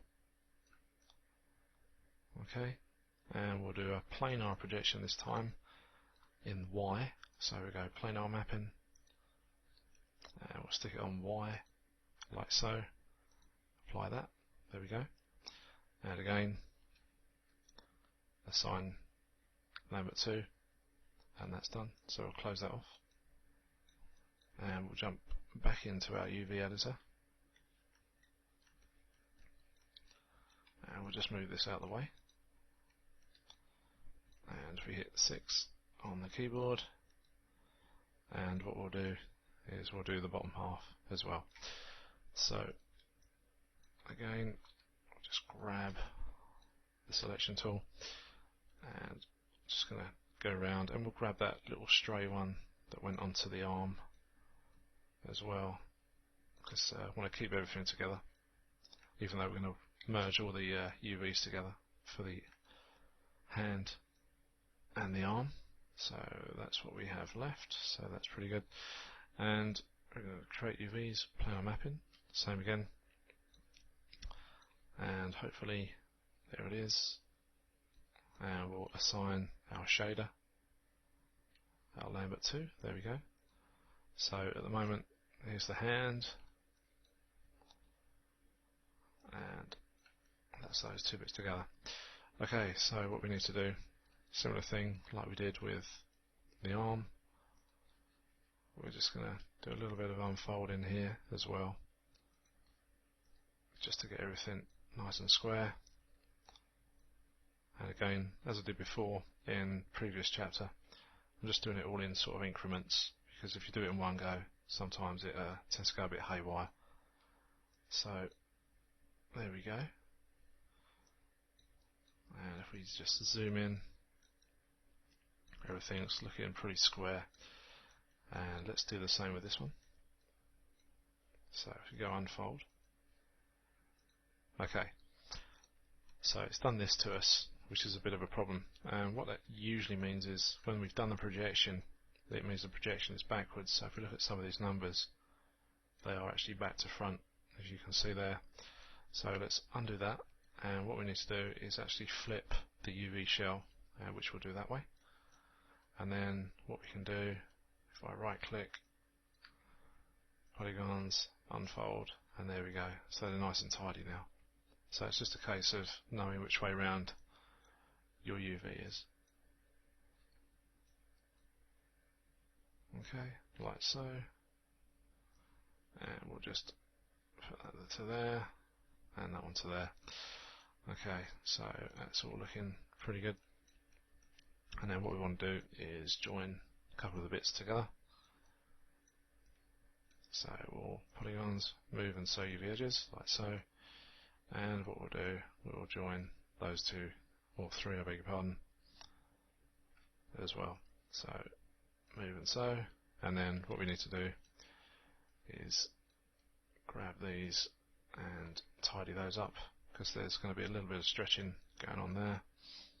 So if we have a look in this area, it's all a bit funny, even though it's not smooth. But if we go to unfold, so it should start to balance things out a little bit more. And I think those are going to be too wide apart, like so, and this one, and this one. Okay, so now these are ready to join to the arm. So let's scale that down,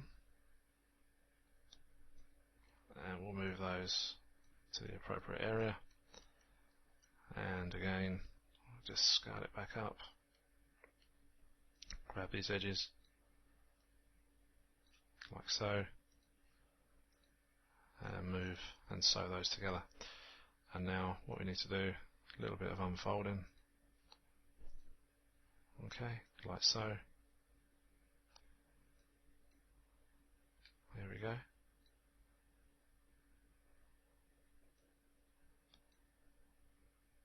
Okay, and what we can do is just check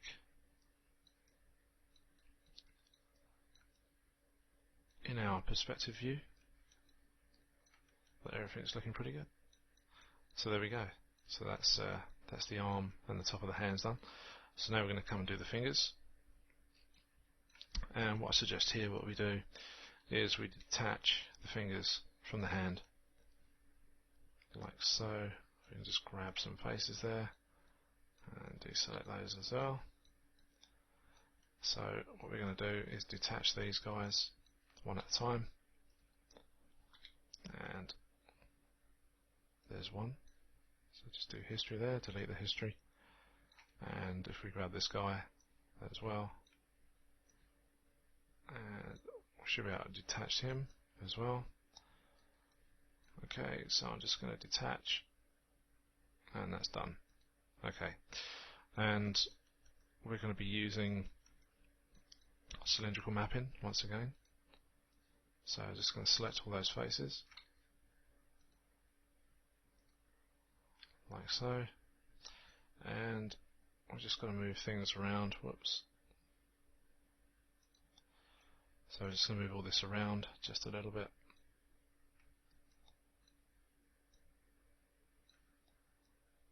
Okay, and just push that across. So this time the seam will be down the middle. Also, a problem area with fingers as well sometimes is the front bit here, but when we come to that in a minute, I'll show you how we can get rid of that. Okay, so that needs a big tweak to go right round, like that. That's better.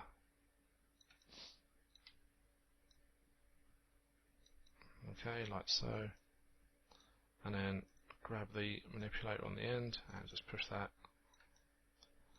like that, and then we can close that up as well. So with this one, let's just jump into the UV editor, and as you can see, it's got a bit funny in some of the areas on the top of the finger, but like I said, we can deal with that very shortly. Okay, and let's just straighten things up a little bit.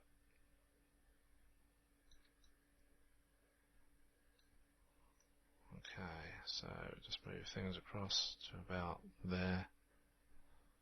Let's go one more. Okay, that's good. And we'll grab the UV shell there, and we'll just move it off the UV space. Let's jump in and do a bit of editing. So what we want to do first is unfold as much as we can. There we go, that's probably a bit too much. Let's do a bit at a time. Okay, like so. Okay, so what we need to do is the front of this. Let's grab the middle, and here as well, and we need to get these guys to match as well. Okay, let's grab those.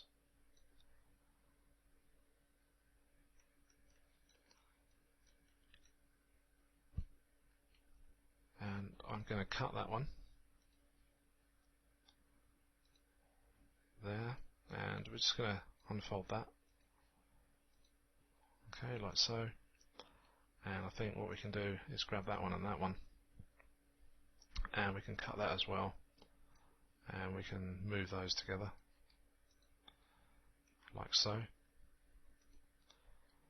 So let's grab that one, whoops, that one and that one. We'll cut that and then move and so, and then all these down here, do the same again, and the same with that one. We'll cut that and then move this one as well, and then sew that one together, and that's done. And then all we need to do is unfold that, whoops, just to make sure everything's in order.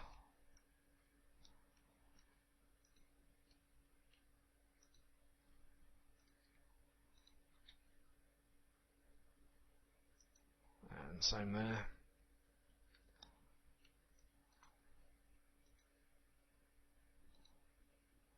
There we go, that's better. And then we'll just move these guys around.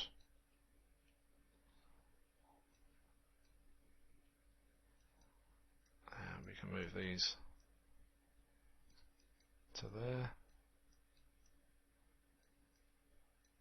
Okay, let's just move that across.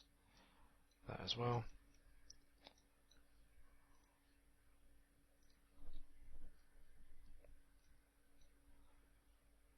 And those as well.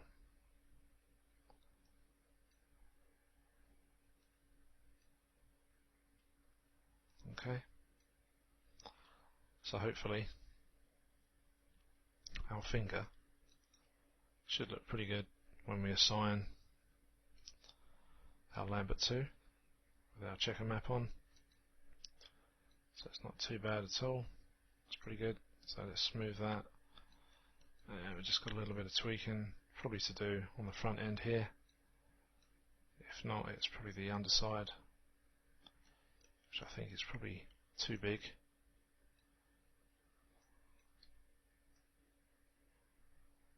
Let's just bring those apart. In fact, we can go the other way. They're actually okay. So it's just that guy up here, which we can sort out now.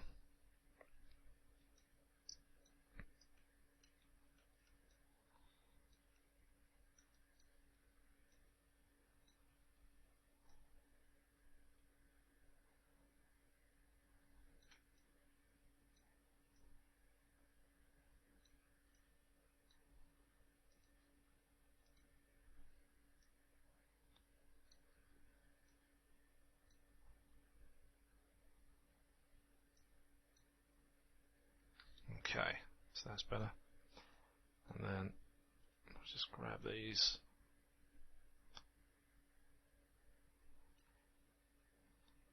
And then these side bits just need to be bored in, I think, just so we can get a better shell on the front of that. So that side's not too bad. So it's just really this side. There we go, that's better. So it's not too bad. And we'll just try and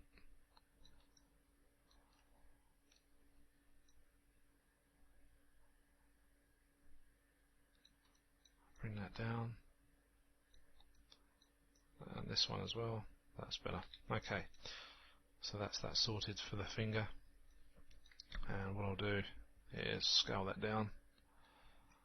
And where's our arm? There it is. And we'll just bring that up and rotate that round.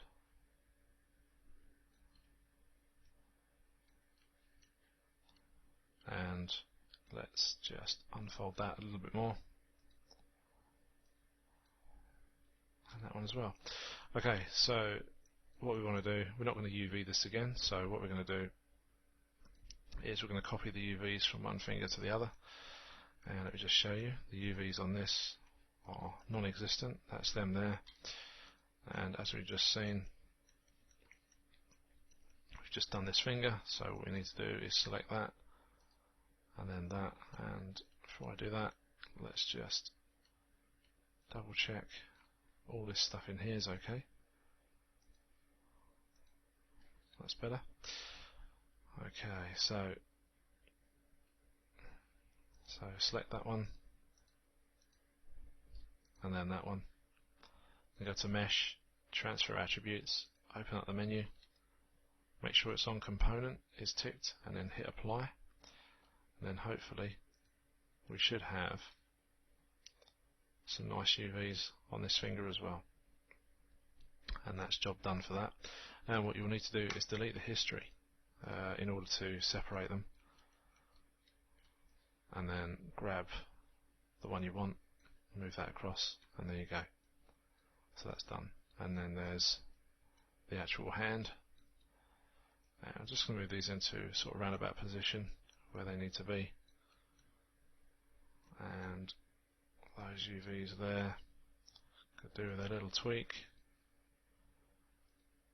like so, and same here.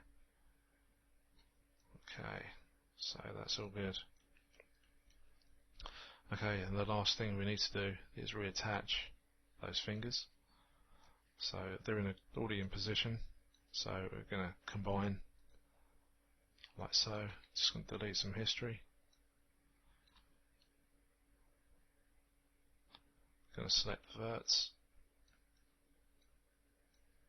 Okay, like so, and switch on our border edges just to make sure, and merge those back, and that's all good.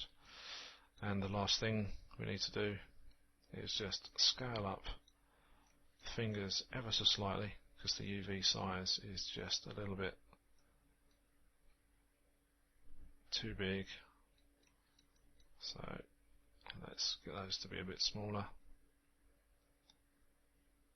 like so. That should suffice for now. Okay, so the next one we've got to do is the thumb, but we can't copy the UVs because the geometry on the fingers is different anyway. So this is going to be a complete new set. So we'll grab those there and we'll just grow our selection like so. That's done. And then we're going to grab cylindrical mapping like so.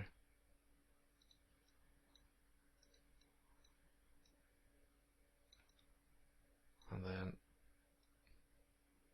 twist that round. And then that one there.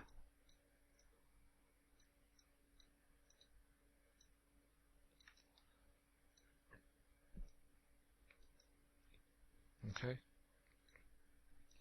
And grab the manipulator and spin that round again, like so. Assign our Lambert. There we go. So it's just that area really to sort out again. So if we jump back into our UV editor and just spin this around, and as you can see, that's a fairly tidy mesh there. So we're going to cut that from there, and that one from there and there, and then we'll join those two at the front like so, which we shouldn't have done.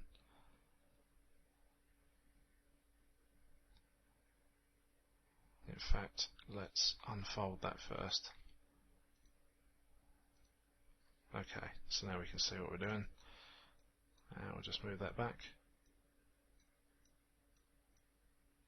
Okay, so what we'll do is we'll grab that one, and that one, that one and that one,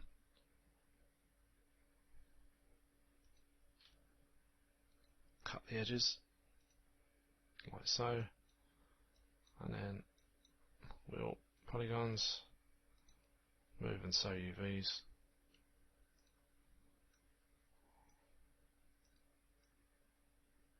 whoops, and there,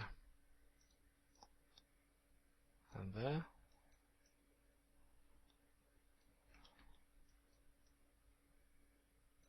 Okay, and then if we just jump back to the thumb, just see how that's getting on at the front. So that's pretty good already. And let's just hit 3 on the keyboard, and there we go. So that one's pretty much there already. And again, just need to get a few things into shape like so.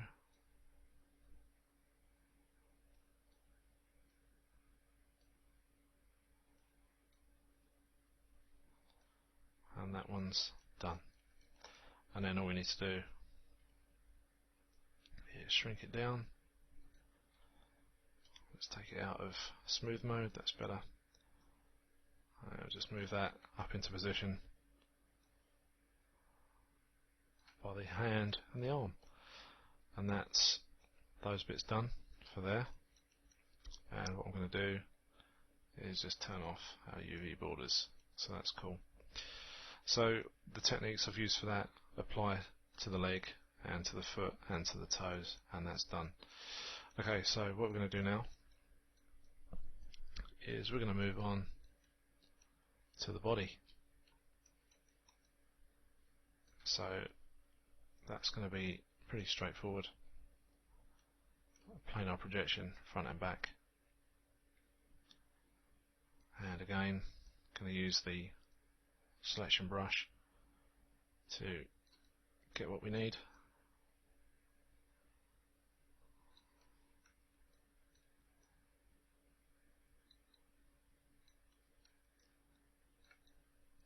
And I'll just give it a selection under there.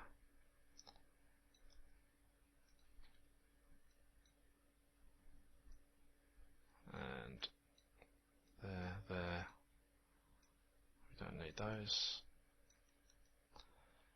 Okay, so just a bit of a decision as to what to do here with the neck, and I think what we'll do is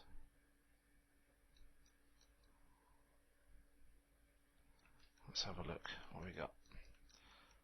So we've got this long neck, we've just got these bits inside here. So what I suggest is we just do this area in here, I think, to there. Let's have a look.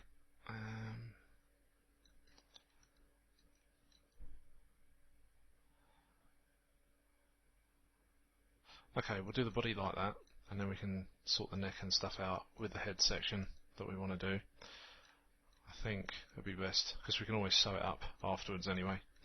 So let's see how we get on. So we're going to do create UVs, we're going to do planar map, and do a Z projection, and straight in the front there, like so, and assign the Lambert 2. Okay, and if we just jump into our UV editor, you can see the front already. There we go. And so now what we want to do is the back. So again, I'm going to select using the brush selection or paint selection tool, and we'll just reselect the rest of it like so.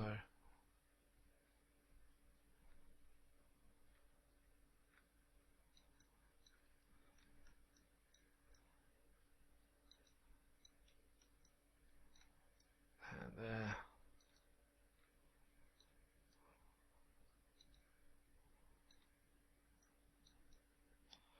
Okay.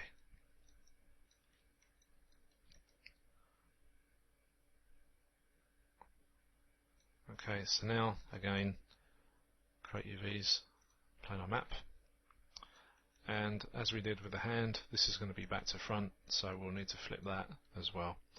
So assign Lambert 2, like so, and we'll jump into our UV editor.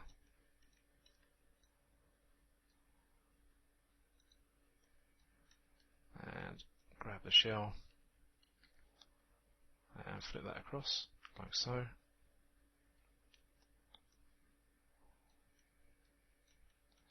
And then what we can do is start to fine tune the shells again. So we're going to grab that, just square that off like so. And what we'll do, I'm going to rotate this one round like that, so that's now upside down. And we're going to do the same with this guy, except we're going to leave him the right way. And then we're now going to use unfold on our UVs.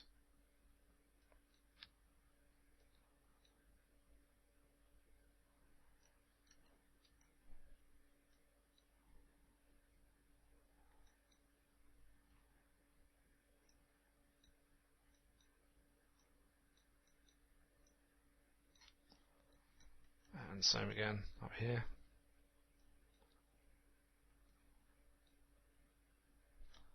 And there we go. So the UVs are pretty good already around here, as you can see. Simple task, and all we need to do is grab these guys here, and we're just going to pull these around like so, and that's pretty much done there as well. Okay, and what I will do actually is we'll map this area here. So we just got this one whole patch, stuck in, and then what we're going to do, we're going to join them together, these two halves there. Okay, so again, let's just get all this unfolded, and the sides,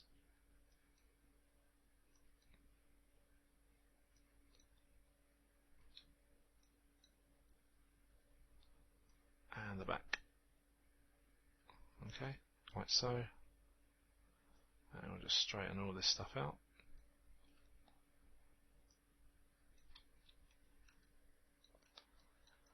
Okay, so there we go.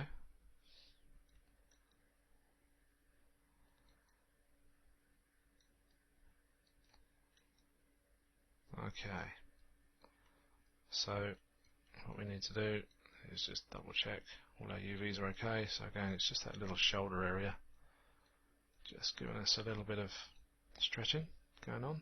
So just going to pull that back like so, and then we'll grab these guys here,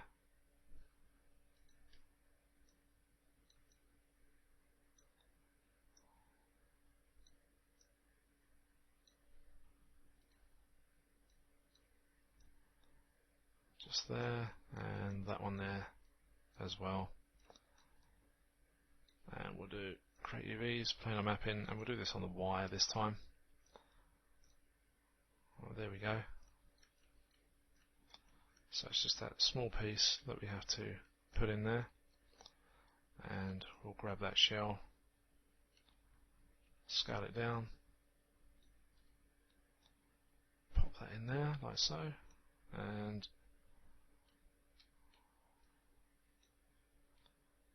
we'll just reassign Lambert 2. There we go, like so. Okay, so now what we can do is stitch all these guys up like so. So we go move and sew all the way along.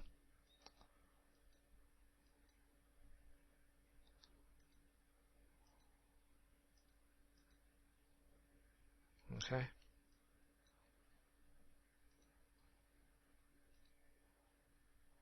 And hopefully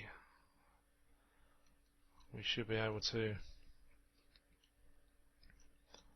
grab these guys and just move them across like so. Okay, and then we'll grab this shell as well, and we'll just pop that into this position and see what we've got.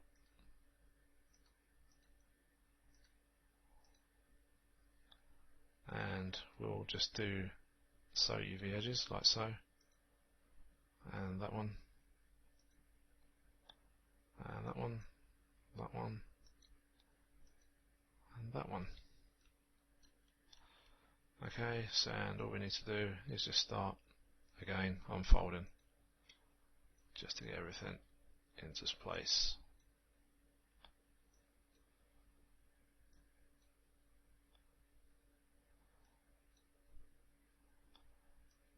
Whoops.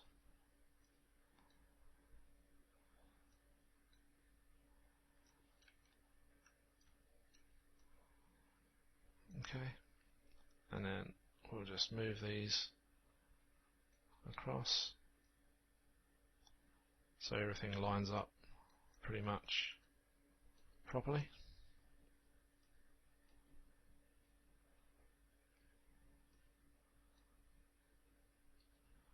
And then that should conclude that half of the body. So we'll just check for any distortion. The only thing we have to worry about at the moment along here is the problematic UV there. And let's go along to the shape. And there we go. So that's pretty good. So that covers the arm and the body. So the next chapter, what we'll do is the neck, the head, and the eyeballs. and then we'll finish off with the very easy task of doing the surfboard, and then that's our guy complete. In the meantime, what I'll do, I'm going to use the same technique that I used on the arm to do the leg and the feet. So that will be done for the next chapter. Okay, so I shall see you in part 15. Okay, so as you can see from last time, I've gone and done the leg as I said I would, and I've used exactly the same technique as I used on the hand. So for this chapter, we're going to crack on and get on with the head and the neck, and then closely followed by the eyeballs and the tear duct. Just before we do move on to that, let's just go into the UV editor, and as you can see, I've already started placing the UV shells into appropriate positions. There's the body, there's the arm and the fingers, and there's the leg, and there's the toes. And the UVs, if we hit back to our perspective view and have a look at it all in shaded, the UVs are all pretty much the same size, so we don't have any problems with the textures later on when we come to paint those.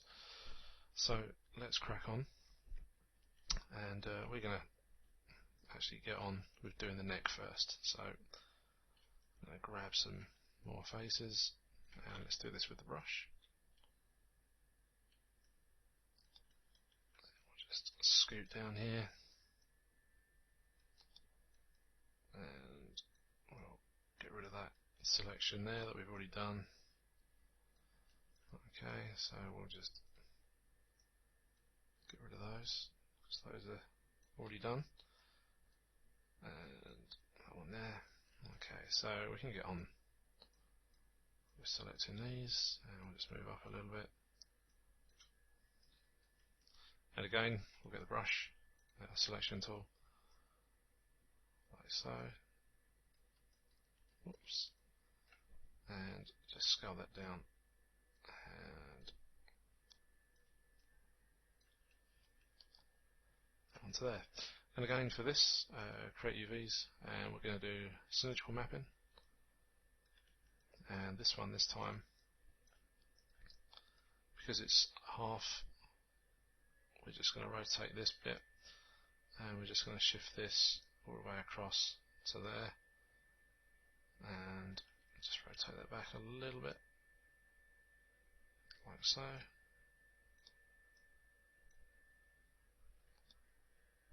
Whoops. Okay.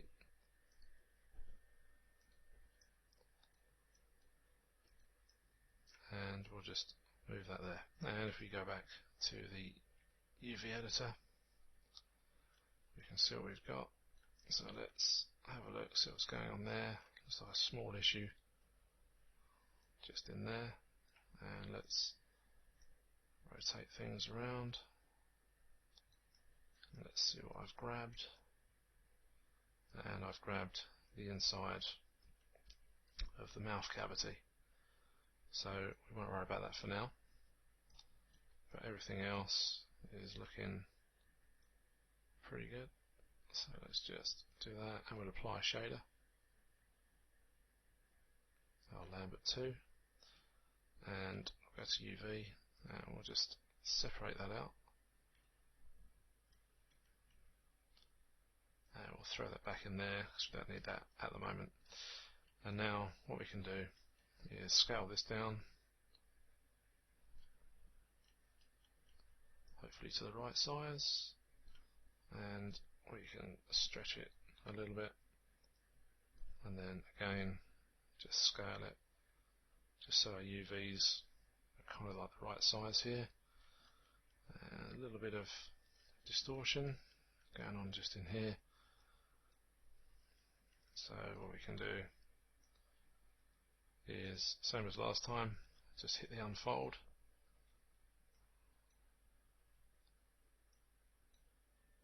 and there as well. Okay, and that's all looking pretty good there. Okay, so that's pretty much the neck done. So now what we can do, we can just zoom out a little bit. We can grab that, and we'll just move that up to the top, just here, and we're ready to get on with the head. So I'm going to grab the remaining faces for this, and we'll just deselect those in there. Okay, so we've got everything selected. I'm not too worried about this inner mouth really, but we'll map it anyway. So we're getting a bit tongue-tied there. So first of all, I'm going to deselect the top of the head.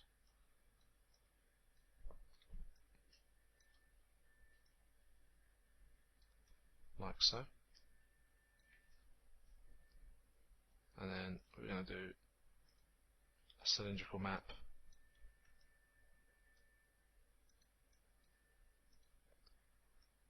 all the way around, same as what we've just done with the neck. I'll just push that into place. As you can see in the UV editor on the left, it's all starting to come together. And what we need to do is we'll sort that out for the mouth cavity just as soon as we've done a map for the top of the head. And we're going to assign our Lambert 2, and we're going to grab this guy and we're going to shrink him down, and again just get his UVs looking like the same sort of size as the others, and we'll just move him over, and then let's grab these faces on the top. So very quickly just select these.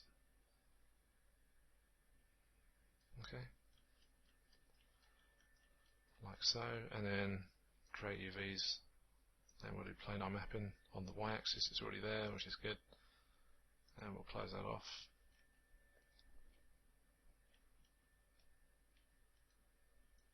Grab our UVs, let's scale those down. Whoops. Assign our shader, and now what we need to do is again just scale these until they look right, and we'll just put that into there, which will be those three there, and we'll just bring those in.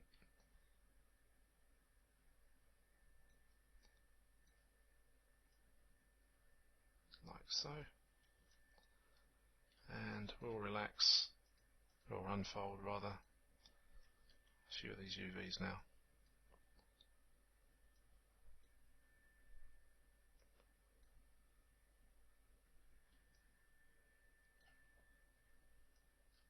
And again, probably a little bit of manual tweaking to do with some of this stuff, and especially in here.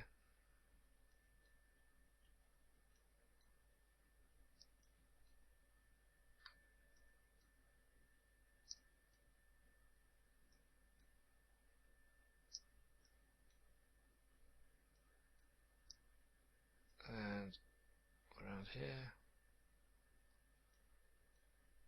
get these UVs working for us as best possible before we start any painting.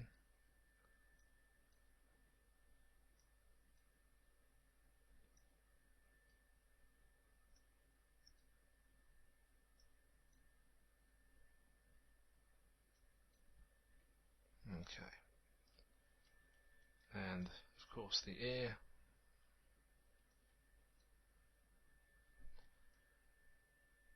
Like so, that's good.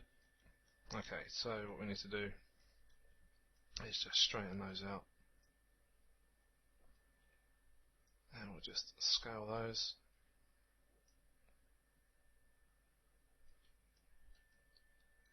That's not too bad. And now what we can do is if we grab, oops, let's grab the select the edge ring tool. We'll just do that, and we'll convert that to faces like so, and we'll grow the selection like this, and there. That's all done. Okay, and then again what we'll do, we'll do a cylindrical map on this bit. Now we'll just turn this around like so, and rotate that through there.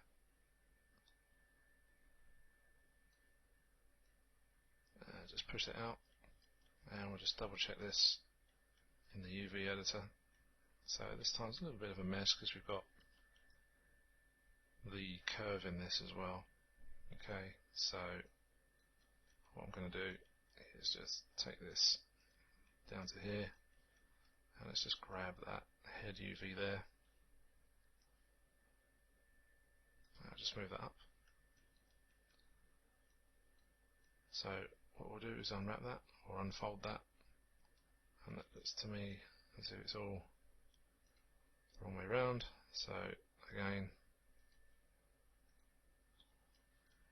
that's not doing too well with that bit. There we go. So here we need to have a look. Let's just pull these out.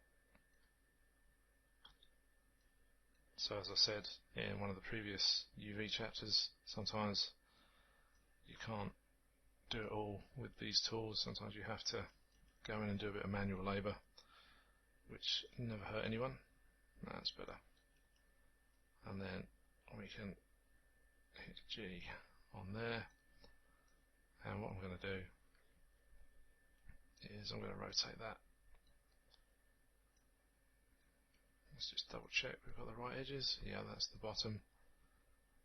And what we'll do, grab some faces and assign number 2, and we'll just scale this down just so we can see what's going on. And that is flipped, and what we need to do is just rotate that to about there, and then grab these guys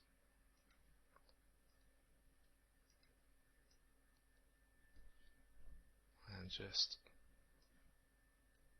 give these a bit of space like so.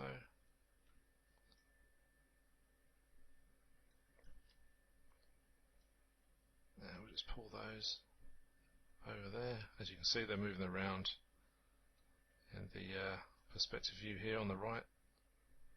So I'll just grab those.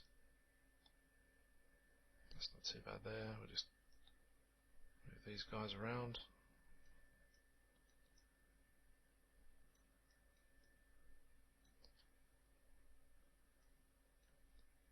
And unfold. And again, that's better. And what we need to do is just sort this mess out just over here, and again we'll just start to shift things around like so, and there as well. Okay, and again we'll just unfold. Whoops, it doesn't want to know.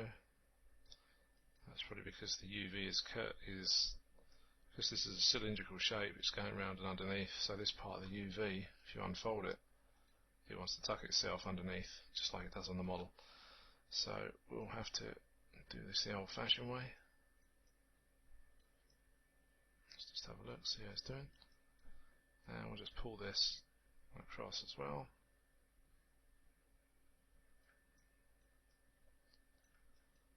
So these UVs just in here we can straighten out because that's the center area, like so, and then just grab these guys and we'll do the same.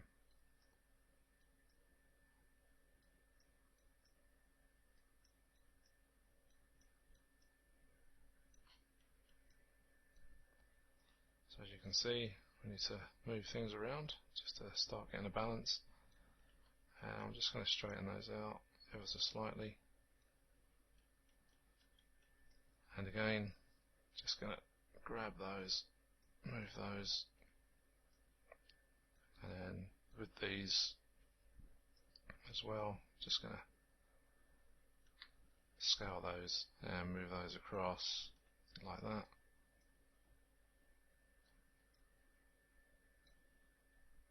Let's see what happens if we unfold those. That's better. Now we've got all of this sorted out,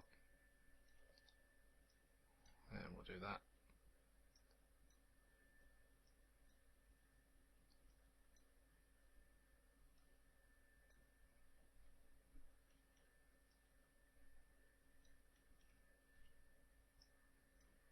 Okay. I'll just give these a good bit of spacing. And I'll just move that up. Like so. And we can move these guys across about there. And what we'll do, we'll straighten these out just a bit. And then move these inwards.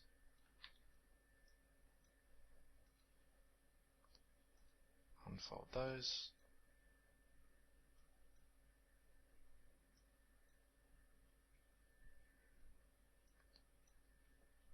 There as well. I'll just check, see how the front's doing. That's all looking pretty good. Okay, so all we need to do is just sort that out. Although we're not going to see much of this at the back, still be good. A bit of exercise as far as the UVs are placed to get these into position.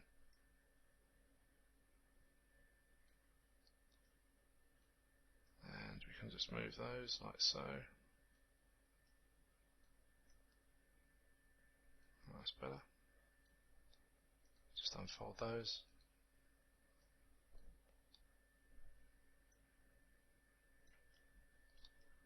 And that's not too bad. And need to just move those across to there. And that's done. Okay, so now we need to just scale this down, like so.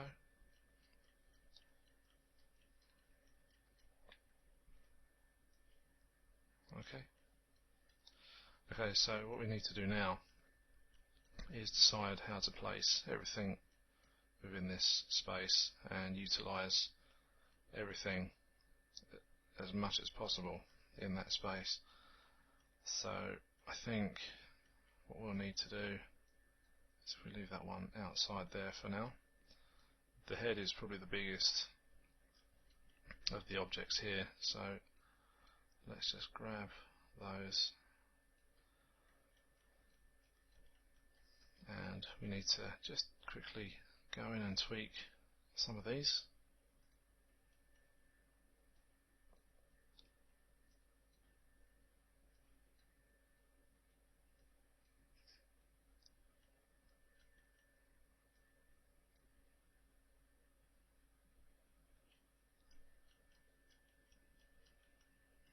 Okay, so let's go in and separate these out ever so carefully.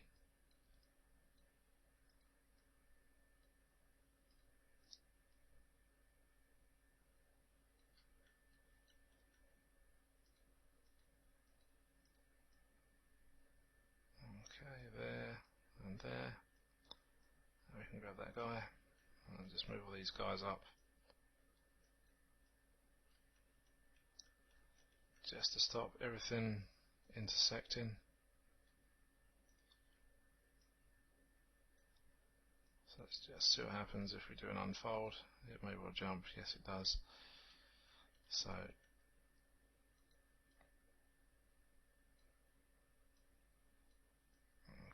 let's get those out there.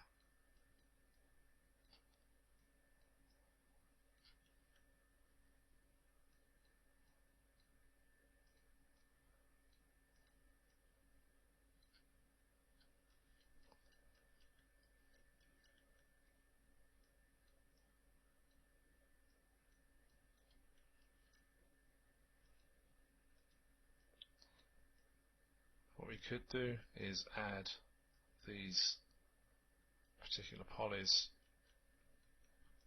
to the this part of the mouth again. We could do that to allow for more space in here. Let's have a quick look under here. Let's just quickly unfold that, see what happens. Yeah, that's what I thought. Okay, so let's just move these around ever so slightly, just to see how they're sitting. And we'll just jump in here. And I'm going to scale up the head very shortly, just get all this stuff into position.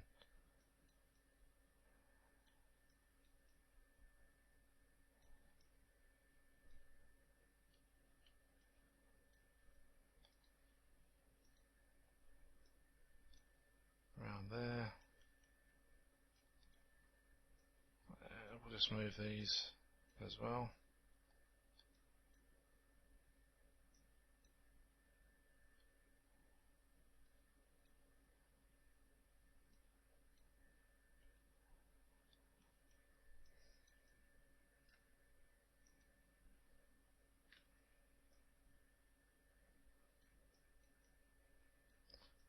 Sometimes these areas under here can prove a little bit tricky, and sometimes the alternative is to cut it off and then just have an extra seam. Let's just see how that's sitting. So yeah, I might actually cut this off just here.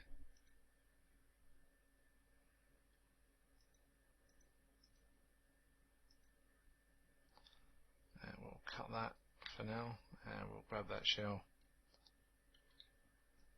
like so.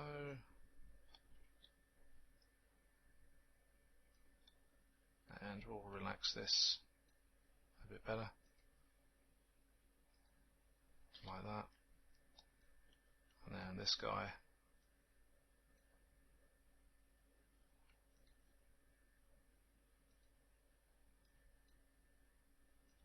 we can do the same thing and just grab him, spin him around, and he should connect onto those there.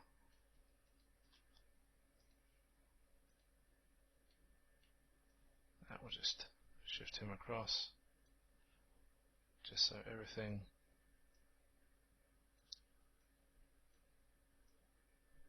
is tidy, like so.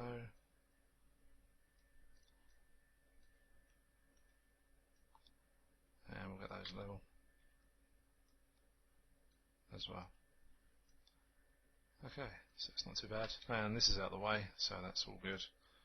And what we'll do, we'll just unfold that a little bit more, just to give it a bit more breathing space.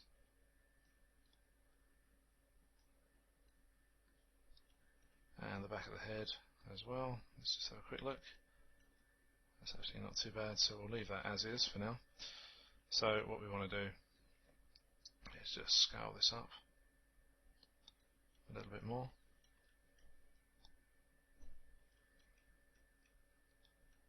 And we can now start to move things around.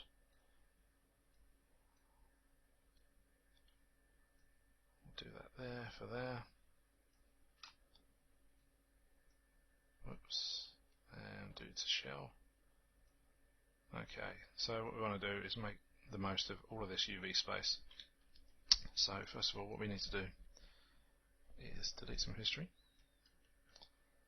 And then what we're going to do is duplicate our guy, like so. Hit -1. There he is. Delete history, freezes transforms. And if we go to his render stats, turn off double-sided, put his normals back, and while that's highlighted, we'll grab these parts and we'll flip those like so. Just move those across, and we'll move them into place, all ready to stitch up, like so. Okay. And then what we can do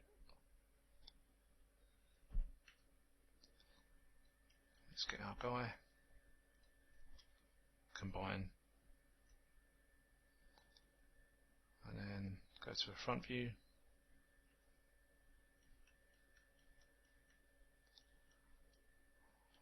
and grab all those verts. Just go in here, make sure we're not getting anything that we don't want.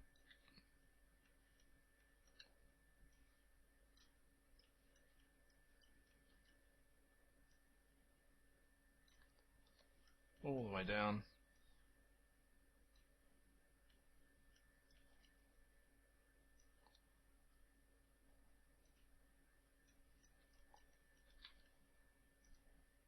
And stitch that together, and that should be done. We'll merge the points together. That's all nice and safe. That's good. Okay, good, good, good.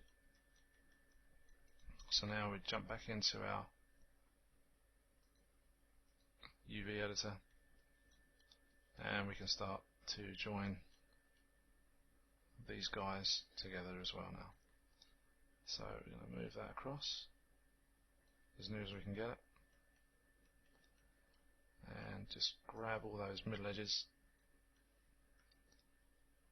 And I'm just going to be very careful with the mouth cavity area that we have there, because that would have selected some UVs on that part there. And we're going to sew UV edges. There we go, that's all done. So that's the head unwrapped, and what we'll do, we'll grab the UVs for the mouth cavity just there.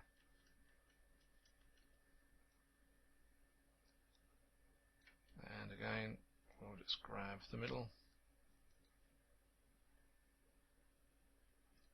There we go.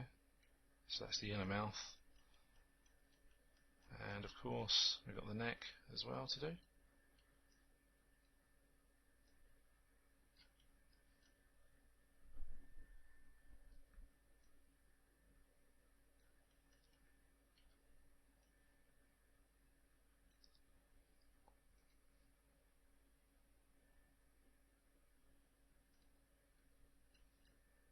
Okay, like so. And we'll move that up to there for now. And we'll grab the body,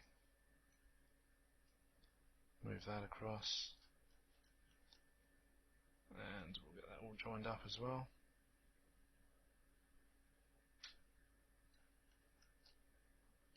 Grab all the edges.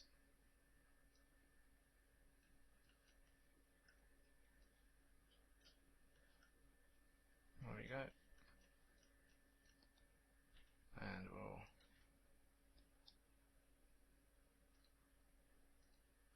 sew those up as well.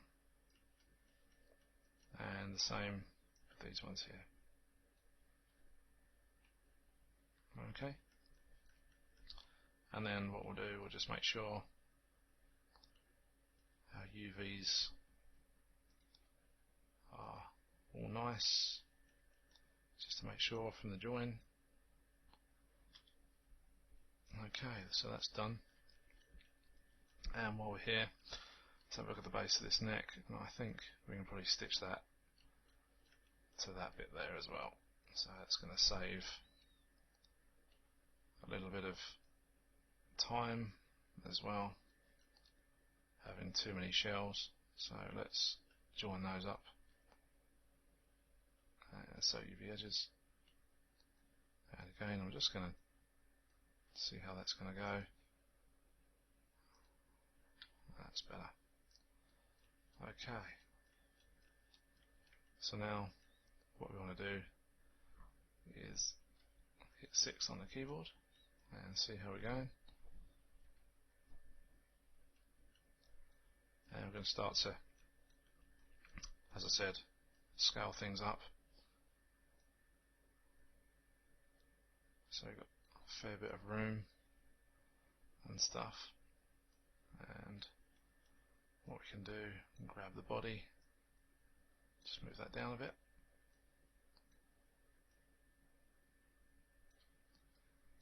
And I'm going to try and keep the UVs of a similar size.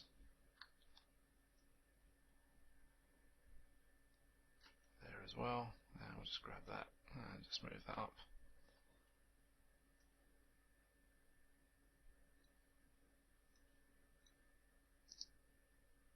Like so. That's all pretty good.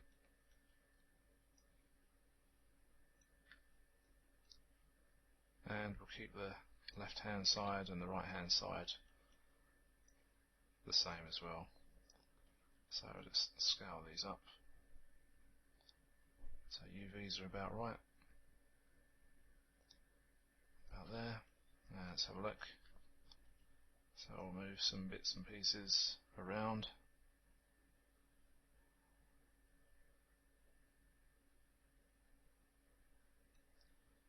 Like so. You may want to do this differently. I can always come back later on and tweak this even more. But for now, I'm going to leave it as is.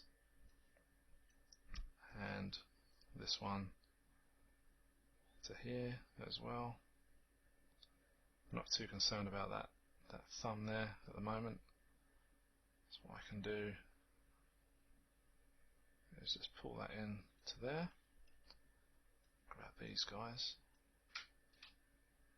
I'll just move that into that area.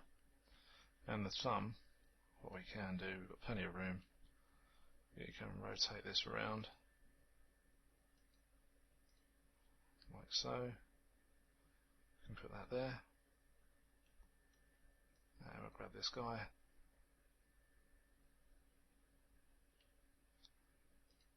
And we'll do the same up here. In fact, we'll use that space just there for both, because we're a little bit out there. And then we can move everything there like so. So that keeps that fairly tidy.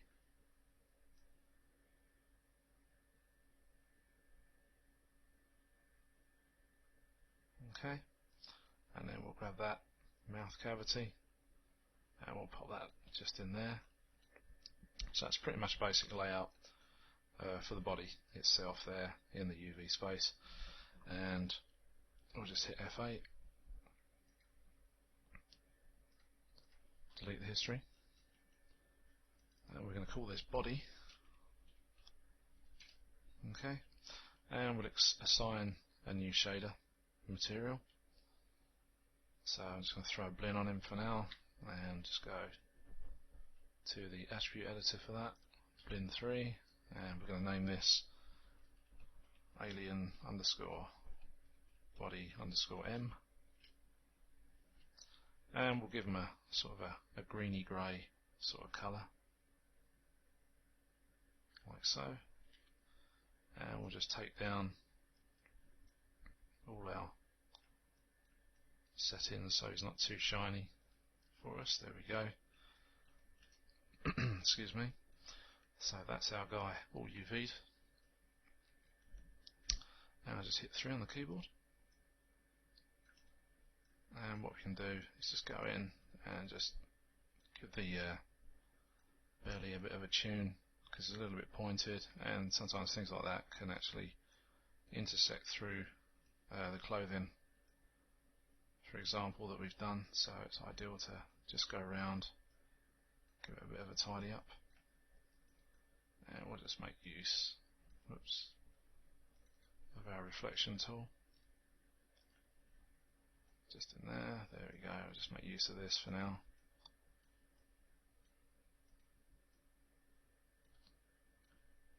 And up here as well, and we'll just round this all out.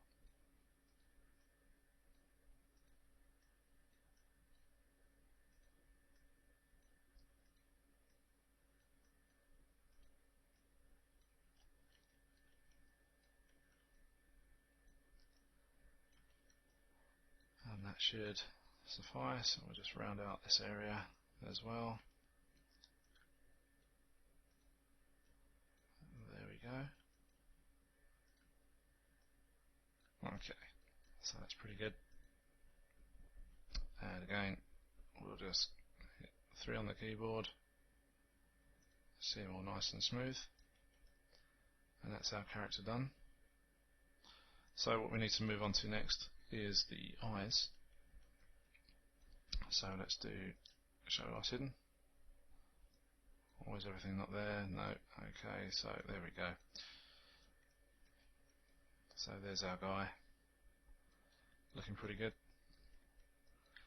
These parts I'm not going to UV for this particular exercise, because you can just use the same techniques that we've used for the thumbs and the arms and everything else, and those I wouldn't even worry about. I'm just going to apply a shader to that, so I wouldn't even worry. Okay, so let's get on with the eye. Let's get some UVs done for that, and let's also do the tear duct as well. So we'll hide unselected as always, and all we're going to do really for these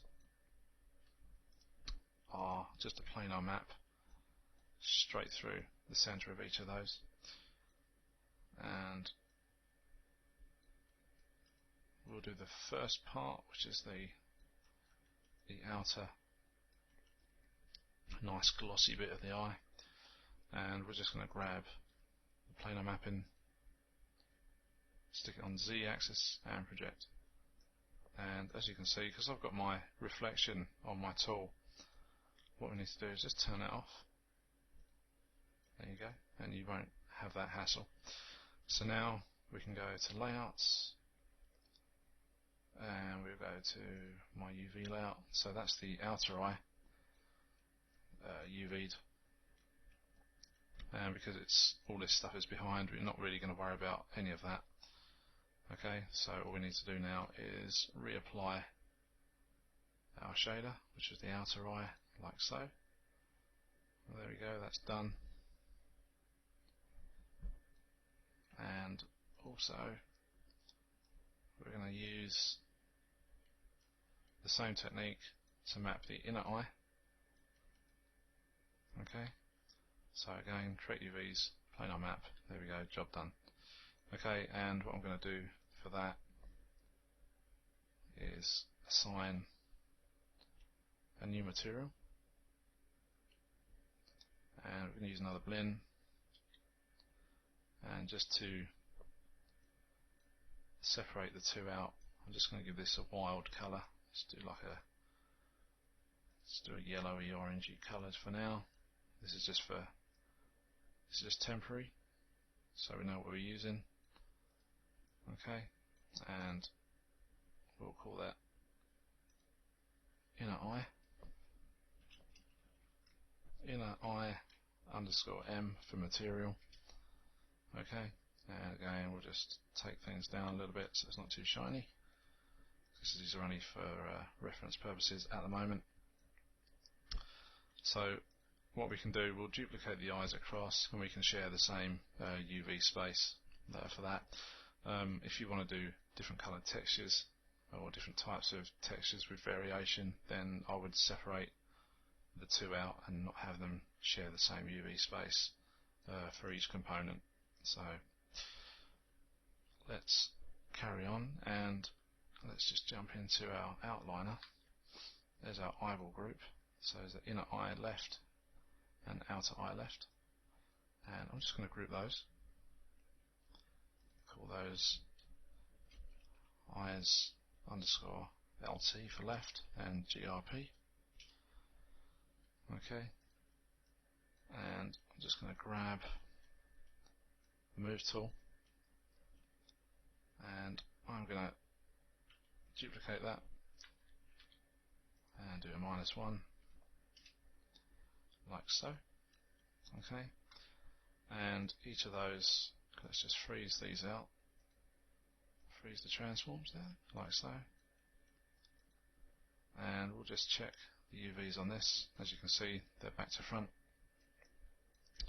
So what we need to do is grab that to shell, and also if we grab this one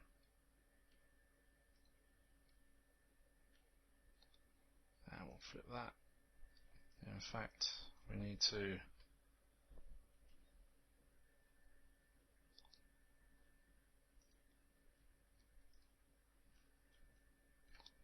let's just grab that one, turn it off a minute, and we'll check the face normals. So that's okay. Freeze the transforms there.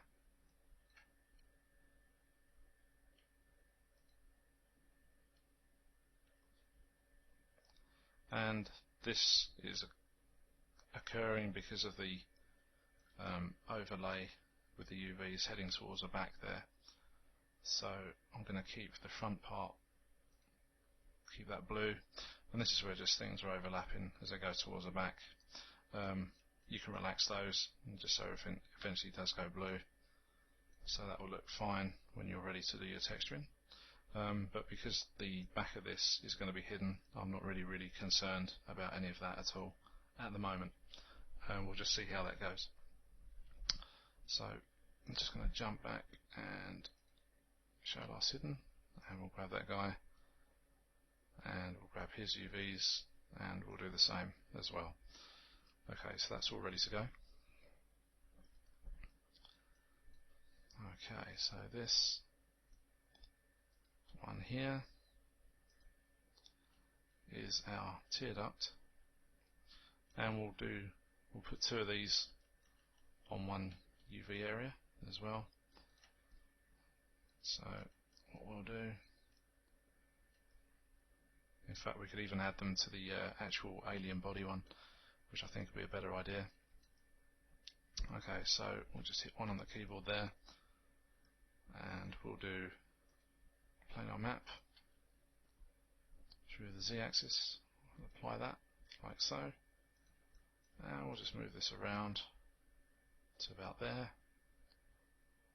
Okay, and we'll just jump into our view here, and we'll scale those right down, and we'll just pop them outside the UV space for a minute, and we'll just zoom in and unfold these.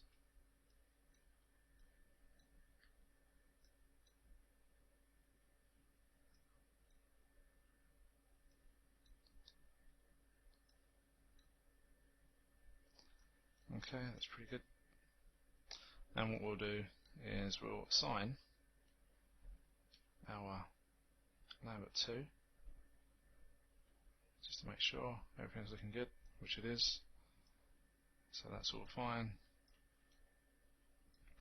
And again, what I'm going to do is move the pivot, snap that to the center, and freeze the transforms for that, and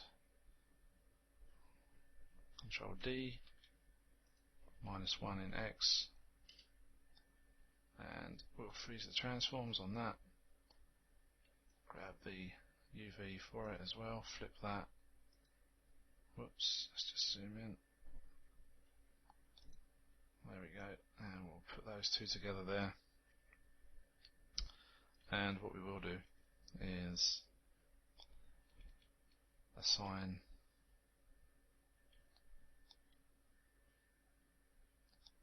the alien body texture to them, and then we will call those back up. But before I do that, let's grab this guy,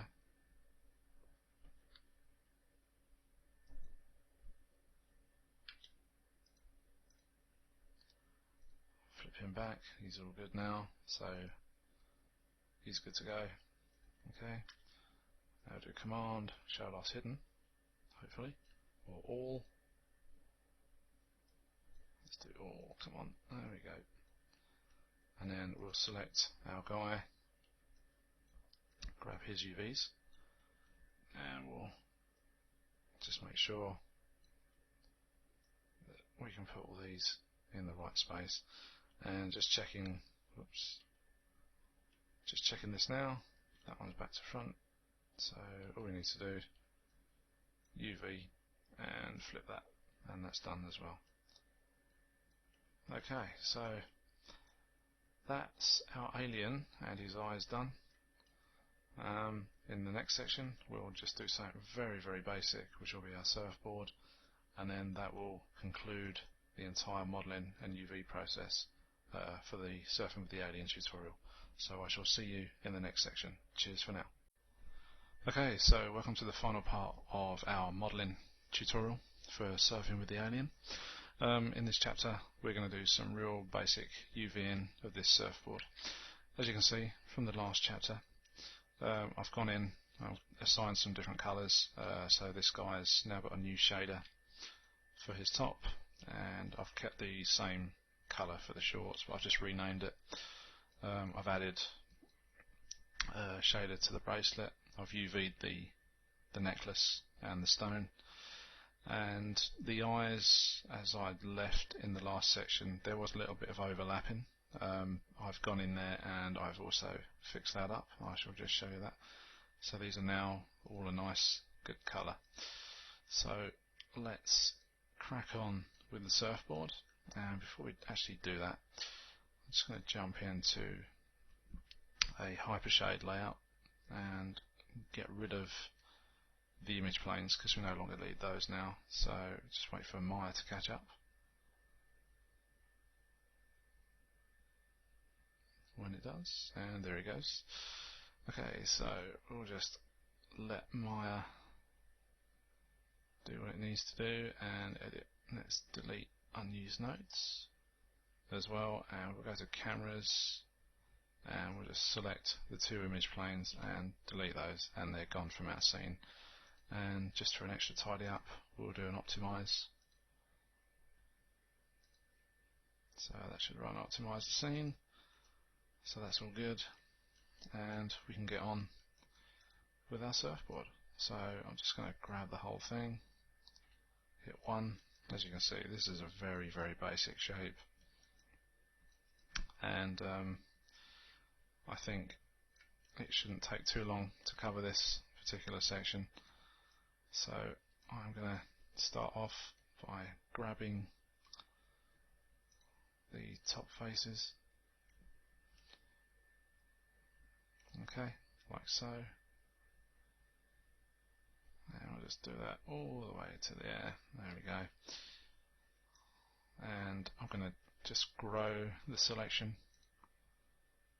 And I think we'll do it to, yeah, we'll do it to there for now. And straight away, it's just an easy planar projection in the y-axis, and apply that like so. As you can see, as I hit 6 on the keyboard, we can see that Maya has applied the default shader of the checker. And what I'm going to do is, if I can grab it, there we go, is we're going to, oh, we got rid of it when we optimized, so I'm going to assign a new shader, and we're going to call it board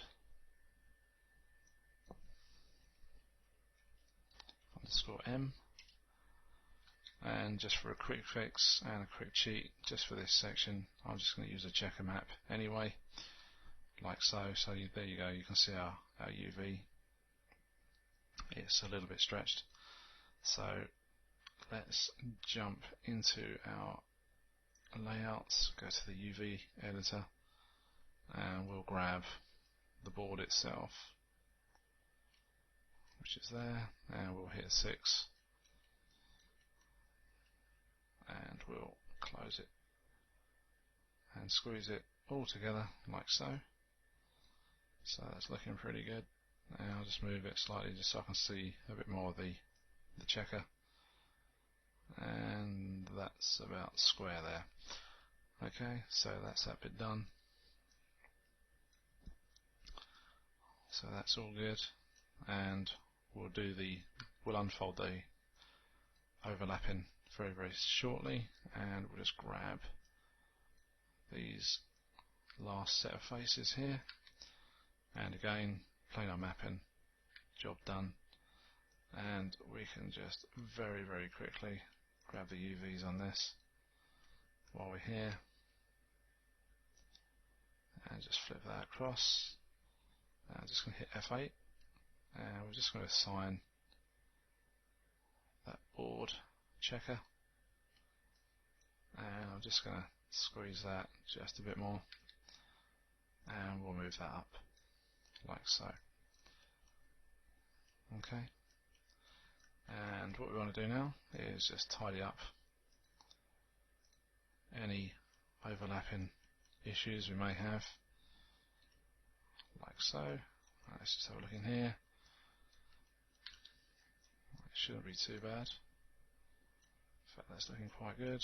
And what we'll do actually is we'll separate that out just along the edge, just there. We'll cut that, and again we'll just apply and unfold. Oh, it flipped the whole lot. Why is it doing that?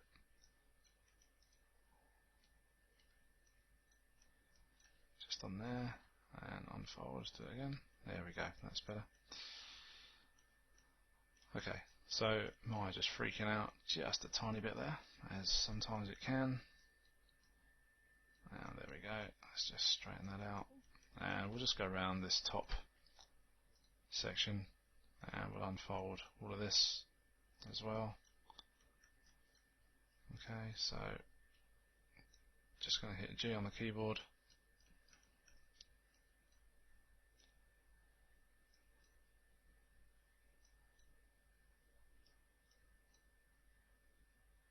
Just go around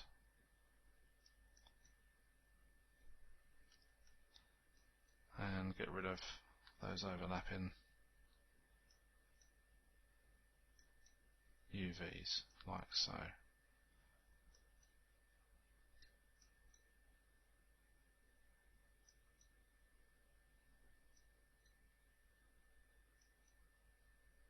Okay, so that's the top bit done. And we'll just grab the bottom half of the board, just squeeze that in just a little bit more. Whoops, missed one out. Okay, like so, and we're going to move that up,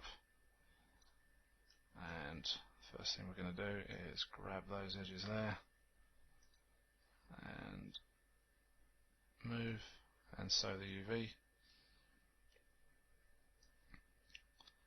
Grab the UVs, as you could see when it jumped across there.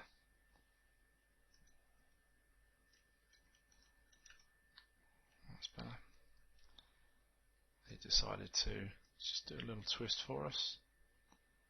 So I'm just going to straighten that back, push that forward ever so slightly, and then scale this down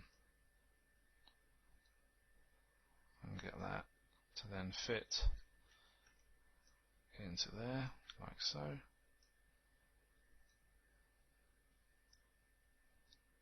Okay, so that's the board. That's our board all done. And last but not least, just got the fins to do, and we're only going to do one.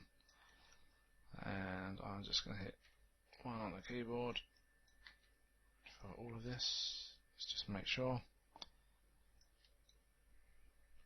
Yep, that's all good. So I'm going to hide the unselected stuff. And let's just have a quick look, see what we can do here. And I think what we'll do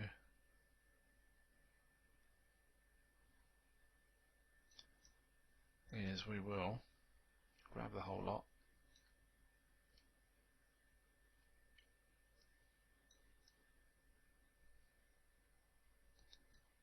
and we will, let's have a look.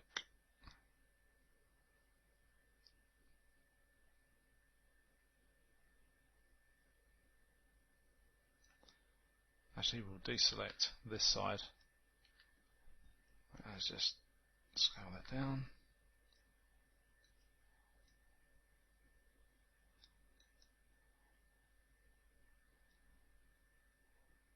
Like so. Okay, and let's just grab those, get those back, keep those. Okay, so I'm just going to grab those and we'll do a planar map on the, let's have a look where we're at. Yeah, we'll do that on the Z, apply that to there like so, and we'll just angle that just to square that in. There would be better. Okay, and what we can do is assign the board material, and we'll just square that off, just make sure it's all nice. Go to our layouts, go to UV layout, and then you can see the first part of that is done, and then we'll just grab those final pieces and project again and assign the board material, and we'll just push those back in like so.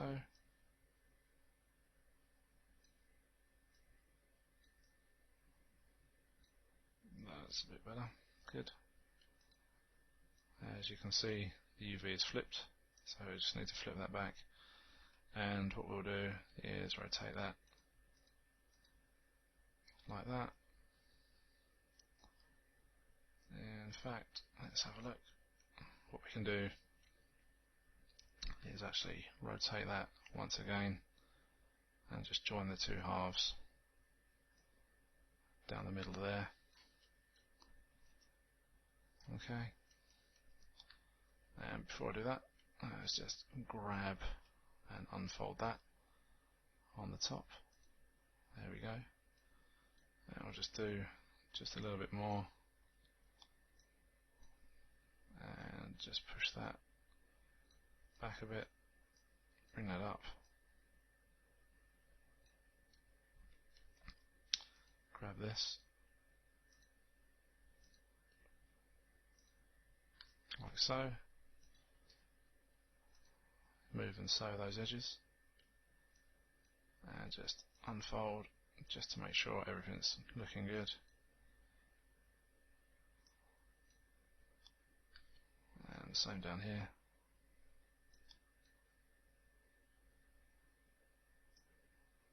Okay, and then what I propose to do with that is we can just rotate that like so, and in fact what I will do, looking at this, is grab that one, and that one, and these, whoops,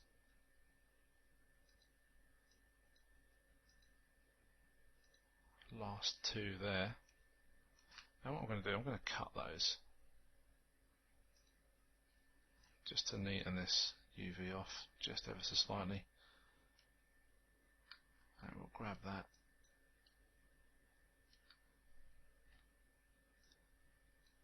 and we'll just rotate him round.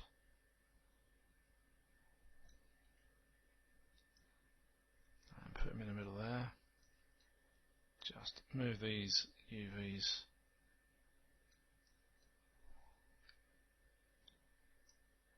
like so.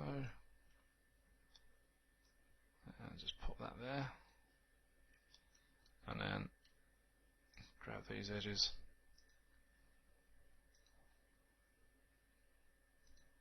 Sew those together, grab those, unfold, done. So that's actually better for me, like that. Okay, and there.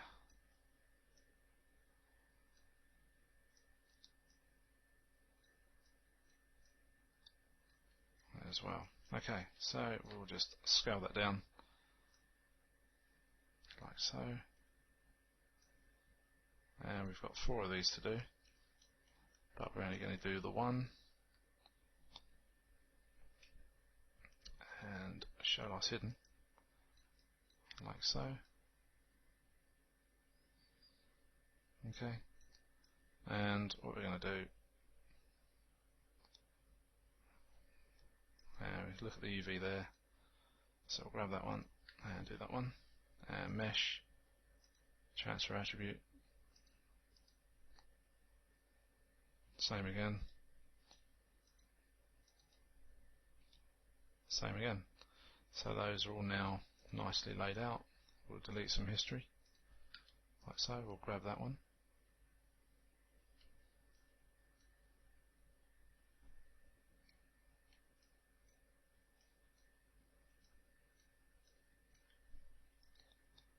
And we'll move that across. That one's done.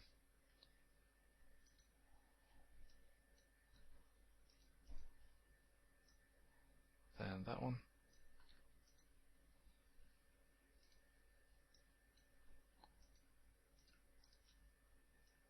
Then that one. And that's it.